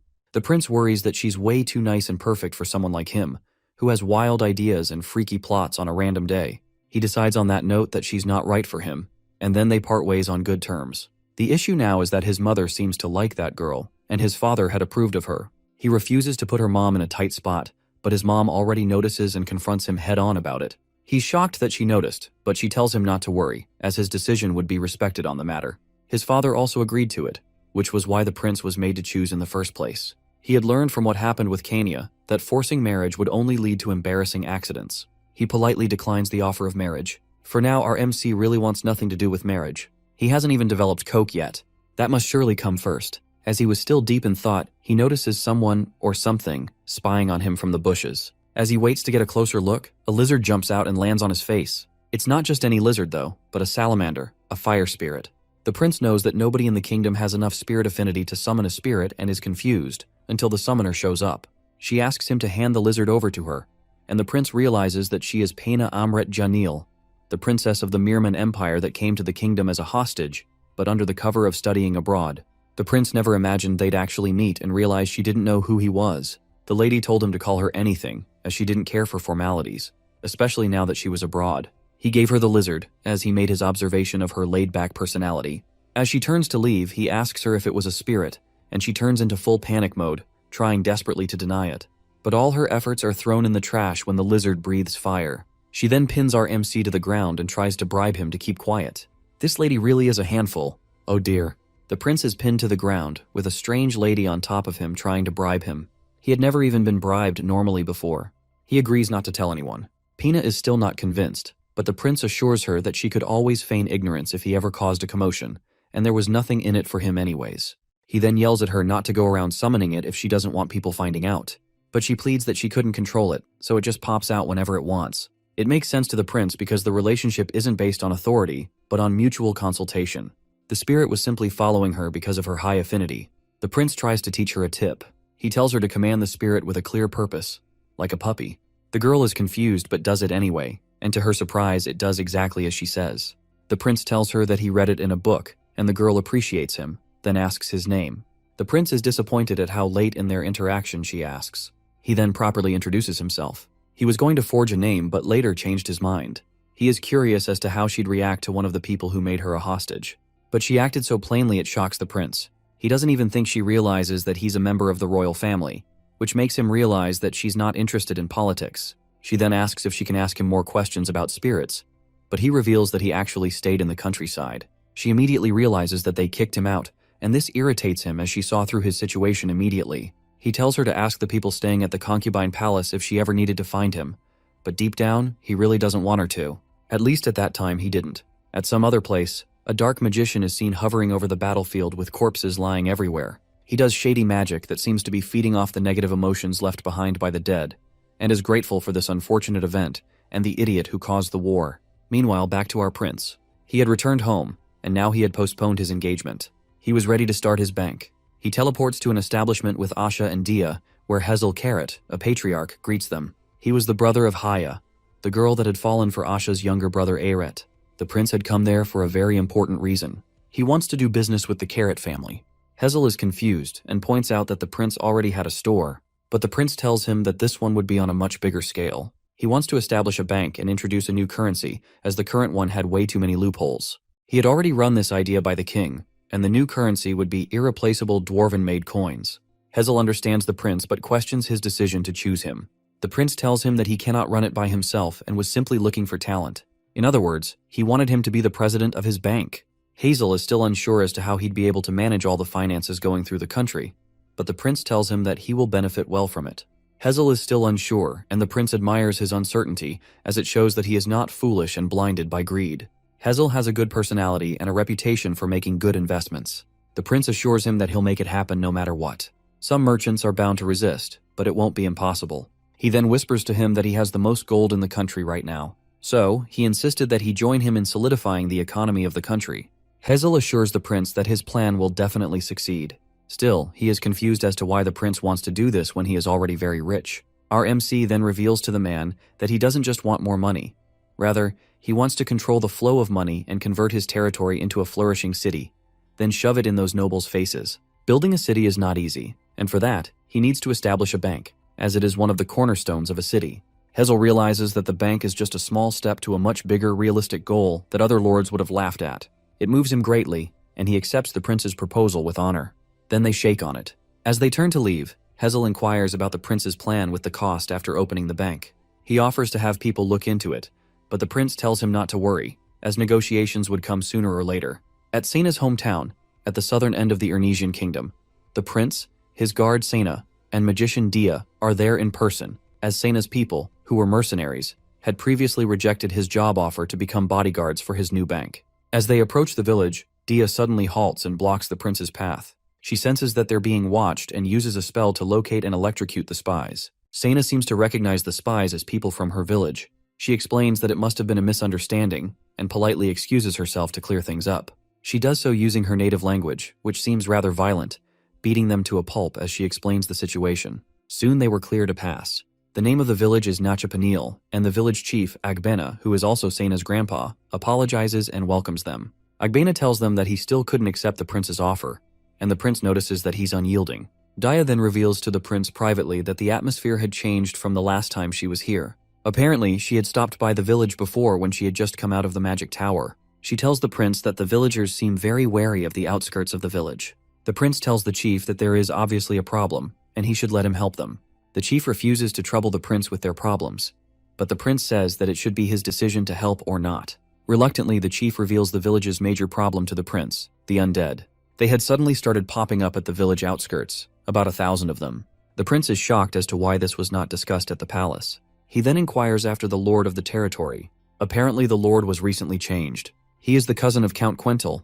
The chief reveals that the reason why the matter was hidden is because the village is the only one being affected. The prince is still confused, so the chief explains further in a flashback. Count Quentil had almost wiped away their village because they had failed to pay taxes that year as a result of a bad harvest. It was his son, Sena's father, who strongly fought to keep this from happening. Unfortunately, he was accused by the count, interrogated, and probably killed as a result. But the count was also punished for embezzling funds, so he was removed and his cousin replaced him 2 years ago. The prince reckons that the new lord must be intentionally ignoring the village infestation as some sort of revenge for his cousin. He offers to resolve the issue with the lord by himself, but the chief refuses and reveals that they were planning on leaving the territory soon anyway. The chief reveals that his tribe has moved many times before in the past, so this is no problem. The lord is one thing, but the undead are the major issue. They had tried to endure, but they just couldn't any longer. The prince tells him that trying to move now will be very difficult and will only create more problems. But the villagers don't have any other plausible choice. That is, until our protagonist offers to help them solve the problem of the undead. The chief is shocked. There are over 1,000 of them. The prince says he can do it. He just needs their cooperation. He tells him to weigh his options very carefully. If they move, there is no real guarantee of a stable income. But if they agree to him, not only will he eradicate their undead problems, but he'll also buy their labor at a good price. The chief requests some time to think it over. The reason why the villagers were so wary is because recently an outsider who had entered their village became undead. The prince notices that most of the villagers have fighting power equivalent to that of an active knight. He also notices that they are naturally prone to awakening auras. He decides that it would be a waste to leave them under that stupid lord. While he's evilly plotting on how to use them, innocent Sena thinks he's a kind person. After much consideration, the chief finally accepts his proposal, but only on the sole condition that he eradicates all the undead, which our protagonist, who was a pro in his previous lives, plans to do. The undead are wandering in the forest near the village, and the prince and his guards attack and kill one of them. The prince notices that there's no mage in charge of them, and wonders who would have been foolish enough to just create them and dump them there. Sena asks if they're going to just deal with them one by one, but the prince thinks that would be too inefficient. He decides to just gather them up and cremate them all at once. Dia is amazed. The easiest way would have been to use holy water, but that's way too expensive and rare in their kingdom. They don't need that though, when they have a 6th-class magician like Dia. The important thing is to gather the dead, so the prince decides to use himself and Sena as bait. They camp right there in plain sight. Nothing could be more appetizing to the undead than fresh human flesh delivered to them on a silver platter. Sena is worried, but our MC is as nonchalant as ever. She complains that it's too dangerous for the prince to be out here at night, but the prince argues that he needs to do this himself. He needs the chief to trust him. Apart from that, he knows that if Sena's people had left, she would have surely followed them, and he was not ready to lose her just yet. She relaxes a bit, and just then they start showing, the undead. Sena quickly grabs the prince's hand and carrying him on her back, she starts running, zipping through the forest like a cheetah. This is definitely scary because the dead are hot on their heels, like a freaky horror movie. He feels like he's in a game of tag, and Sena begs him to stop enjoying it. Once a lot had gathered, the prince signals Dia, who had been hiding in the air all this while, and she casts a fire spell, fire wall, on them that turns them into stinky ashes in seconds flat. The prince notices that the caster must not have finished his experiment, as the undead had no defensive spells at all. The magic had attracted more of the undead, and the prince tells Sena that they may have to repeat this a few more times. She might have to keep running till morning. Sena is completely exhausted. Running all night with someone on her back was difficult even for a knight. Our MC praises his companions. They had completely air-fried the entire undead army. Dia reports that she couldn't find any other traces of mana. The undead had traces of undead mana, and they were wearing armor, not civilian clothes. Our boy needs to investigate further on this matter. Back to the village they all go. The villagers all look like they could use a barf bag. The prince and his companions had been running around dead corpses all night, so they stunk. After a fresh bath, Dia shows the chief proof that the prince kept his promise. It is now time to talk business. The chief hadn't expected it to go so fast, but our boy was quite an impatient fellow. He promises to also take care of that dumb lord, and the chief is speechless. Our MC suggests that he thanks him by considering his previous request. All our boy wants are tough bodyguards that can help him guard his future bank. He also pays handsomely well. The chief agrees and the contract is set. Finally, they even had to defeat a whole army of undead just for this one bank. There's one last thing left to do. At the palace, in the conference room, our protagonist, looking fresh as ever, clearly states his plans to a room full of nobles about his bank. One of them wonders why he can't just store the money in like a mansion or something. But the prince tells him that it won't be so safe. He makes reference to what happened with the concubine. A tragic incident our scheming little devil of an MC obviously had something to do with, but is now being used as a case study to defend his point. What a menace. The reasoning was to create an untouchable safe bank, guarded with night-level security, not just to store money, but to lend money to capable people. That way they could charge interest. A noble then inquired about the consequences of not paying, and our prince shows him a devilish smile. What did he think was going to happen? The bank would be established to organize the flow of wealth in the kingdom, and then a new currency would replace gold coins. The nobles aren't really thrilled with the whole currency idea, but our boy had anticipated this. He then tells them that the current market system and currency were basically trash, being mixed with counterfeit and foreign gold. He promises to bear the costs and give the currency sufficient value. At the end of his presentation, most of the nobles agree to his cause. He's so happy that he had decided to go around before the conference and politely persuaded them to his side using a few tricks. Finally, everything is ready, and they can start the construction. After the conference, two shady-looking nobles are having a discussion. Count Cain can't let the prince do this, but Dezel, the other noble, reminds him of the prince's new status as duke. Cain tries to argue, but Dezel tells him that if anything happened, he'd be the one in trouble. After hiding 1,000 undead, he really shouldn't bring his mistakes here. Cain tries to explain that, but Dezel's already gone. And just like that, in less than a month, our bank is completed. It is also located on the best land in the capital, since the plan is to establish branches all over. Word is spreading around the streets, and positive rumors are flying around about the bank. In Diesel's mansion, he's speaking with another noble about the bank. He'd still trust his safe more than the bank any time, any day. The noble then reveals that there had been recent attacks from thieves on carriages, but he already knew all too well about that. Well, it turns out they had also tried to attack a carriage carrying important banknotes. Too bad for them that mercenary bodyguards who taught them a painful lesson were present. Diesel couldn't believe that the bank bodyguards were powerful aura users. Cain was behind this and was punished for it, alongside hiding the presence of undead. The bull-headed Dezel started to seriously reconsider his financial decisions and so-called safe. A whole new era has begun to brew in the Ernesia Kingdom's financial sector. Sweet. Errol and his father are discussing the city he plans to build in Fahilia. The king is concerned, though. He worries that Errol may not be able to maintain it. That's if he finds a way to even complete it. The prince understands where his dad is coming from. This decision could make or break a barren land that had barely been saved. People might still not visit barren lands even after they have been developed. His dad then pulls him closer and reveals that he had actually been planning to get him out of there in a few years. Our protagonist interprets this as his dad's care for him, but he still declines his offer. He had already started to build his paradise of a chilled life. He'd take that over hanging out with some dumb nobles any day. He goes on to assure his father that his city would be extraordinary and begs for his trust. After some thought, the king finally concedes and grants him his permission. We have a happy prince. With that, the construction of his city commences immediately. He speaks to his citizens and asks for their understanding. Due to the reputation of his technology, talented craftsmen already come flocking to him, ready to build a proper residential area where people could live with peace of mind. They need a wall first because of the ferocious monsters, although the citizens are already used to it. But for the sake of citizens from other places, this is important. Safety first, and our MC has just the right stone material for the wall, high quality of course, and plenty of it. Other lords had abandoned the material because they lacked the technology to mine it, so it was gifted to the prince after the war. Maybe he'd have his very own statue soon. Our protagonist is not satisfied with just building a city. He reveals that he actually wants to build a tourist destination, like a factory with so many things to offer. He doesn't want to just live his life and get rich. He wants to enjoy himself while doing it.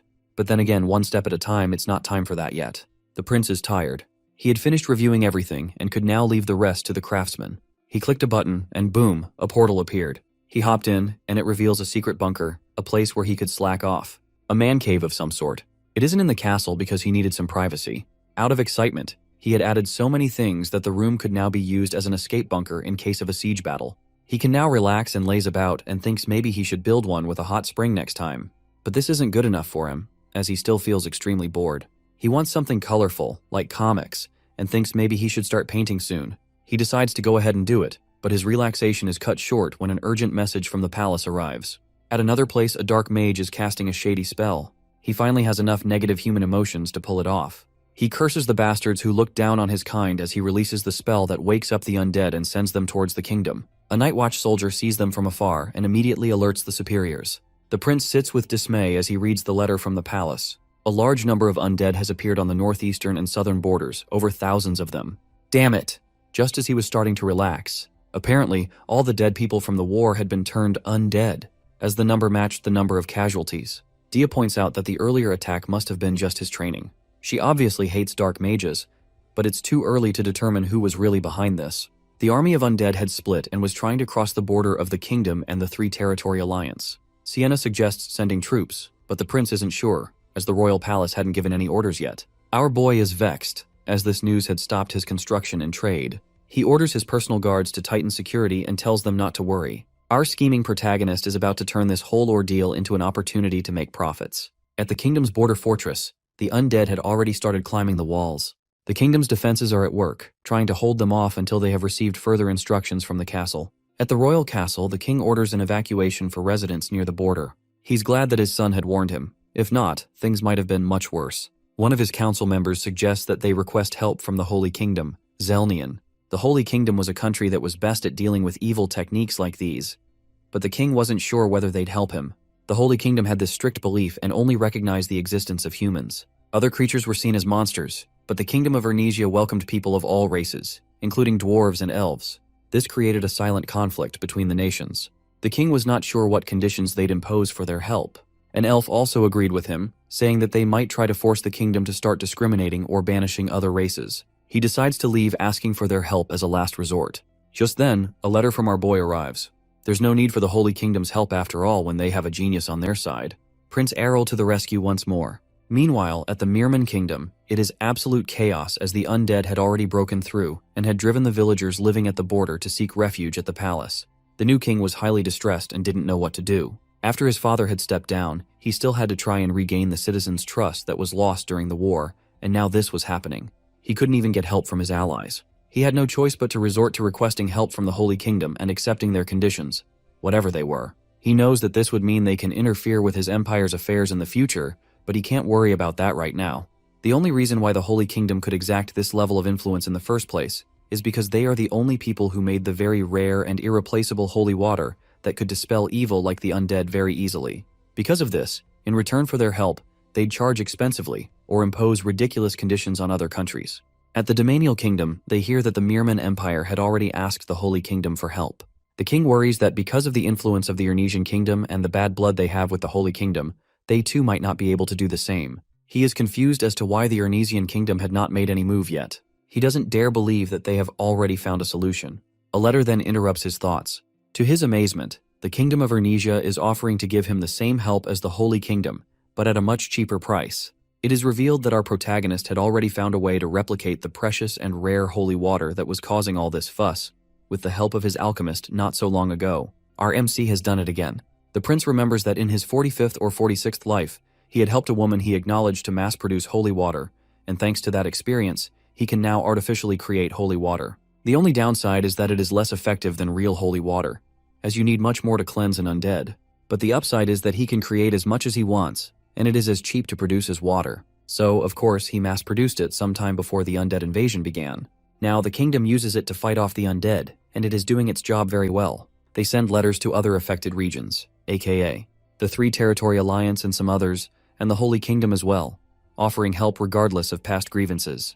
Of course, some idiots don't believe it, like the Merman Empire, so the kingdom sends another letter saying that the third prince is going to explain its efficiency soon enough. Our boy is pleasantly surprised at how many people want to see him now. Dia is concerned that he might be putting his private, safe life at risk, and thinks there's something else behind her master's plan, and she was right. Turns out our protagonist wasn't doing this for any greater good. Instead, he wants whole nations to be indebted to him. He wants to drill the fear of his power into their minds.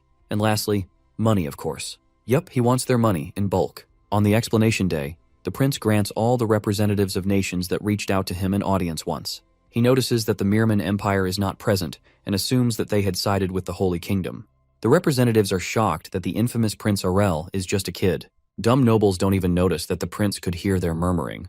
He then takes his time to explain the concept behind his holy water. He uses a live demonstration with an actual undead that scares the hell out of his audience. The prince thinks that they are weak scaredy cats with no backbone. The audience, on the other hand, thinks that he's definitely no ordinary child, for he completely cleansed an undead in front of them without any emotions in his eyes. They finally ask for the overall price of the artificial holy water, and it is very pricey. It's cheap, but each nation would need tons of it, making it pricey. But the prince, however, assures them that he would accept future payments, in other words, debt. Unfortunately for them, our protagonist only speaks in money and profit. Another representative asks whether it is similar to the one made by the Holy Kingdom. Actually, the official name of his artificial holy water is artificial mana neutralizers. The prince assures her that the ingredients and production techniques are completely different, even though the effect is similar. He then promises to provide as much as each nation needs, as long as they can pay him back in full, of course. At the Chejapen Archduchy, the battle with the undead is taking its toll on the soldiers. Everything changes once the holy water from the Ernesia Kingdom arrives, though, and they are amazed at how much had come in. They quickly use it to turn the tides of battle in their favor. The commander was truly grateful to a prince he had never even met. Apart from the Merman Empire, every other nation that was affected uses the prince's holy water in different ways to eradicate the undead. Some use mages, while others, on the orders of Prince Errol, use arrows filled with water to attack from a far distance for safety. Once they are done, the forest, once ridden with the undead, looks almost too clean and holy. At night, our favorite shady dark magician, who is directly responsible for creating the undead, is enraged and furious at Prince Errol for completely annihilating his undead army. He could have gotten all he wanted by now. He reckons that even the Holy Kingdom didn't have enough power to accomplish this. He swears to punish the Magic Tower and bring in the era of the Dark Church. Good luck with that, man. Back at Fahilia, Asha reports to the prince that the remaining undead seem to be circling back to their master. Our boy realizes that the Dark Mage is trying to prolong his life by using them as shields. She also tells him about protest letters from the Holy Kingdom, but he tells her to completely ignore them. He asks for Dia's opinion, and she tells him that she thinks it will be better if they catch the culprit on time. She deciphers that it might be a powerful 7th-class mage behind this, but he will still reach his limit, and then get caught. It is going to be quite the battle. The prince reckons that sitting around might be a waste. Right? At the battlefield, the Dark Mage shows up in the midst of a battle with the undead. The soldiers focus their attack on him, but they're no match for his magic. The Dark Mage realizes that he might be reaching the limit of how much negative mana his body could handle. He decides to retreat for now and sends a massive poison cloud to guarantee his escape. He rushes back to his cabin to grab his essentials and leave, only to meet a frightening figure. Prince Errol, ready to punish a naughty mage. Mr. Dark Mage is terrified. Our MC is disappointed. Thanks to the soldiers, it was quite easy to predict his hideout. The prince had hoped to find some useful information about the dark magic system, but couldn't find any. That was only part of the reason he came in person, though. He also wanted to know what in hell gave Mr. Dark Mage the audacity to not only wake up hundreds of undead, but also attack and put everyone in fear. Our boy is pissed. The Dark Mage tries to attack, but before he can cast a spell, he is already on the floor, and Prince Errol's knuckles sting a bit. Mages are just like humans. Once shaken, they lose their ability to focus and use magic. The prince deduces that his plan was to raise an army of undead and attack the neighboring countries. What an immature, foolish idea. The mage, still on the ground, feels insulted, but our MC humbles him even more. Assuming his plan had succeeded, what would he have done next? Ruled over a nation of corpses? That is just sad and empty. The mage curses the MC for ruining his plan. The prince replies that it is only when something doesn't go your way that it becomes someone else's fault. He says that he was a fool for thinking that there was some intelligent reason behind all this, and decides to give Mr. Dark Mage a humiliating and painful end for all the trouble he had caused. The Dark Mage refuses to go down without a fight, and awakens his biggest undead to fight for him. Our prince is disgusted. The undead is a zombie made up of the parts of carefully selected powerful dead soldiers. It's Frankenstein all over again. The prince thinks about how to exterminate it, but doesn't want to get his hands dirty. Germs are real, people. He has an excellent idea. He uses magic to simply purify the zombie. The Dark Mage couldn't believe that the boy in front of him just used a magic sacred to the saintess of the Holy Kingdom. The prince doesn't get why he is so worked up. It isn't even exactly purification, and it's less powerful than the original. Maybe these saintess peeps were just weak. Well, that display completely shatters the Dark Mage's confidence, and he resorts to begging and bribing. The prince thinks he is being noisy and is getting kind of hungry. I'm sure we all know how this one ends. Once the soldiers who were chasing the dark magician finally reach the cabin, they see a brutally mutilated body and a note saying that he was killed by the past lives pro. The heck? They don't even know whether to be happy or terrified. The subjugation force, which consists of soldiers from different nations, had triumphed over the dark mage. Of course, they couldn't tell the public what the mysterious past lives pro had actually done if they wanted children to sleep at night. Everything is finally beginning to get back to normal. Even the city construction. The prince is still disappointed that he couldn't get any information on the dark church, even after pulling out the dark mage's memories. He decides that when he reaches that river, he'll know how to cross it and wonders if he should laze about again today as usual. At the Zelnian Holy Kingdom, the High Priest Pelzen is furious and claims that Prince Errol and his people are falsifying their god's grace. He turns to the Saintess, Nelvania, and she shuts him down immediately. For now, their stance is to prioritize the lives of people, so she commands him to stop doing things that are pointless. First, they deal with the Mirman Empire, then Arl Ernesia. He has to be checked out, especially after pulling a stunt like that. Some time has passed since the undead incident, and some things had changed. Our boy is now 17, basically a man now. Frey had mated and now has a baby. The dwarves are attempting to smelt titanium. Of all these changes, the biggest is that 1/3 of the prince's dream city had finally been completed. It's perfect, and the new residents like it too. They're so grateful to the prince, and that makes him feel rewarded. He then leaves to go start scheming his next genius plan. A housewarming party. Asha was more than shocked when she found out about her employer's plan to throw a party. So much so that she had to check if he was feeling well. There's no way the boy she had come to know as someone who hated nobles and social parties with his guts was actually planning to throw one. He tells her to stop overreacting, as he just wanted to let the public know that Fahilia was no longer the barren, frozen land it once was, so as to attract more visitors in the future. Even if people weren't interested in the city, surely they'd be interested in the infamous third prince. Asha understands, but the prince needs her help promoting the banquet. Apart from her, he had no one else experienced with throwing parties. All his other workers were either common folk or introverts.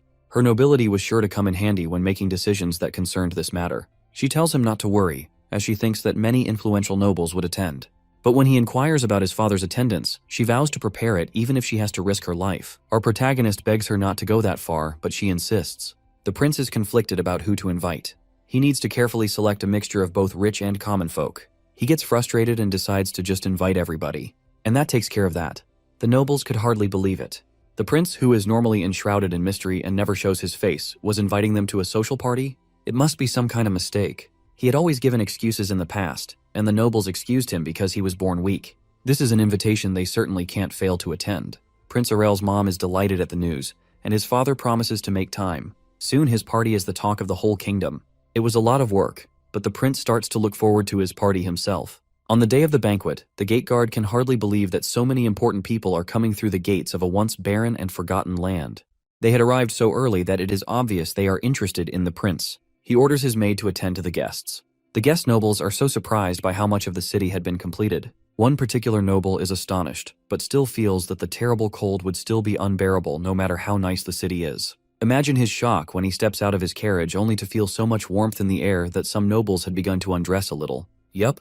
The prince had somehow found a way to raise the temperature of the whole town. He imagines the look on their faces when he reveals to them how he pulled it off. How exciting. Asha just finishes concluding everything concerning the party, and the prince is grateful. She asks if he's sure about the location, and he replies affirmatively. He tells her she needs to go and rest and prepare for the banquet herself, and this hits her like a stray bullet. Apparently, our boy had forgotten to tell her that she was to attend the banquet as well, like his other attendants. She isn't prepared in the slightest. Not to worry though, because our boy's got her covered. With a snap of his fingers, maids appear from behind and drag her away. Another maid appears and informs him about the magic circle. Cool. His family is here. He had sent invitations to all the members of his family, but only his mom and dad agreed to attend. Oh well, he only did it out of courtesy anyway. He arrives at the circle just as soon as his mom appears. They reunite, and she informs him that his dad is on his way as well. The king would never normally come out all this way, not even for a son. But he made an exception for Prince Errol. Later that evening, it is time for the party. The guests are disappointed that the location chosen for the event is the city square. It is normally in gardens if it had to be outdoors, but there was nothing there. The nobles are already gossiping about this when suddenly the entire square lights up like it's daytime. They are astonished by what just happened, but keep your hats on your heads, folks, because this is just the beginning. Meanwhile, our young prince is looking so fresh as he prepares to join the banquet. Sena, Asha, and Dia meet up with him, looking drop-dead gorgeous. The prince compliments each of them. and they all move to join the banquet together. Back at the party, the guests have already started dining, and the food produced by the prince is of high quality, as expected. As they are beginning to wonder when he is going to show up, something jaw-dropping happens. The water fountain, that is in the middle of the square, suddenly splits into 4. It reveals a platform, emerging from beneath, with a proud prince and a massive statue of him standing majestically. He just casually broke the world record for flashiest entrances. They had expected something bizarre this night, but this somehow still blows their minds. He hadn't changed one bit, always finding ways to leave people completely speechless. He steps down and greets his guests, then proceeds to introduce his city to them. Before he goes ahead to show off his city, he introduces the guest of honor, the king, who also thanks the guests for coming. After all that, it is time to brag about the new technologies of the great Yahello to dumb but very rich people, also known as nobles. It is finally time for our MC's favorite part of this whole event, bragging about his new technologies. Using magic screens, he carefully displays and explains the city's layout and features to an amazed crowd. The defense of the town is top-notch, with a wall so tall and so strong that it covers the entire city. The material used for the wall is stronger than steel, maintained with multi-layer barriers, and can withstand attacks from monsters, an army, or even a 7th-class mage. Someone then asks about the harsh weather, and our boy is happy to answer the question, especially since he kind of hired him in advance. He then tells the crowd that the odd feeling of warmth they felt once they entered the city was actually a special magical device that was installed inside the city. Someone then inquires if it is similar to the mana house he had previously invented. He is a little shaken, for he hadn't hired this one. But still, he agrees with him and continues his presentation. He explains that the technology is bigger and more advanced than the mana house though, and is able to do more, like actually changing the weather for the whole city. Our protagonist isn't even playing. He had spent a lot of money and overworked mages on this. With that, he concludes his presentation, and the crowd applauds him. After that, nobles start competing over who gets to open stores in his city first, asking about the magic tool, and soon our boy is getting so much attention that his social battery begins to run out. But he has to endure, for the future of his city. His personal guards notice how hard their boss is working, stepping out of his comfort zone to attend to everyone who had a question. Other guests begin to notice them as well. 3 beautiful girls, rumored to be stronger than even the Knight Commander. One of them approaches Asha with the request of having a dance, but she politely declines with the excuse of being on duty. The prince, who is watching, wishes his guards would loosen up a bit. It's only a matter of time before his own predator locks onto him as a target. She asks him to dance, and the prince, who always thought that it was men who asked and not the ladies, is surprised. He then notices his mom staring at him with a beaming smile that commands him to dance right away. It's a trap! He doesn't want his mom to get worried, so he agrees to dance anyway. Plus, he can't be misinterpreted as a fool. He politely tells the girl that he would grant her only one dance, as he was not much of a dancer. The lady appreciates his meekness, and he interprets her as a social pro. Unfortunately, she doesn't know that the person she was dancing with was a pro of many lives who had mastered various techniques and dance moves, swinging her with such elegance. A real Michael Jackson. Other girls are so jealous, but he couldn't act too shy in front of his guests. Once he's done with her, the girl can hardly stay on her feet. He asks for another partner for the next song, and he is not short of fangirls. Once he's done dancing and somehow managed to escape the clutches of his fans, our prince is completely exhausted. Sena points out that no one asked him to go that far, and he makes it clear that he wasn't enjoying himself. He turns back only to see a long line of ladies still waiting to be swept off their feet. He can't do this much longer. He then turns to Asha and has an idea. He asks her to dance with him. He had previously noticed that she wasn't really enjoying herself. He tells her to save him from those women and dance with him a little. She can even call it an award for helping him plan this event. A dance with a prince, especially an introvert like him, wasn't common. She agrees, but worries that she's no longer confident in her feet.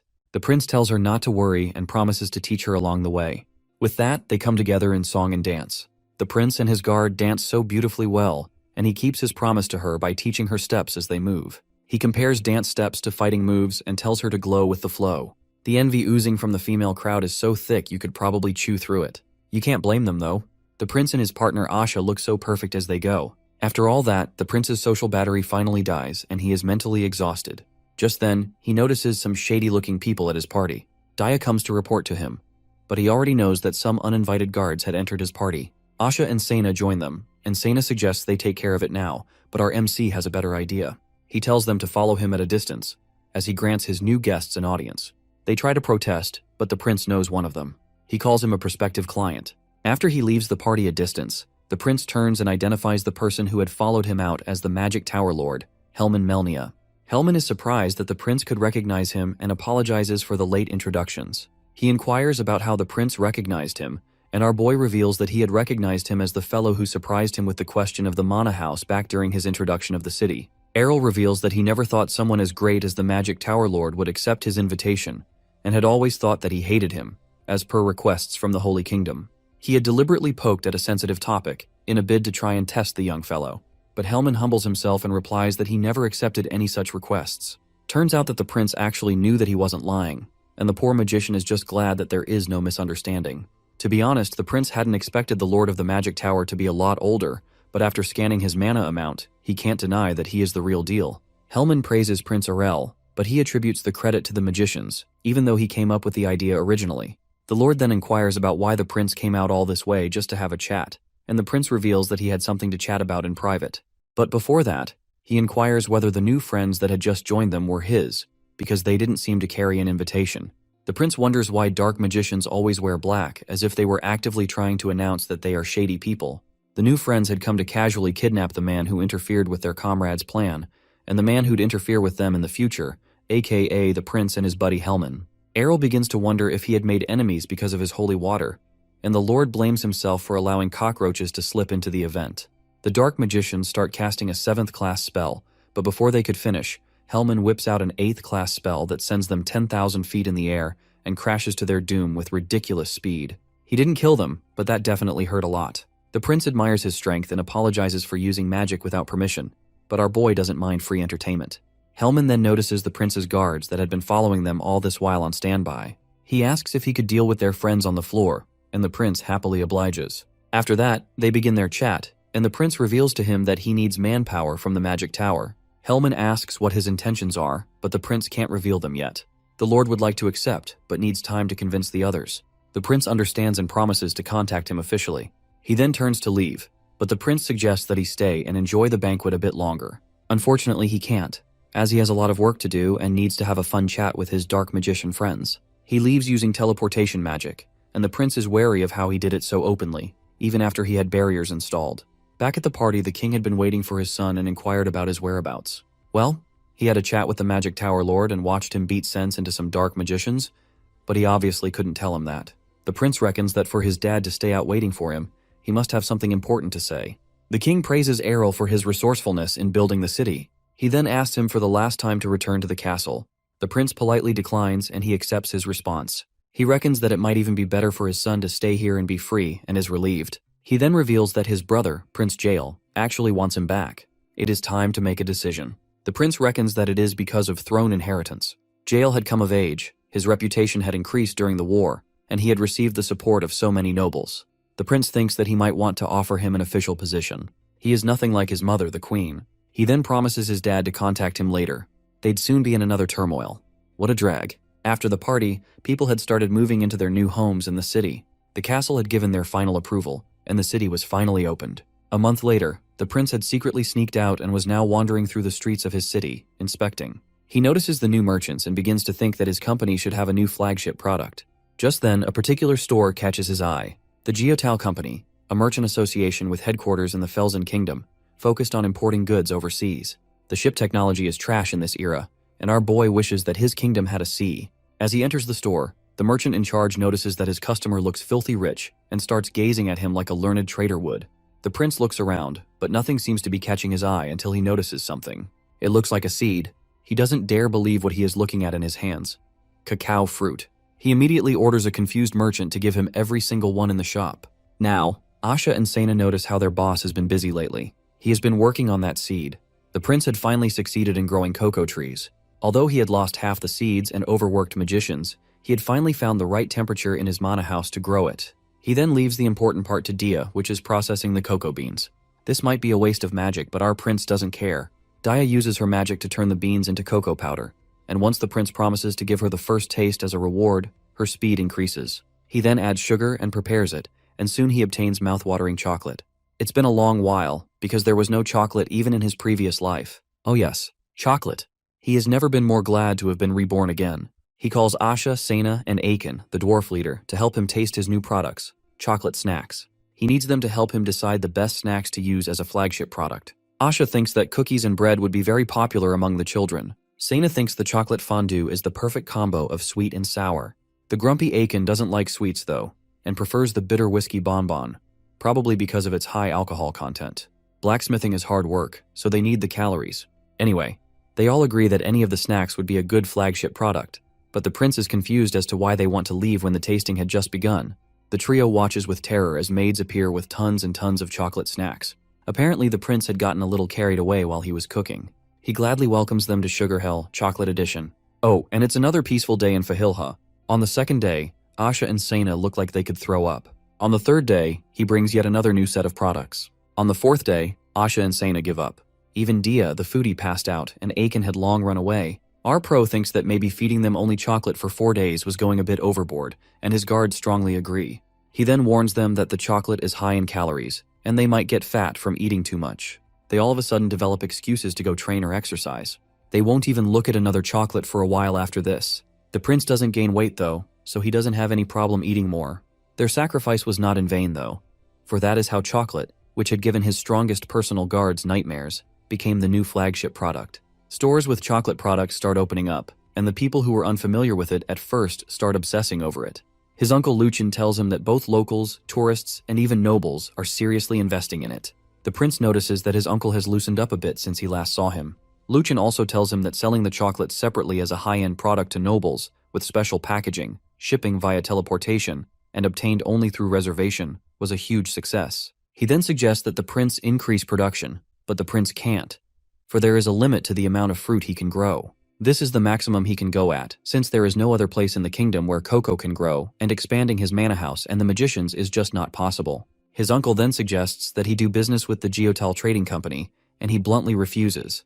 They had openly displayed interest in doing business with him, and technically the cocoa fruit he used was theirs, but the secret recipe and production techniques are still his. He ordered his uncle not to negotiate with them. He only made chocolate for his personal enjoyment, and was never planning to turn it into a grand business venture. He had made a mistake while making paper, didn't watch his competition, and that led to a war. If he repeats that mistake, then he is no reincarnation pro. He is going to keep an eye on them, till the very end. Meanwhile, the popularity of chocolate keeps growing, especially within the noble women. The prince had written to Lady Carrot, Haya's mother, since everyone already knew there was a connection between her house and the third prince. She cleverly introduces her friends to it, and they introduce their friends to it, and that's how the fame keeps growing. This attracts Geotal, the CEO of the Geotal Trading Company, and she asks after the producers of the infamous chocolate while cleverly distracting them with goods she bought from overseas. Unfortunately, she couldn't get any useful information from them and brushes it off. On her way home, she is tired of pleasing nobles, but her attendant reminds her that that is the only way they can enter their territory. She asks whether Errol's company had replied, and the attendant tells her that the prince has no intention of working with them. Geotal finds this odd, and regrets not knowing that useless seed was a treasure. She reckons that the magic tool that controls temperature could be the reason, but it obviously won't be enough to produce in large quantities. She is confused as to why the prince refuses to work with her, but Prince Errol only developed chocolate for his personal enjoyment, so of course she didn't understand. She commands her attendant to keep making requests that may attract the prince. Luchin informs his nephew that the Geotal company is getting desperate, but our boy really doesn't want to deal with them. He tells him that the owner would like an audience, and he reluctantly agrees. No harm in just chatting over a cup of tea, right? On the day of the appointment, they meet. The prince makes it known that her frequent requests were disturbing him and his uncle, and she apologizes for that. He had wanted to test her with that, but she kept her composure. He then asks her to state her proposal, and she does, emphasizing how her company was the best in pioneering the sea and delivering in large quantities. But the prince already knows all this and tells her that it has nothing to do with why he doesn't want to join her. The matter of the fact is, if he allows this deal, it would mean that she would be his only source of supplies. In other words, she'd be in control of his company. The prince had hit her with a death question. The truth is that if the Geotal company was the only source of raw materials for his company, he'd be at her mercy if she ever decides to stop supplying or increases the price ridiculously high. She tries to protest, but the prince tells her that if she were a good businesswoman, she would have at least thought that far ahead, and she did. It is obvious considering how desperate she is. She finally inquires if he had any plans of expanding the business, and he turns the question back to her, asking her what she thought. As he awaits her reply, he uses magic to scan her aura and discovers something. She finally gives up and asks if his mind will change. He doubts it, but promises to hear her out at least if she has a better proposal. With that, she leaves disappointed. After she leaves, Luchin expresses his surprise that Errol didn't accept her proposal. Errol tells him that he had been considering it, for she had a good reputation and seemed sensible, but he just has a feeling that he can't work with her. The truth is that when he had scanned her aura, he noticed something foul and corrupted, beyond the normal private merchant agenda, and concluded that she wasn't an ordinary person. He then orders his uncle to look into her business. Back at her base, Geotal is beyond frustrated and wonders where she went wrong in her proposal. She knows she didn't make a mistake, and her deal was appealing. As she takes a smoke, her attendant then suggests that he might have caught up to a secret of theirs, but she uses a death stare to cut him off and warns him to watch his mouth.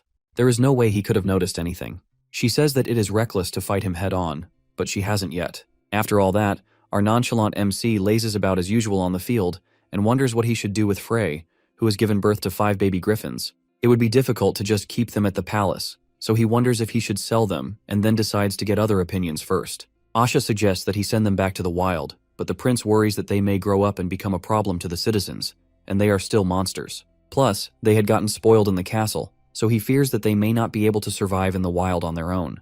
He begs Asha to take at least one, but she refuses, because there is no space in her mansion. So it's a no from her. Sena also can't help because although her people are strong, raising a beast like that requires funds, which they currently lack. The prince had forgotten that horse meat, which is the griffin's favorite food, wasn't cheap. So it's a no from her too. Dia suggests they cook some, and so it is an immediate no for her as well. As he is about to give up, he asks an obviously busy and grumpy Aiken, who suggests that they help pull carriages instead of horses. The prince doesn't think a baby griffin can pull a carriage, but that gives him an idea. They may not be strong enough to pull carriages, but they can at least transport small stuff like jewelry and precious goods to nobles. And using flight is much safer than land. So he comes up with griffin delivery. He thanks Aiken and starts zooming off. Aiken had wanted to inform him about some metal, but our boy's already far gone. As he is still thinking about the griffin delivery and how it would work, an urgent letter arrives for him, and from the expression of the messenger, he can tell that it's not a nice, just checking in on you letter. Once he reads it, he laughs really hard and rips it to pieces. He has been expecting tricks from her. She was calling his precious cacao beans pagan fruit. What the hell? She wouldn't give up either. They'd just have to wait and see if he changed his mind. This isn't over. At the Holy Kingdom of Zelnian, that same dumb priest Pelzen, who was yelling after the undead attack, was yelling again, this time calling our boy's precious cacao fruit the fruit of pagans. He tells his congregation not to be deceived by its sweetness, and that anyone who eats it will be struck by their god, and he stomps on the fruit. That poor cacao. Meanwhile, at Fahilha Castle, Lucan admits that he hadn't anticipated this. The prince always knew that they had it out for him, but he never thought they'd make a big deal out of plain chocolate. He attributes it to the Geotal Company, but he didn't know they were connected to the Holy Kingdom. Lucan inquires as to why the Holy Kingdom would side with a trading company. The prince thinks it's a bribe. Either way, they might not be immediately harmed now, but they have been denied the right to export chocolate. Although the prince has no plans of exporting for now, he reckons that Geotal's plan was to make sure they could only export through her, and if they don't reply, she'd probably push public opinion further. His uncle suggests they file a complaint, but the prince doesn't think that would work. That doesn't mean he is going to let them go scot-free, though. An evil smirk finds its way onto his face, and his uncle is getting worried. He knows that face. His nephew is plotting something diabolical and evil. Our protagonist always had the policy of not messing with innocent people first, but now they've gone ahead and crossed him, so he finally has a reason to crush them. Lucian realizes that his nephew had actually been planning to swallow them from the beginning, and those poor fools finally gave him a chance to. Pray for them. The prince is overwhelmed by the idea of controlling ships and the knowledge to operate them. That has been his goal from the very start. He tells his uncle to hurry up with the assignment of looking into the Geotal Company, but Lucian complains that it takes time. Well, in that case, our boy has another idea. Back to the Holy Kingdom. Mr. Yelling Priest Pelzen is thinking about how his followers are pigs that get excited over a few words. Just then, he runs into Saintess Nelvinia and starts glazing her. Talk about hypocrisy at its lowest. He commends her for her hard work, but she replies that she has to work hard. Since the last Holy King had died and there was still no revelation from their goddess, she had taken over the duties of the king, like politics and negotiations. He then prays that the revelation comes soon so that she can be relieved. All this is trash, by the way. For the truth is, Pelzen knows that she conveniently took the throne and refused to speak even after receiving the revelation. He is only following her because he knows that she is extremely powerful, both in purification and repelling all mana. It is simply better to follow her rather than oppose her. He is not really interested in the politics anyway, and is comfortable making money where he is. Nelvenia then confronts him about his speech concerning the cacao fruit. He politely reminds her that it's not under her jurisdiction, and asks if there is a problem. But she replies that she was just curious as to who he heard it from. He brushes it off, and soon she leaves him. She then asks her aide, who has been by her side all this while, and she tells her the whole truth, that a believer from the Geotal Company had visited him. Nelvenia is furious and knows he's been bribed. The aide offers to take care of him and exposes her knife, but the saintess disagrees. She thinks it might not be too late to salvage the situation and gives her some errands. It seems this kingdom is definitely anything but holy. They are some sketchy figures, but this time it's our devious MC and his guards of mercenaries, and his uncle, who had tagged along out of worry. Asha asks if this is okay, but the prince says it's fine. Their target is the Geotal Company wagons that are supposed to pass through the path they are spying on. Although the investigation had been unsuccessful, he still knew they were definitely smuggling something, so he just wants a little peek. He had come up with many alibis and even real bandits to take the blame. Lucian expresses how his mother would faint if she ever found out about this. Just then, the wagons appear, and the prince tells his guards to go, but commands them not to kill. They attack, and sure as hell do their acting job well as fake bandits. So much so that the prince has to ask Sena if they were actually real thieves from her hometown. Once they secure the drivers, they go over to inspect the goods. At first glance, they look ordinary, things like fruits and fur. But the prince discovers a hidden space at the bottom of the carriage. He tells Sena to kindly destroy it, and they're both shocked at what they find. Salt. It surely can't be just salt, and they're right.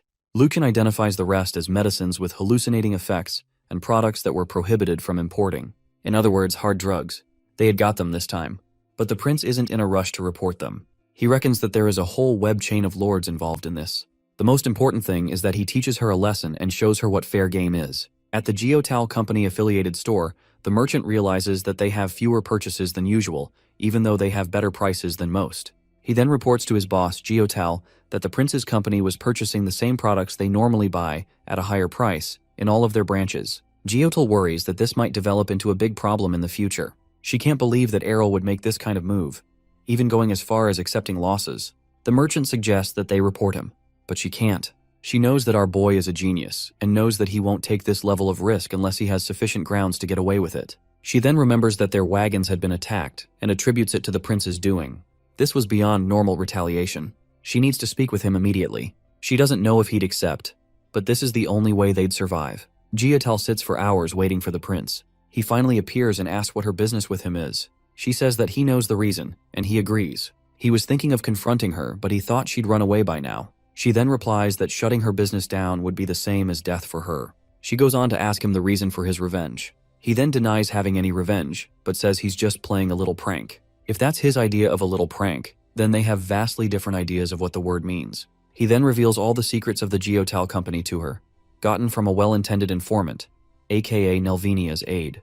He tells her that he isn't even doing this because of the cacao fruit criticism anymore. She had crossed too many lines, and it was simply time to teach her a lesson. He then asks her how far she'd go for money. She tells him that money is the only goal for a merchant. The prince really pities her if that's how she really feels. Welp!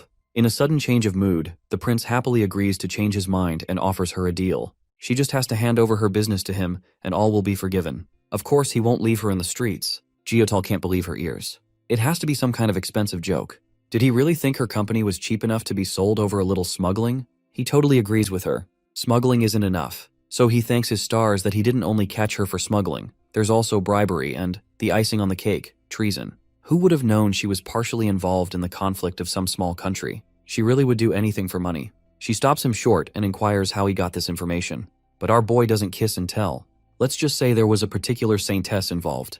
The prince expresses how he wonders what would happen if this information leaked out. The nobles were involved. The countries that had suffered. They'd all come for her neck. A panicking Geotal tries to salvage her situation by using the leverage of the Holy Church's criticisms, saying she's the only one who can stop it. But the prince reveals to her that that problem had already resolved itself, as a certain high priest was already being punished. Geotal is terrified. She must make a choice, her money or her life. Long story short, Geotal stepped down from her position and handed the company over to the manager of the Arnil company, Licken. The merchants and traders were scared that they'd lose their jobs, but Arnil granted that only the signboard be changed, while the rest, including framework and existing employees, remained the same. And as for our friends at the Holy Kingdom, Geotal had admitted to bribing and selling contraband items to Pelzen. He tries to put the blame on the Ernesian Kingdom, and Nelvenia admits that their relationship isn't the best, but that has nothing to do with his crimes. He then realizes that it was her plan all along to eliminate him, and screams as the guards drag him away. He really was a yelling priest till the very end. Nelvenia walks away satisfied. His uncle would have a lot to do, but at least the prince had a crew and a boat now. Chocolate is also selling quite well, so maybe he should think about selling to other countries. The prince wonders this while he grants Saintess Nelvenia an audience. The prince didn't expect that she'd come to see him in person. During the Geotal incident, they had secretly exchanged letters and information, leading to them eliminating the people they wanted to, Geotal and the priest. The prince thought there would be no more contact between them after that. But here she is, stuffing her face with chocolate. He asks whether it's okay for her to be here, and she replies that it's fine as long as she doesn't get caught. He then reminds her that this is his territory, but she assures him that she could escape anytime she pleases. He notes that she's full of confidence, but then again, she is a saintess. She had come to clear up the misunderstanding herself and explain that what happened was entirely due to her priest's deviation and didn't reflect her intentions whatsoever. The prince jokingly tells her to then allow him to sell his artificial holy water, but she still refuses. She had come to meet face-to-face with the famous Arl Inertia. She reveals that she didn't want to make enemies right now and has taken import into consideration. The prince understands that she doesn't want to be enemies with him, but also doesn't want to be BFFs. He thinks it's because of their mutual dislike for non-human species, as that can be covered up. But she assures him that's not the reason. She just doesn't have any intention of fighting him now. She then takes her leave and disappears. The prince notes that it's different from teleportation. Maybe it's her exclusive ability. He has this feeling that something annoying is about to happen. What a drag. He hopes that the childish saintess doesn't do something foolish. Micah Jacineville, a member of the 16th Order of Knights, is exhausted. The work she's doing isn't even completely hers to begin with. It is for her captain, Lady Kania. She reckons that her captain isn't a bad person but is just easily distracted. Had she known this was how her life was going to be, she would have remained in the countryside. She remembers how she had been recommended to a new order, under the second princess. She had already admired her, and since Kania's order consisted only of women, offers were sent to even the far corners of the kingdom where she stayed. She was stoked to be working under Kania, but now she really just wants to unalive herself. As she's still contemplating, Kania bursts in, almost breaking the door. She scolds her for it and tells her that the prince even sent his sympathy. Kania believes she can hear the prince nagging in her. Micah then tells her to go through the documents she had organized for her, and Kania does so immediately. Micah thinks that she might still be upset from losing a battle with a swordmaster she had challenged. After the battle, the man told her he had only won because of experience, but she had lost, through and through. She wasn't broken though, and still vowed to challenge him again. The reason she was so obsessed with winning was because of the vow she made to her dad, the king. Before her order could be recognized, she must first be recognized for her skill, and one of the ways to get recognized is to win against another swordmaster of the same level. Meika then realizes that if her captain keeps losing, their order will also disappear. She really doesn't want that to happen. Even though she complains a lot, it's not that bad. She decides that she must do something for her captain's sake. This prince goes full noble mode on her. What in hell gave her the audacity to meet him in person? Meika scrambles around, saying that she came for Lady Kania's sake. But our boy's only messing with her. He could never be that serious with anyone. He then becomes anxious as he inquires if his sister had done anything wrong. She then tells him the full story and the deal with his big sis. She had come to him for advice because she was worried about his sister. She complains that if things continue like this, she won't be able to work properly as she was working overtime a lot, and it was killing her. She pleads with him to tell her what to do. After some thought, the prince reveals that he can't help her. He can only give his sister advice if she asks for it herself. Seeing the disappointed look on her face, he decides not to send her back with nothing. He gives her a letter to his sister, but with the severe warning that only Sena could open it, as a spell had been placed on it. At Sena's training ground, she lays on the ground, exhausted from training. She then reminisces about her battle with the swordsmaster. During the battle, she had noticed that he was blocking her attacks without breaking a single sweat. She then decided to change her tactics of looking for an opening and just attack with force. Her opponent commended her swordsmanship, but still found an opening and landed a critical hit. Lord Manel and she were in the same realm, but because of his experience, she could never beat him. In the midst of her thoughts, Micah interrupts her with a letter from her brother containing information on how to defeat her opponent. She believes that with that information, they will be able to get their recognition. She is then interrupted by a flick to the forehead from Kania. She asks her if she went to him first because she knew that her brother would never send this. She discourages her and tells her that this wasn't the way. If she beat Lord Menel like this, she would be setting limits for herself. Micah is genuinely impressed by her hero, but Sena couldn't see it. She then promises her most faithful soldier that she would win, with a smile. She goes on to continue training, but Meika, however, is still curious as to what's in the letter. Not long after that, Kania walks up to challenge Lord Manel once again. He's surprised, but our princess isn't planning on giving up anytime soon. He agrees to spar with her, but notices that she brought a different weapon this time. It's the short sword her little brother had given her before the war.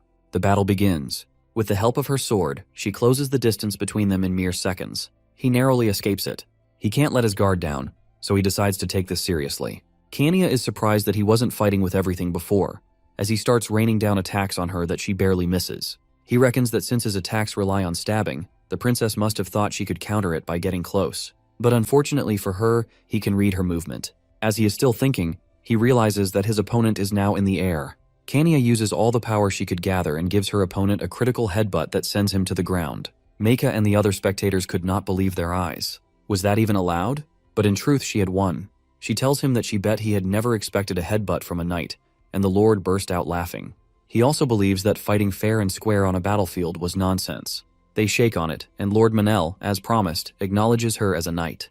As she freshens up, Meika congratulates her on her victory. She's still not satisfied, though, as she feels that the Lord had gone easy on her. She then inquires about the letter her brother, the prince, had sent. Since her match had finally ended, it didn't matter anymore. Meika then reveals to her that she had checked, and there was nothing there. Just a blank paper. Not even the magic that was supposed to seal it for her. Meika pleads with her to not be upset, but she isn't, because she knows that her brother sent it to her on purpose. She's already looking forward to her next match, but Meika reminds her of the piles of delayed work waiting for her. So as it turns out, the prince is actually quite friendly with Lord Manel. He brings Dia to help heal the poor old man's aching body. He's grateful and apologizes, just like his father did, for putting him through so much. The prince expresses how, if his sister wasn't recognized by Lord Manel, other knights would look down on her. Lord Manel inquires if he gave her any help, but our prince answers that he didn't. Although her adjutant came to him, he didn't contribute in any way. Everything that happened during the battle was totally her own doing. Lord Manel admits that he had a great time verifying her, and that ends the matter of his sister and her sword. Now, the prince says he wants to go talk business, and Lord Manel wonders what he means by that. He has a scary idea, though. The prince walks into the room where his father, the king, and his brother, the first prince and heir, are seated, and tells them point blank that they need to prepare for war. He reveals that although the previous war has ended, danger still lurks in the kingdom. The king notes that he isn't talking about simple preparation, and he's right, for our genius protagonist thinks that they should strike first this time. The first prince is irritated by the thought of starting a war, but the prince argues with him, saying that signs of a war are already brewing, and if he didn't want a repeat of last time, they had to strike first. This war is coming, whether they strike first or not. He isn't too keen on killing, but at least this way they'd reduce casualties on their side to the bare minimum. He also promises to design all necessary equipment and ends it there. After an intense silence, the king asks what Jael was going to do, as he was to lead the kingdom from now on. Errol also expresses his willingness to follow him as well. The first prince requests some time to think about it, and then leaves. The king tells Errol that they need to have some father-son bonding, but over politics and war matters, and he agrees too, for he had not wanted to take such drastic measures either. The king then reminds him about Pena and his decision to accommodate her, and Errol agrees. He then asks if this war decision was left for him, what he would do. The king bluntly replies that he would never start a war, and the prince understands. But Prince Jael decides the opposite. They will prepare for war, but only if someone obviously shows visible hostile actions toward the kingdom. He tells Errol that he would accept no violations from him, and our boy complies. He then asks his brother to tell him who he is wary of, and Prince Errol suspects the Holy Kingdom, and has reason to believe that they'd invade in the next 5 years. After his investigations, the possibility of war became apparent. He wasn't planning on attacking first, but he wasn't going to sit and wait around either. This preparation was just in case. At the Holy Kingdom, the Saintess lies on her bed, obviously exhausted, and reminisces about the discussion she had. She has warned her people not to antagonize the Enersian Kingdom for now. Someone asked if they were going to evangelize them, which was fancy Holy Kingdom language for invading another nation. She told them that they had no chance of winning if they started a war now. They had to be cautious, and although leaving them be would only give them time to grow, they had no choice. She reckons that she'd have to resort to a troublesome move as she holds up a shady-looking bottle in her hands, slow and steady for the sake of their holy nation. Meanwhile, Pina finally arrived at Fahilha, and Arel is already waiting to welcome her. She never thought they'd meet again this way. He was now in charge of her extradition. Of the only 3 royal family children, Pina is the second child and first princess. She had thought the weather was brutal, but once she entered the city, she was surprised. The prince ushers her in so that they can discuss further. Her elder brother had inherited the throne, and her sister is still a kid. She, on the other hand, came here as a hostage, under the pretext of studying abroad. But the prince reckons that despite her situation, she still remained carefree. He offers her some snacks and asks about her welfare. She responds that she has been living comfortably, although the prince notes bitterness in her tone. As she goes on to compliment his city, the prince beckons her to stop pretending. He hadn't forgotten about their little incident back at the palace. She tries to deny it, so the prince playfully threatens to announce her secret to the whole city. Then she folds. Unfortunately for her, our boy isn't someone they can sway with smiles. She tells him to also stop pretending, and he is delighted to. He tells her to show him her spirit, but she's worried about confidentiality. The prince assures her that they are all good at keeping secrets. He notes that for some reason, she is really conscious about privacy. She then summons it, and the cute little salamander pops out of thin air. She had been practicing and managed to tame it a bit, and our prince is impressed. He then inquires about the confusing letter she sent him through her lizard, claiming that he could teach high-level spiritual arts. She doesn't deny it and admits that at some point, she had started hearing the spirit words.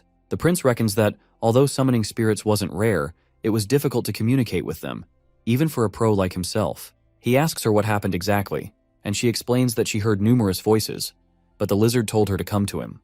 The prince is surprised that it mentioned him directly, and wonders if the spirits could see through his identity. As a man living his 101st life, he wonders how the spirit, who only recognizes fundamental essence, views someone like him. Spiritual magic is a lost art, but he agrees to teach her as much as he can, and from there, a new bond is formed between the princess of the empire and the third prince of the kingdom. Sena, Asha, and Dia are having fun gossiping about the prince and his new female friend. Their relationship seems quite casual, and Sena reveals that they actually met during the prince's visit to the palace to find a marriage proposal. These are just female lovesick delusions, as the prince had just been keeping a close eye on her because of her spiritualism. After the tour of the castle, it is time for Errol's special spiritual lessons with Pena. He flips through a book on spirits, and then tosses it out immediately, with the reason that it was too old. He decides to go with the old school style and teach her by demonstrating. In order to summon a spirit, she must make a contract. Only then can they manifest enough for other people to see them. Although a contract is just a fancy term, unless for high-ranking spirits, a simple nod could do the trick. The most important thing to have is infinity, not that you can't summon without it. He demonstrates this by pulling out a spirit stone, placing it in a circle, speaking some words, and poof, a spirit appears. It isn't really a complete spirit, but more like a limb of one, but he just wanted to prove to her that anyone could do it as long as they had the right medium, which was very rare and expensive. The technique is also complicated, and communication is difficult. The existence of spiritualists had not even been confirmed for over 200 years, because magic just became more efficient over the years. This didn't imply that spirit arts were inferior, though. His goal today is to make her familiar with summoning. He then asked her to try it out, and she does exactly as he did earlier, repeating the same words but without a medium. Poof! Another spirit appears. It's an earth gnome, so cute that he almost seems edible. Pina is excited that she had done it on her first try. The prince can't understand what the cute being is saying, but Pina can. She then puts out her hand, and it hugs it. And just like that, a simple contract is formed. The prince is surprised that she is able to form contracts with two spirits and jokes about the shock her brother would feel if he found out. This throws her off, but she agrees. The prince then confronts her with the fact that the reason she's hiding her spiritual affinity and can't be caught knowing the spirit arts by her empire is because she's afraid of the Holy Kingdom. Basically, the Holy Kingdom hates all non-human species and treats them as unholy. Of all of them, they hate the spirits the most. In fact, in ancient history, the Holy Kingdom always persecuted spiritualists and hunted them more cruelly than demons. Spirits, on the other hand, were sensitive to human malice, which is probably why they haven't been seen much in over 200 years. The Empire had started accepting the doctrine of the Church. Amidst all that, she is a member of the royal family, so that was one of the reasons she was sent here. She admits to it but tries to explain further, as that isn't the full story. Yes, her brother had already known about her talent, but she was also sent here for something else. The prince finishes her statement with the fact that she was sent here to give the Holy Kingdom a reason to punish the Enersian Kingdom. Nothing could get past our reincarnation pro. She is surprised that he already knew that. In truth, it was only a guess, but a correct one based on her reaction.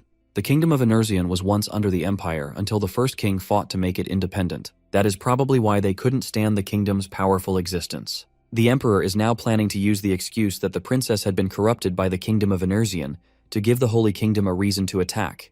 He asks whether the Holy Kingdom knows, but the magic which he had cast on her began to wear off. He had used suggestion magic to make her talk, and with that, he is able to deduce that she disagrees with her brother. She then reveals on her own that she didn't like the idea of her spirits being treated with malice.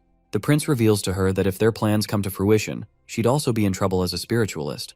He then asks her if her reason for coming to him for help was also to use him as an excuse. She denies it, saying that she just didn't want to make any mistakes, also because she believed what her spirit said. The prince then inquires about her plan. The emperor didn't know about this, but she couldn't betray her empire as she was still part of the royal family. He then makes it clear to her that her cooperation would be beneficial to the empire, for it was well on its way to exploitation and ultimate destruction. The prince had already known that the Holy Kingdom planned to use the empire as a shield. He tells her the brutal truth, that her brother was dull and being manipulated. Pina is still undecided. The prince goes on to tell her that they couldn't win even if they joined hands and attacked his kingdom. The Holy Kingdom was planning to abandon them from the start. They planned to spark a war and easily run away if things went south. He officially promises the princess that he'll make sure that her empire doesn't get caught up in this war, as long as she agrees to cooperate with him. Pina then realizes that this was the reason he wanted her here from the start, but is confused as to why he chose her for this task. He then tells her that he believed her spiritual arts were the only weapon against the saintess without starting a war. She couldn't believe that he was referring to the actual saintess. She isn't really that loyal to the imperial family, and she definitely doesn't want her country to get caught up in a war. So the prince urges her to join him so that he could prove that her spiritual arts are the way and teach those who pushed her a lesson. He tells her to stop hiding, and that opens her eyes as she agrees to follow our protagonist. The most important thing to have when performing spirit art is affinity. Although his personal affinity is low, due to his training, his mana is close to the natural attributes. He tries to remember the spell, but that's too much work. So he casually rips the spirit kings out from the circle he had drawn, one by one. Once he finally has all the attributes, he stops. The Fire Spirit King asks what gave him the audacity to casually rip out Spirit Kings forcefully like that. But before he could finish, our boy casts a magic chain that prevents them from using any of their attributes. The Fire Spirit assumes that he wants to form contracts with them, but nah, our boy wants nothing to do with those creatures. He just needs to ask them a question. He asks them what it means exactly when a spirit says that he can be trusted. The Fire Spirit doesn't seem to understand the question. Just then, he takes a good look at our MC's soul. And boy, is he terrified. The prince notes that he must look different in their eyes. The Light Spirit King behind says that it's been thousands of years, and even dragon lords weren't like this. That's how terrifying he looks to them. He notices that they aren't that surprised to see him, and they reveal that they had actually been one like him before, that existed about 1,000 years ago. Our pro already knows that they are other reincarnators, and he had come into contact with some of them in his previous lives. The Fire Spirit then reveals that the previous one wasn't really nice and forced them to use their power to destroy. You see, our boy has classified reincarnators into 3 groups: the lazy bones like him, the goody two-shoes that use their knowledge to help others, and the jerks that abuse power. This guy obviously falls into the latter group. The Fire Spirit Red suggests that maybe the lizard was just relieved to see his soul was good. After they tell him all they know, Red asks if he wants to form a pact, but the prince reminds them that he doesn't need their power. He warns them, though, to tell their descendants never to speak of him again. He then sends them packing but asks Red to appear if a certain summoner summons him. It gives him a medium that can summon at any time and disappears. The prince wonders what he would do with a ribbon. Pina has been practicing as her teacher instructed her. Prince Errol had told her to take one step at a time and keep working on familiarizing herself with summoning so that she could perform it at a moment's notice. She wonders why he was so focused on the basics, but concludes that he just wanted to thoroughly train her in case of combat. The prince, who had been listening from behind the door, wonders why she's so serious when he had basically just told her to laze about and practice some summoning. Dia reckons that it was because of the fact that she was royalty and had been working since she was young. She had been talking about herself too. Anyway, the prince inquires about the engine he requested from the magic tower. After he had gotten ships from the Geotal company, he made a request to get them to move without much manpower.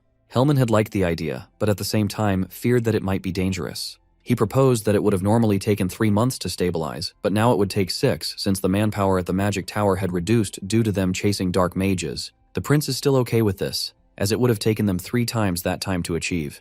Those dumb dark magicians were still disturbing him, though.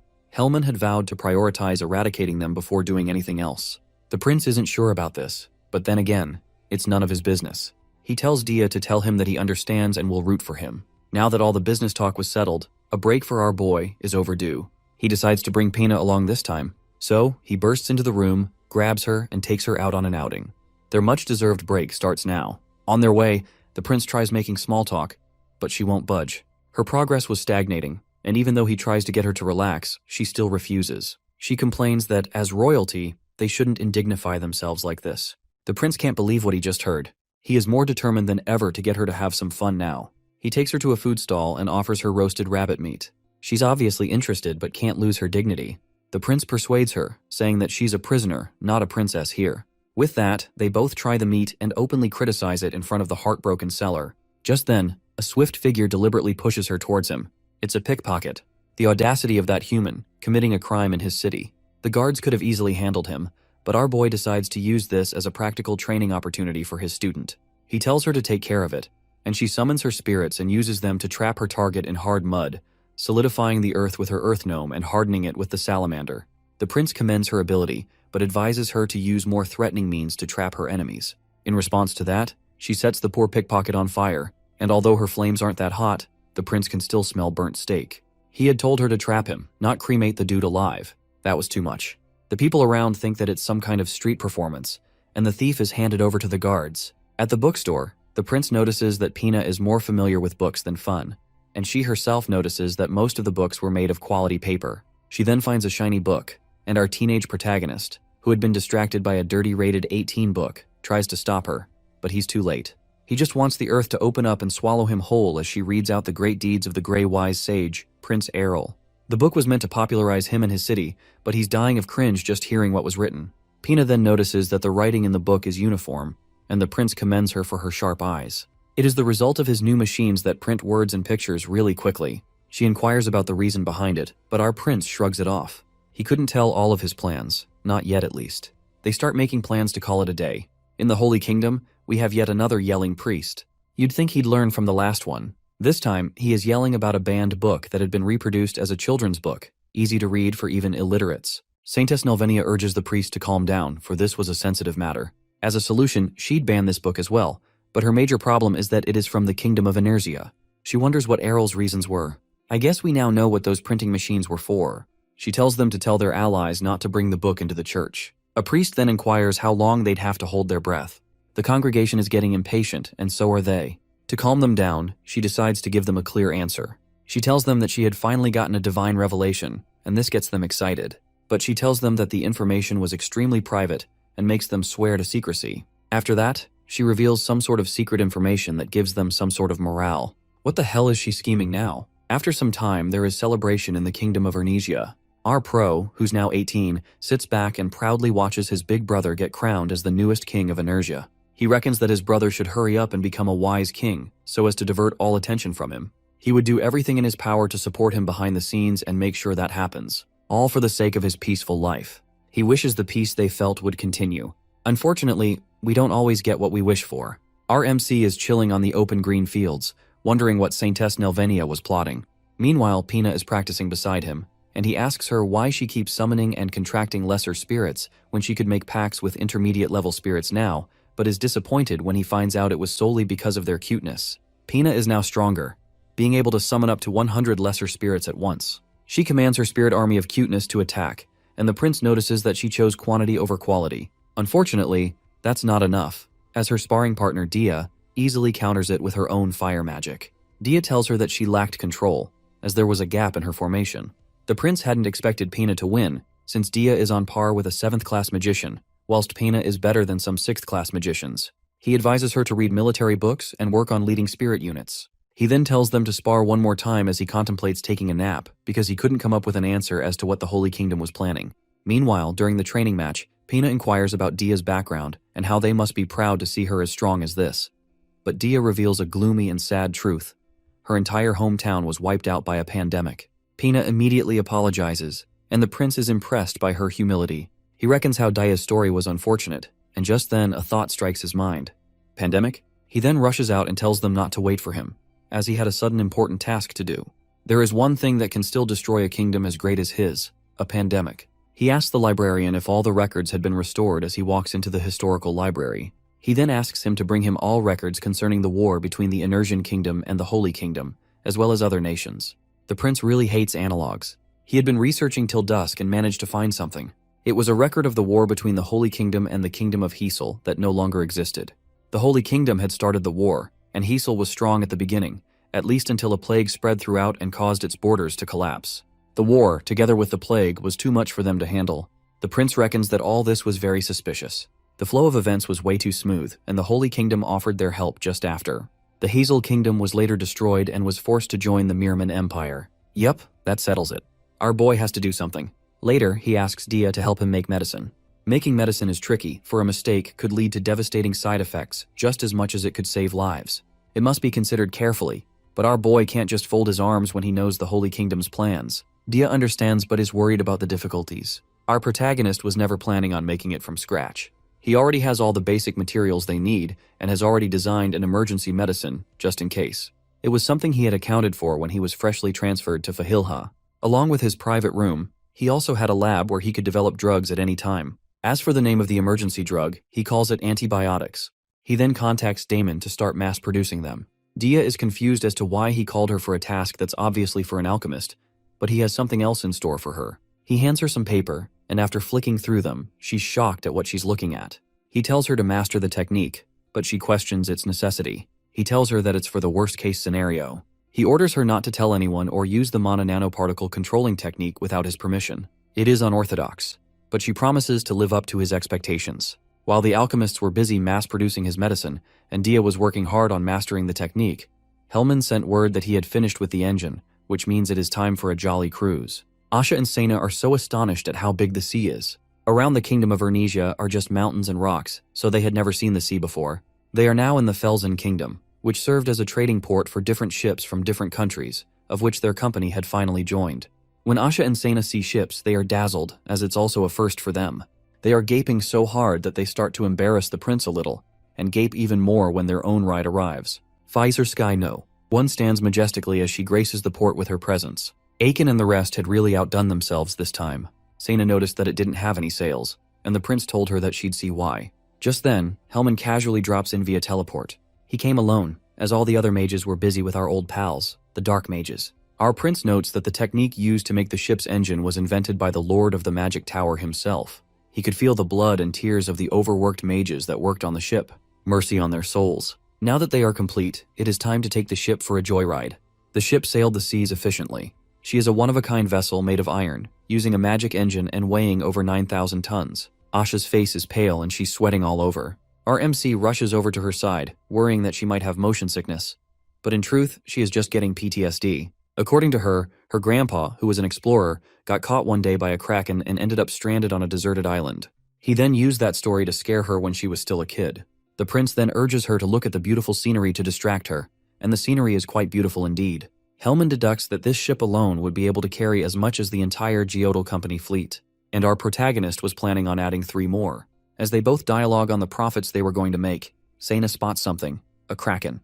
Hellman sees it, and the prince confirms it. Meanwhile, Asha screams her brains out. It's quite common to see krakens and other sea monsters while out at sea. The mariner suggests that if they turn around now, they could escape from it, as it was only warning them. Even if it does follow them, they could always throw some food its way to distract it.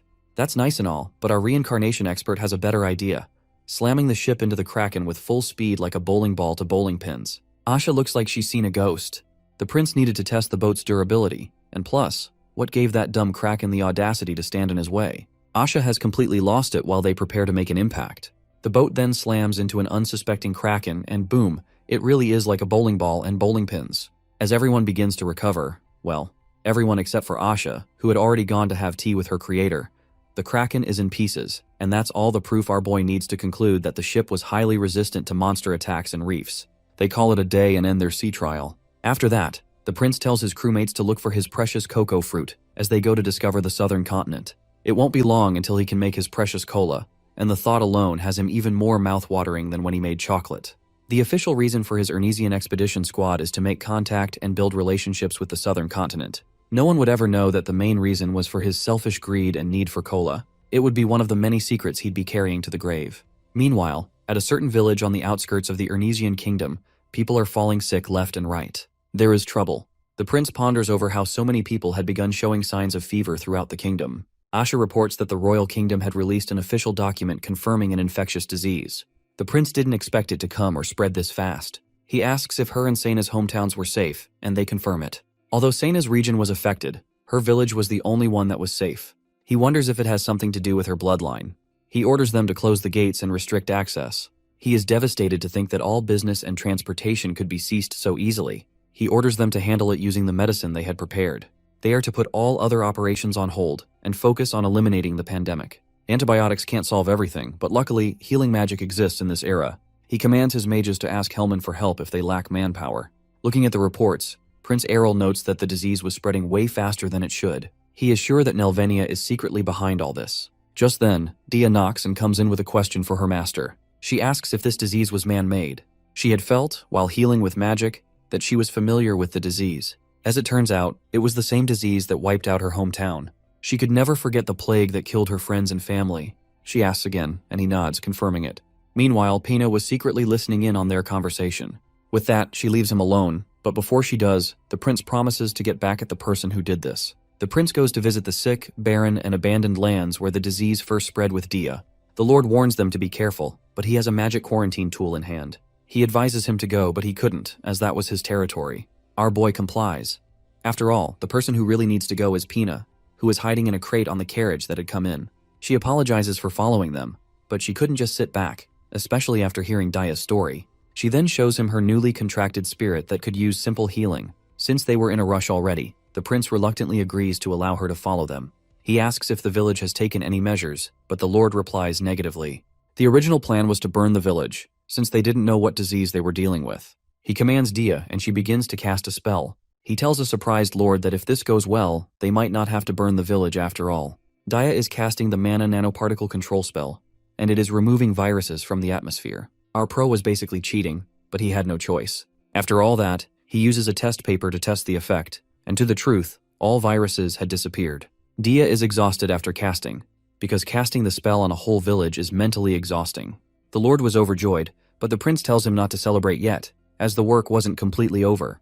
They then begin restoring the village, treating the sick, and giving vaccines. Soon, the high mortality sickness that threatened the kingdom is stopped in its tracks by our reincarnation pro and his companions, and a certain little saintess is very not happy about it. The saintess couldn't believe that the number of deaths was less than 100 from a pandemic the kingdom of Inertia shouldn't have been able to avoid. After testing it in a certain village, she had verified that the disease worked well. She suspects it was the doing of a certain gray-haired prince and is furious. She needs to move on to the next plan as soon as possible. She plans to use a nation, which is also on her target list, to destroy the kingdom of Inertia. She couldn't guarantee that she'd ever be this lucky again. For the sake of the children of the Holy Kingdom, those dumb priests are confused and start doubting the saintess, as the Inertian kingdom stood untouched. In his carriage with Pina, our prince is glad that the epidemic had started coming down. Pina is about to tell him something but decides against it. They arrive at Fahilha. Even though the prince had ignored her for some time, Pina still seems like a good girl. He reckons that maybe it has something to do with the secret letters she has been receiving. He didn't see any harm, so he allowed her to exchange letters with the Empire. After all, she was technically in the kingdom studying abroad, so sending letters would be perceived as normal. He wonders what she's actually hiding. Pina, on the other hand, just received another secret letter from her brother.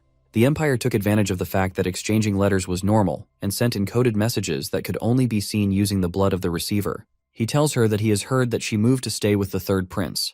That was an achievement for someone as dull as her. He obviously doesn't know that her secret has been exposed to the prince and is even learning under him. His hate for the Inertian kingdom is also growing stronger as the influence of his wife, Raminia, from the Holy Kingdom deepens. He warns her about exposing her talent, and she wonders why he despises her ability so much. She remembers the look on his face when she first discovered her power. As she reads, she discovers something shocking and rushes out to meet Prince Errol. Once she finds the startled Prince Errol, she hands over the secret letter to him. Our protagonist feels awkward reading another person's letter, especially a secret encoded one.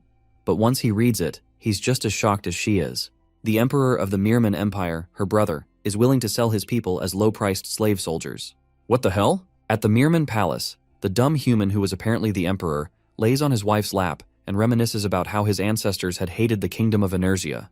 They could never acknowledge a kingdom founded by a commoner who woke up one morning and declared himself king. He thanks his wife for the help the Holy Kingdom was offering, but begins to question his decision to trade his own subjects as slaves. He reckons that they'll understand if they are told that their sacrifice was for the betterment of the kingdom. They were traitors who rebelled against him after all. His devious wife agrees with him and smiles in response.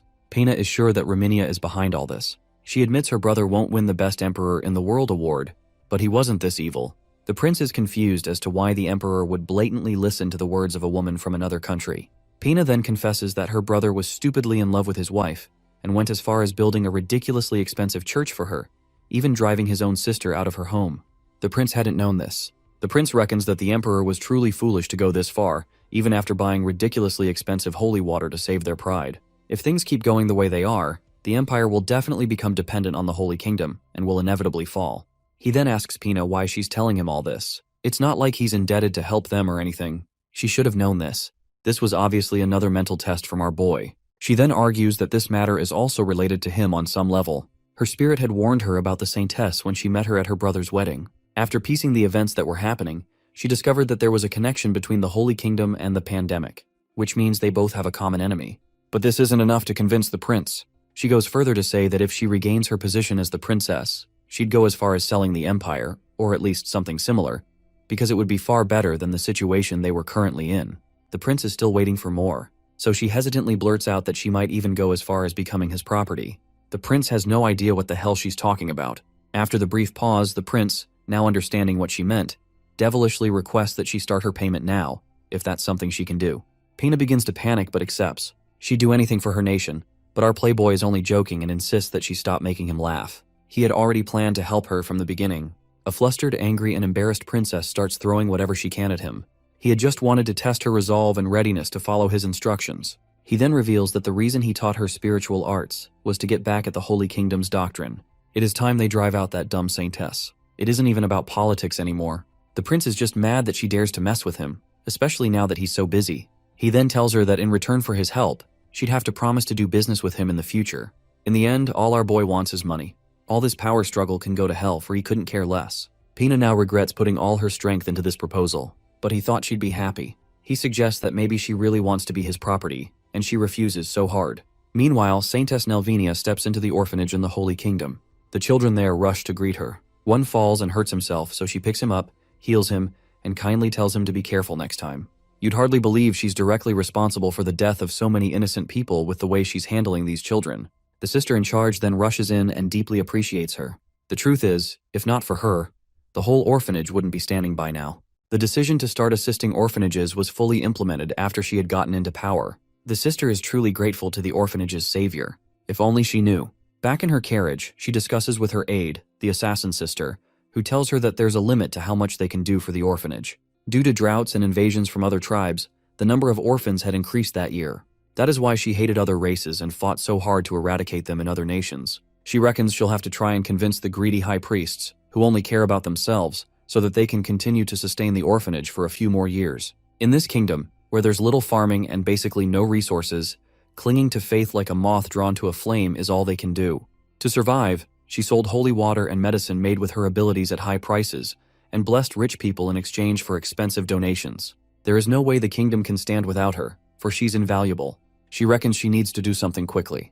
With the mines of the Inersian kingdom and the fresh farms of the Mirman Empire, they'd never have to worry about weapons or food again. It might be evil to take what belongs to others, but she has no choice. Their god never helped humans. Even if in the future people find out what she did and blame her, she wouldn't care, as long as she gets what she wants. The prince reckons that she couldn't be serious. In a bid to protect her own, she is really willing to eliminate external forces instead of protecting the inside. He swears to break her no matter what it takes. As a carriage approaches, it is stopped by some bandits. They are aura users and want the usual, his stuff. The poor owner had already begun to accept his fate when two cloaked figures show up to his rescue. Pina uses her flame spirit to stop them in their tracks. She tries to threaten them but forgets the words and needs Dia to remind her. The bandit leader then admits to letting his guard down, swearing to slice the lizard that attacked him. Unfortunately, he has no idea that was just one of the 100 lizards she brought to the family. She then orders them to repent and delivers divine judgment. Nice. The bandit leader tries to cut the flames with his aura sword, except his aura sword isn't there anymore. It has been completely melted by the flames. Oh, and that was just one lizard. Imagine the damage she dealt when she used like 10. Soon the surrounding area begins to smell like roasted beef. After it's all over, the owner of the carriage turns to thank the people who had helped him, but they are nowhere to be found. Pina is exhausted after dealing with so many bandits. Fighting them is no problem, but reciting those lines the prince had given her is the hard part. She could die from the sheer embarrassment. The prince had ordered her to go around changing the perception of spiritualists, since the Holy Kingdom had tarnished their reputation with heresy. Due to the fact that some third parties were hurt during battles between the Holy Kingdom and spiritualists, they blamed it all on spiritualists and supported the Holy Kingdom, thereby fueling the heresy. They needed to show people that spiritual arts were harmless, just as how she used it to help heal those people at the infested village. But this time, they'd take a different approach, using it to save people by catching bandits and doing other good deeds. Actions speak louder than words, as they say.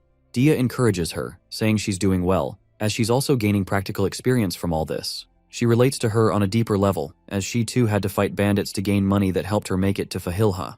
Pina is just glad that she can use her talent, which she had hidden for so long, to actually help people. Dia suggests that they go a few more rounds, but our princess desperately needs a break. After some days, rumors about the girls and their deeds start spreading like wildfire.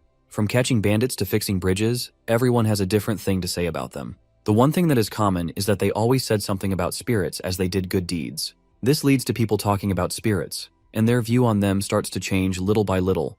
Daya is worried that this won't be enough to completely change the perspective of spiritual arts in the minds of the people.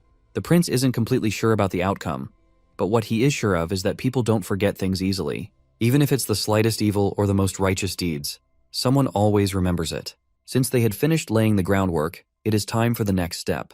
Meanwhile, at the Merman Empire, the Saintess graces the Emperor with her presence, and they get right to business. She is to sign a contract, sealing the deal of the slaves being sold.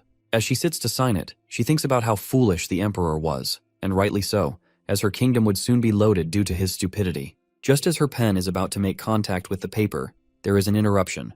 There is an urgent matter from the Emperor, and there's a message for the Saintess from her spy in the Ernesian kingdom that sends shivers down her spine.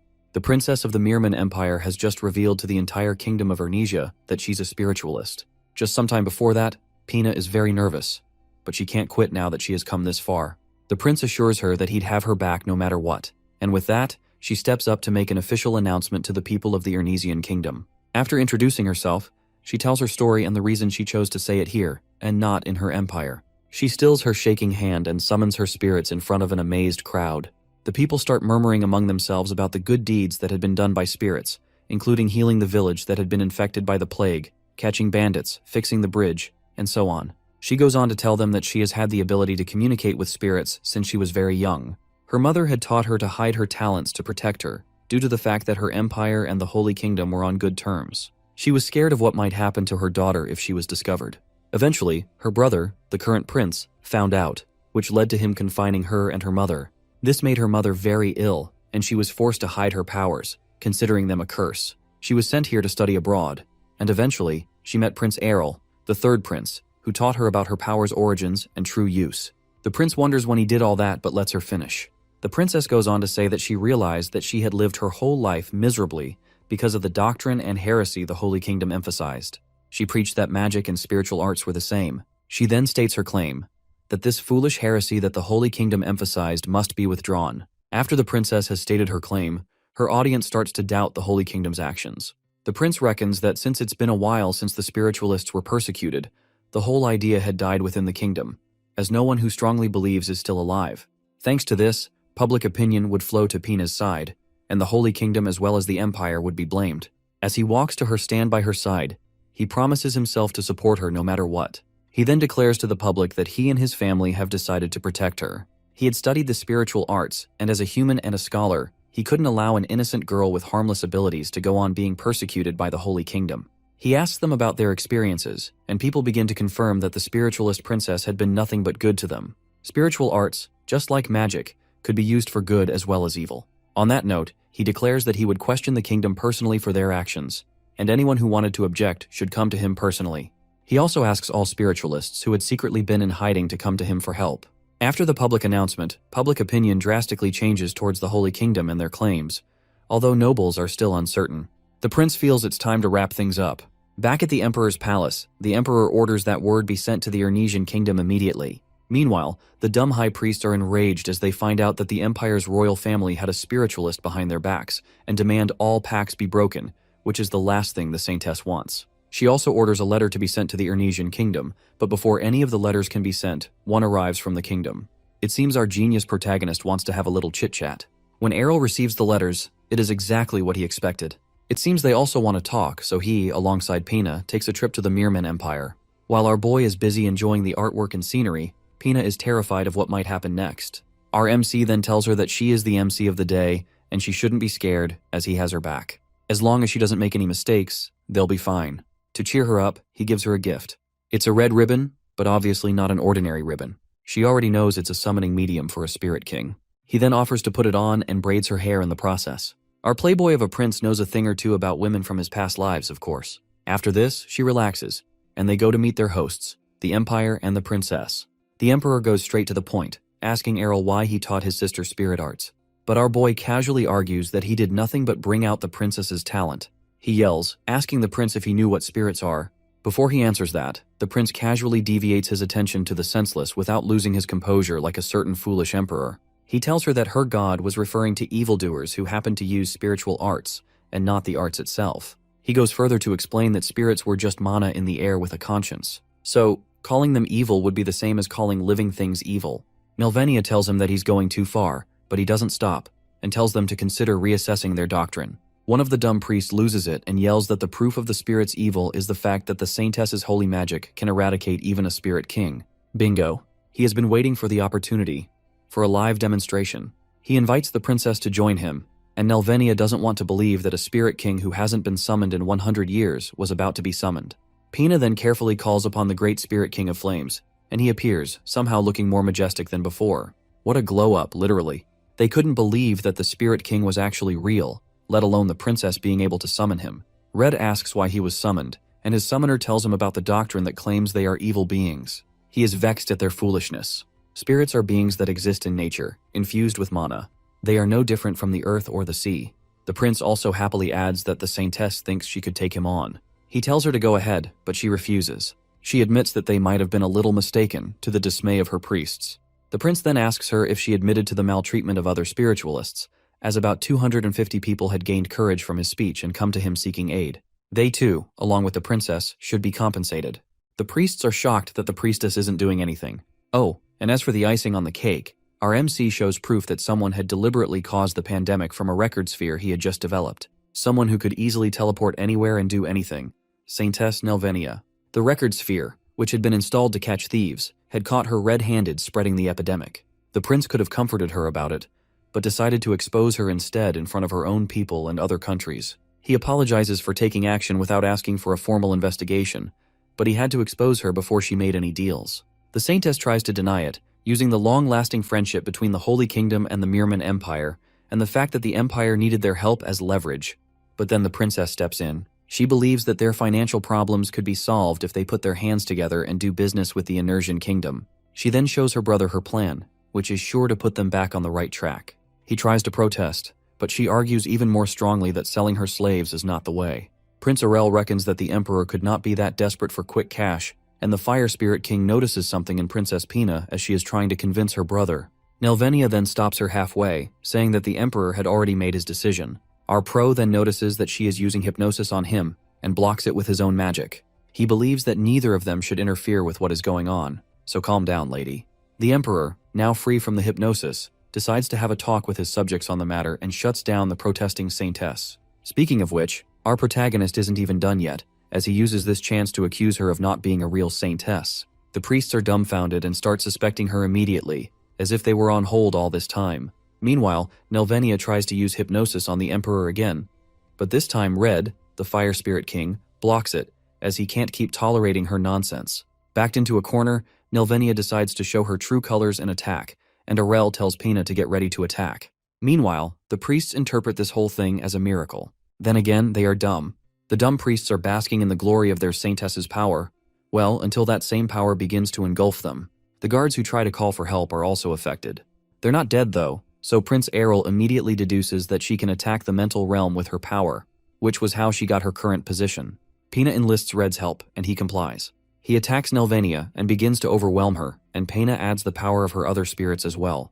But Nelvenia casts a spell that attacks her directly and mentally. It attacks her in the form of her dead mother, who scolded her and cursed her ability. She refuses to believe that it is real, as her mother had always tried to defend her till the end. This distracts her, though, and weakens her connection with her spirit, giving Nelvenia the opening she needed to get Red and envelop him. Once everyone had been knocked out, she finally relieves the spell, wondering how long she could last after using a critically burdensome spell. Even if she dies, she must fix her kingdom. She then commands everyone who was now under her spell to forget everything that transpired that day. Also, that Princess Pina and Prince Errol were killed by rogue spirits on their way here, and that the treaty between the Empire and the Holy Kingdom concluded smoothly. After laying her commands, she goes over to MC to kill him. But before that, she decides to extract all his skills. She is grateful to him for handing her his skills on a silver platter. As she accesses his memory, she is overwhelmed by the sheer amount of information from all his lives. Our prince then peacefully wakes up, bored and disappointed. He is now thankful to her for providing a space where no one would bother them. She is shocked and terrified because she didn't know that our protagonist was actually a pro with over 100 lives. There was no way Nelvenia, who was actually living her second life, could beat him, a master of the reincarnation game.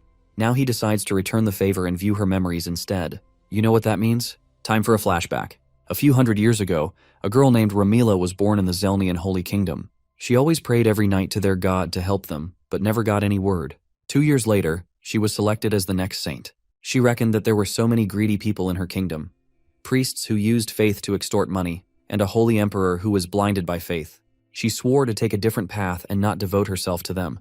When you become a saintess, you gain a new power that is used only for the sake of the church, and it varies from person to person. But Ramila was different. She returned the ill-gotten money and suppressed the holy emperor with her new power. Many were saved by her hands, but that wasn't enough. Even with the temporary stability, the root of the problem wasn't solved yet. Refugees from the war were flooding the kingdom. She knew she had to cut them off. Humanity couldn't be saved by compassion alone. There were limits to what she could do, and her target was the Holy Kingdom alone. So, she sold holy water and made deals on the surface while branding countries that crossed her as heretics and destroying them. She didn't mind being called a devil as long as the Holy Kingdom was safe. She continued like this until she grew old. As she aged, her power grew weaker, and soon she couldn't keep tabs on the priests, and as a result, they fell back into their corrupt ways. There was no worthy successor to take her place. On her deathbed, she wished desperately that she had more time, another chance. Just one more life, and she got it. She was reborn into this era as Nelvania. After Ramila died, the next saintess was incompetent, and soon the kingdom was in crisis again. When she arrived, she got rid of the emperor with a disease and drove away other races to expand their territory. Since she had done it once, it wasn't hard for her until our reincarnation pro came along. The prince argues that all he did was sell paper and make some money, but she had her whole kingdom try to kill him. But he hadn't just made some money. Bro was filthy rich enough to save her orphans from starvation. She asks him if he has never acted for only himself and those he loved, and he admits that he has, but had never gone as far as killing other innocent people. A saintess devoid of compassion was nothing but a devil. She admits that she can't possibly win against him, and promises to take full responsibility for everything she has done, begging Errol not to be angry, as she did it all for the children.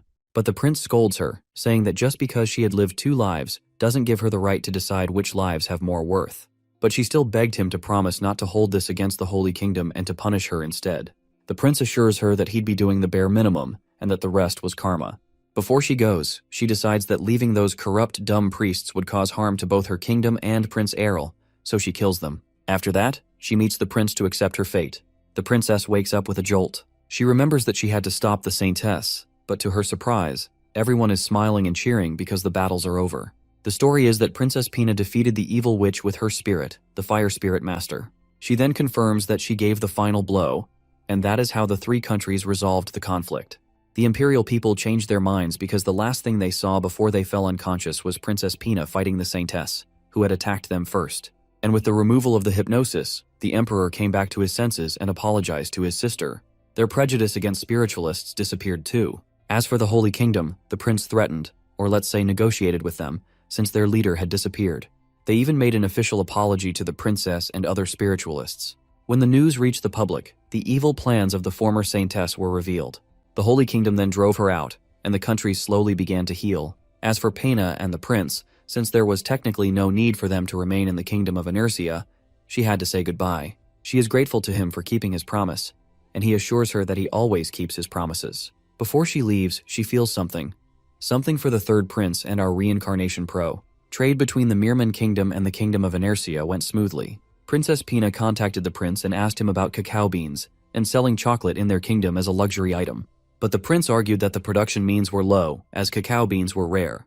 Pina insisted that was why the boat was modified, but in truth, the boat was for his cola needs and nothing else. The spiritualists from her kingdom also wanted to follow him, as they found out that he was the one who taught her. She scrambled to explain that she was only role-playing back at the battle with the saintess, but the prince urged her to quietly take on the role of the perfect model for new spiritualists. He told her to send them to him and proceeded to hang up, but before he did, she promised to repay him for all he had done. He wondered how she was going to do that. Oh, and as for the Holy Kingdom Zelnia, they started to decline after the loss of their saintess.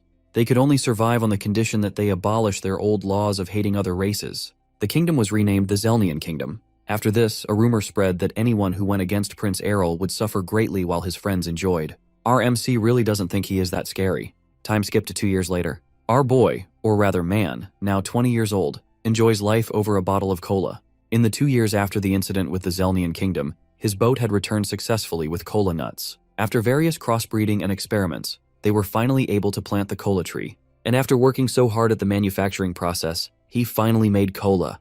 This brought a new wave of wealth for him and his kingdom. He wonders if he should ask the empire for some cola nuts. He had finally gotten the sweet, peaceful life he wanted, and even though there were the occasional troubles here and there, his forces handled it with ease. Nothing could disturb his peace now. His mom had come again. Even when he fought the Saintess, he only considered her a nuisance, not really a threat. But his mom, on the other hand, is terrifying. He tries to explain that he's been busy, but his mom won't hear it. He was already 20 and she needed in-laws. He then picks up his baby sister and tries to use her to defend himself. Leah had come in last year and is now the 4th princess of the Energian kingdom. Once he heard the news, he truly respected his parents for going strong even at their age. He had checked, and his sister is a normal girl. But in return, her brother is the wealthiest in the world, so maybe she'll have an even more comfortable life than he ever will. The maid then collects the child from him and insists that he stop using her to make excuses. His mom understands that he's busy, but he can't keep refusing marriage proposals. He then argues that his big sister Kania had not married yet.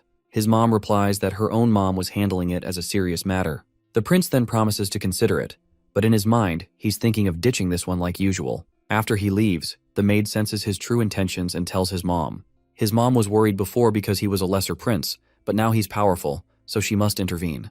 The maid worries that her mistress, Lavinia, was back to her old self again. When she was still a maid, Lavinia was an odd lady, which was how she fell in love with the former king. After having the prince, she started restraining herself, but her weirdness would slip out anytime she was anxious. The truth is that Lavinia, the prince's mom, had gotten a letter a while ago from a particular someone, and she feels like this time her son would get married finally. At the chocolate shop, the prince wonders how he has held out this long. Not only his mom, but other nobles are interested in his marriage. Depending on whom he marries, the status of his kingdom in other countries could be shaken, so he pretended to be careful on purpose. But now the pressure was getting way too much. He blurts out that marriage is a serious pain, and the shop owner, who got married just last month, hears him. Just then, hands hold him from behind as he is about to leave and go play. It's Asha, Sena, and Dia, and they somehow found him. They had come to drag him to the palace. The prince notes how they were strangely motivated. He had thought he was safe, but they bribed the shop owner, and she gladly snitched on him. They drag him to the teleportation circle, at the request of his mother, for a meeting much against his wishes. Our prince is being kidnapped. His guards beg him to accept his fate, but he doesn't understand why he has to be tied up in order to attend a blind date, not necessarily a crippled date. He's picked a struggle already. Earlier on, his mom had contacted them behind his back, asking for help with his upcoming marriage meeting. She knows that her son was planning to run away again, like usual, and the trio, knowing who the prince was, totally agreed with her. She pleaded with them to try to restrain him, as the prince was a slippery snake who could make himself scarce if he wanted to. They promised to try their best, but Asha is worried that forcing the marriage never works. Lavinia was quite confident this time, as his proposed partner, Pina, was quite motivated as well. Pina had sneaked into the city without the trio knowing, because she had wanted to surprise Prince Errol. If everything goes well, she is to become the new Mrs. Energia. Lavinia reckoned that it is common for members of royal families with lower chances of succession to get married. Pina asked if they were not happy, but they were. In fact, they had been secretly putting bets and cheering them on back when she still lived there. Pina was determined to see this through, and they agreed to help her.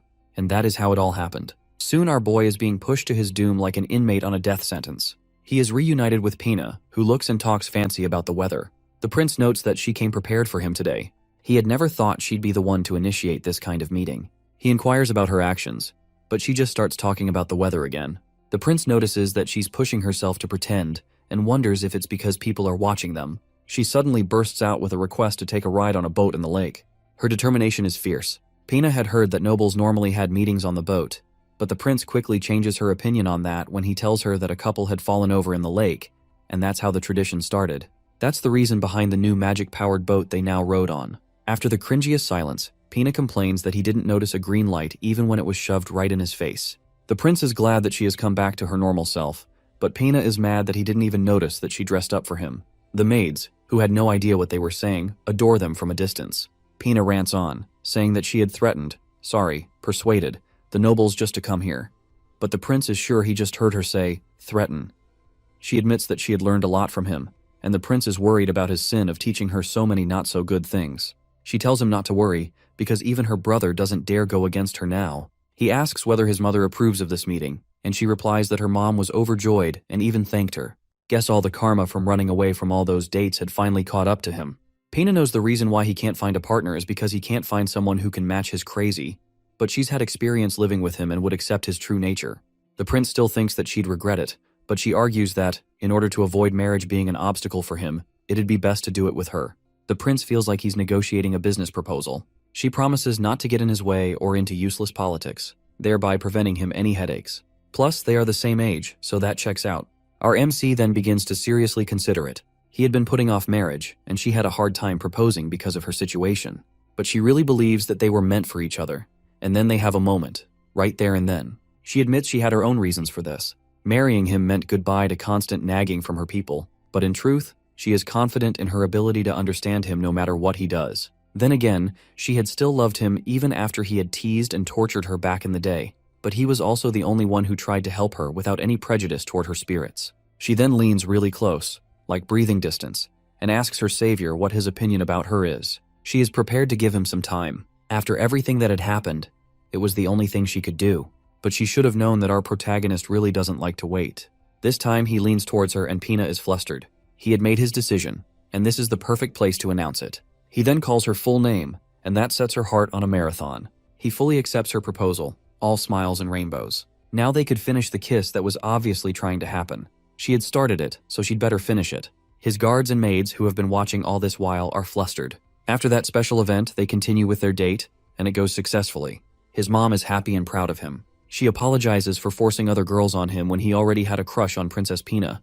But he tries to correct her that it wasn't like that then. She doesn't budge but is just happy that her son has finally found someone. He'd have to let this one go for Pina's sake because, from now on, they'd be spending their lives together. After several months have passed, his cola business is going so well that soon he'd be able to provide residents with free drinks. But that's not all. He had also completed the second part of his city, a resort. Now after you visit the city and enjoy its wonders, you can sit back and relax at the resort. His dream paradise had finally been completed.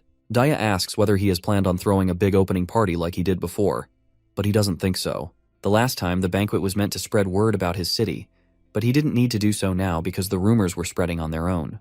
And plus, he is preparing for another event, his wedding, that his mom and Pina desperately want, so holding 2 events in succession could diminish the excitement. He decides to just invite a small group of people and hang out a little, just a break, since he's going to get busy soon with the wedding. At the Mirman Empire, Pina just received a letter from her fiancé and immediately starts delusionally assuming it's about marriage. People had already started bugging her, and she had to make up excuses. The letter is actually an invite to a resort he had finished building. He also sent one to his parents, his big brother the king, and his big sister Kania and her knights. On the day of the banquet, he welcomes everyone and then makes an opening toast. After that, the party begins properly.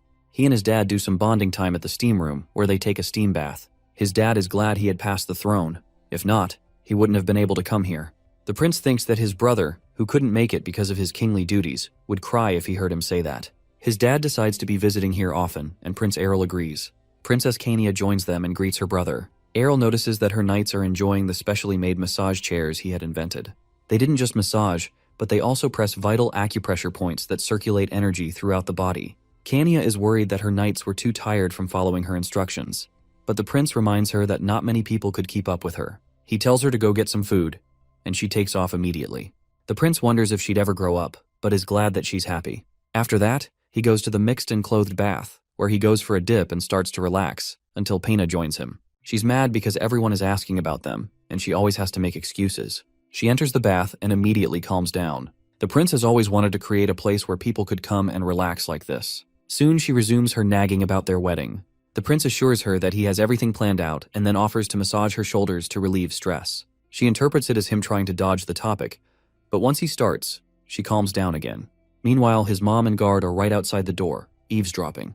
His mom wishes she were a knight so that she could see through, and starts to consider it, but Sena strongly opposes it. They had no idea the prince could totally hear everything they were saying from the inside. Everyone was so noisy. After all that, everyone is totally relaxed and their skin has improved. The prince calls their attention to make an announcement. He then pulls Pina to his side and announces his upcoming marriage to his fiancée. Pina is surprised and flustered. Our prince is always full of surprises, isn't he? Everyone congratulates them, and they really look like the couple of the year. It seems like a happy ending is near at hand. The wedding is the talk of the entire country and beyond. The third prince of the Enersian kingdom is getting married to the first princess of the Mirman Empire. The prince walks into a cave, which is lonely and quiet. Perfect conditions for him to work on something special for his lady. He remembers when he was born, he had made a jewel then too, back at the concubine palace. He never cared about this kind of embarrassing stuff, but this time is different. He finishes the jewel, and it looks like something that would cost a ton. Back in his room, a maid comes in to remind him to get ready, and notices the jewel necklace he has made from all jewels. It was a gift for his wife-to-be, and he hoped it would be enough to express his sincerity. He tells her to give it to Pina. The maids help him dress up, and while they are applying makeup, the maid makes fun of how he hated these things when he was younger. He asks after his bride, and they inform him that she is getting ready, so he has to be patient. He reckons that it would take much more time to put on a dress. The maids commend him for his bravery, and the prince, who is obviously shaking with nerves, is flattered. The venue of the wedding is magnificent and grand, just as people would expect from the third prince. Someone from the guest list says that marrying a princess from another country was definitely better than a noble from this country. Soon their presence is announced, and the couple begins their procession down the aisle. The guests are astonished at how beautiful they look. Her necklace looks so beautiful on her too. The priest then begins the vows, and it's just as beautiful as you'd imagine. His mom is starting to tear up, and his dad looks so proud. His big sister is so happy for him, and his guards are there too. Once the priest finishes, Pina swears immediately. Just then, our pro begins to reminisce. Let's take a stroll down memory lane for that split second. There lived a fool who had the ability to retain his memories after he died. At first, he was confused, but soon got excited and started using his power. Having memories from his last life was a privilege. He could do anything he wanted, and people supported him. He started having delusions of being some kind of god, like the fool he was. The truth is that only the world, life, name, and outer appearance would change, but inside, he kept living an endless life. Eventually, he finally got fed up. He saw no use in saving a world if he was just going to leave it for another, or gaining riches just to leave it behind and move on to the next life, or loving someone just to watch them leave or leave them behind. The gift he had, called a privilege, became a curse, and he couldn't find any meaning. Soon, instead of saving something, destroying it increased. He'd become a threat to the world on a whim. After wasting so many years, he finally realized that he was nothing special, just a human who had lived a long life. He only got bored because he gave up. The value of life doesn't wither, no matter how long you've lived. He swears, and the priest pronounces them husband and wife. He kisses his newly wedded bride, and they hopefully go on to live happily ever after. Scholars will forever remember the period he lived in as the most turbulent time since the beginning of history. If not for him, the kingdom of Enersia would have been destroyed by the army of the undead or the Holy Kingdom. His industries will become the foundation of human history, and he will gain the nickname, the Never-Ending Spring. There will be some argument about whether he truly did all he did just to have fun. His legacy would be continued by his children, starting from his eldest daughter, Arna Inertia. In any case, an undoubted fact will remain standing for generations to come. The birth of the third prince of the Energian kingdom, Prince Errol Inersia, had a great influence on the founding of the great kingdom of Enersia.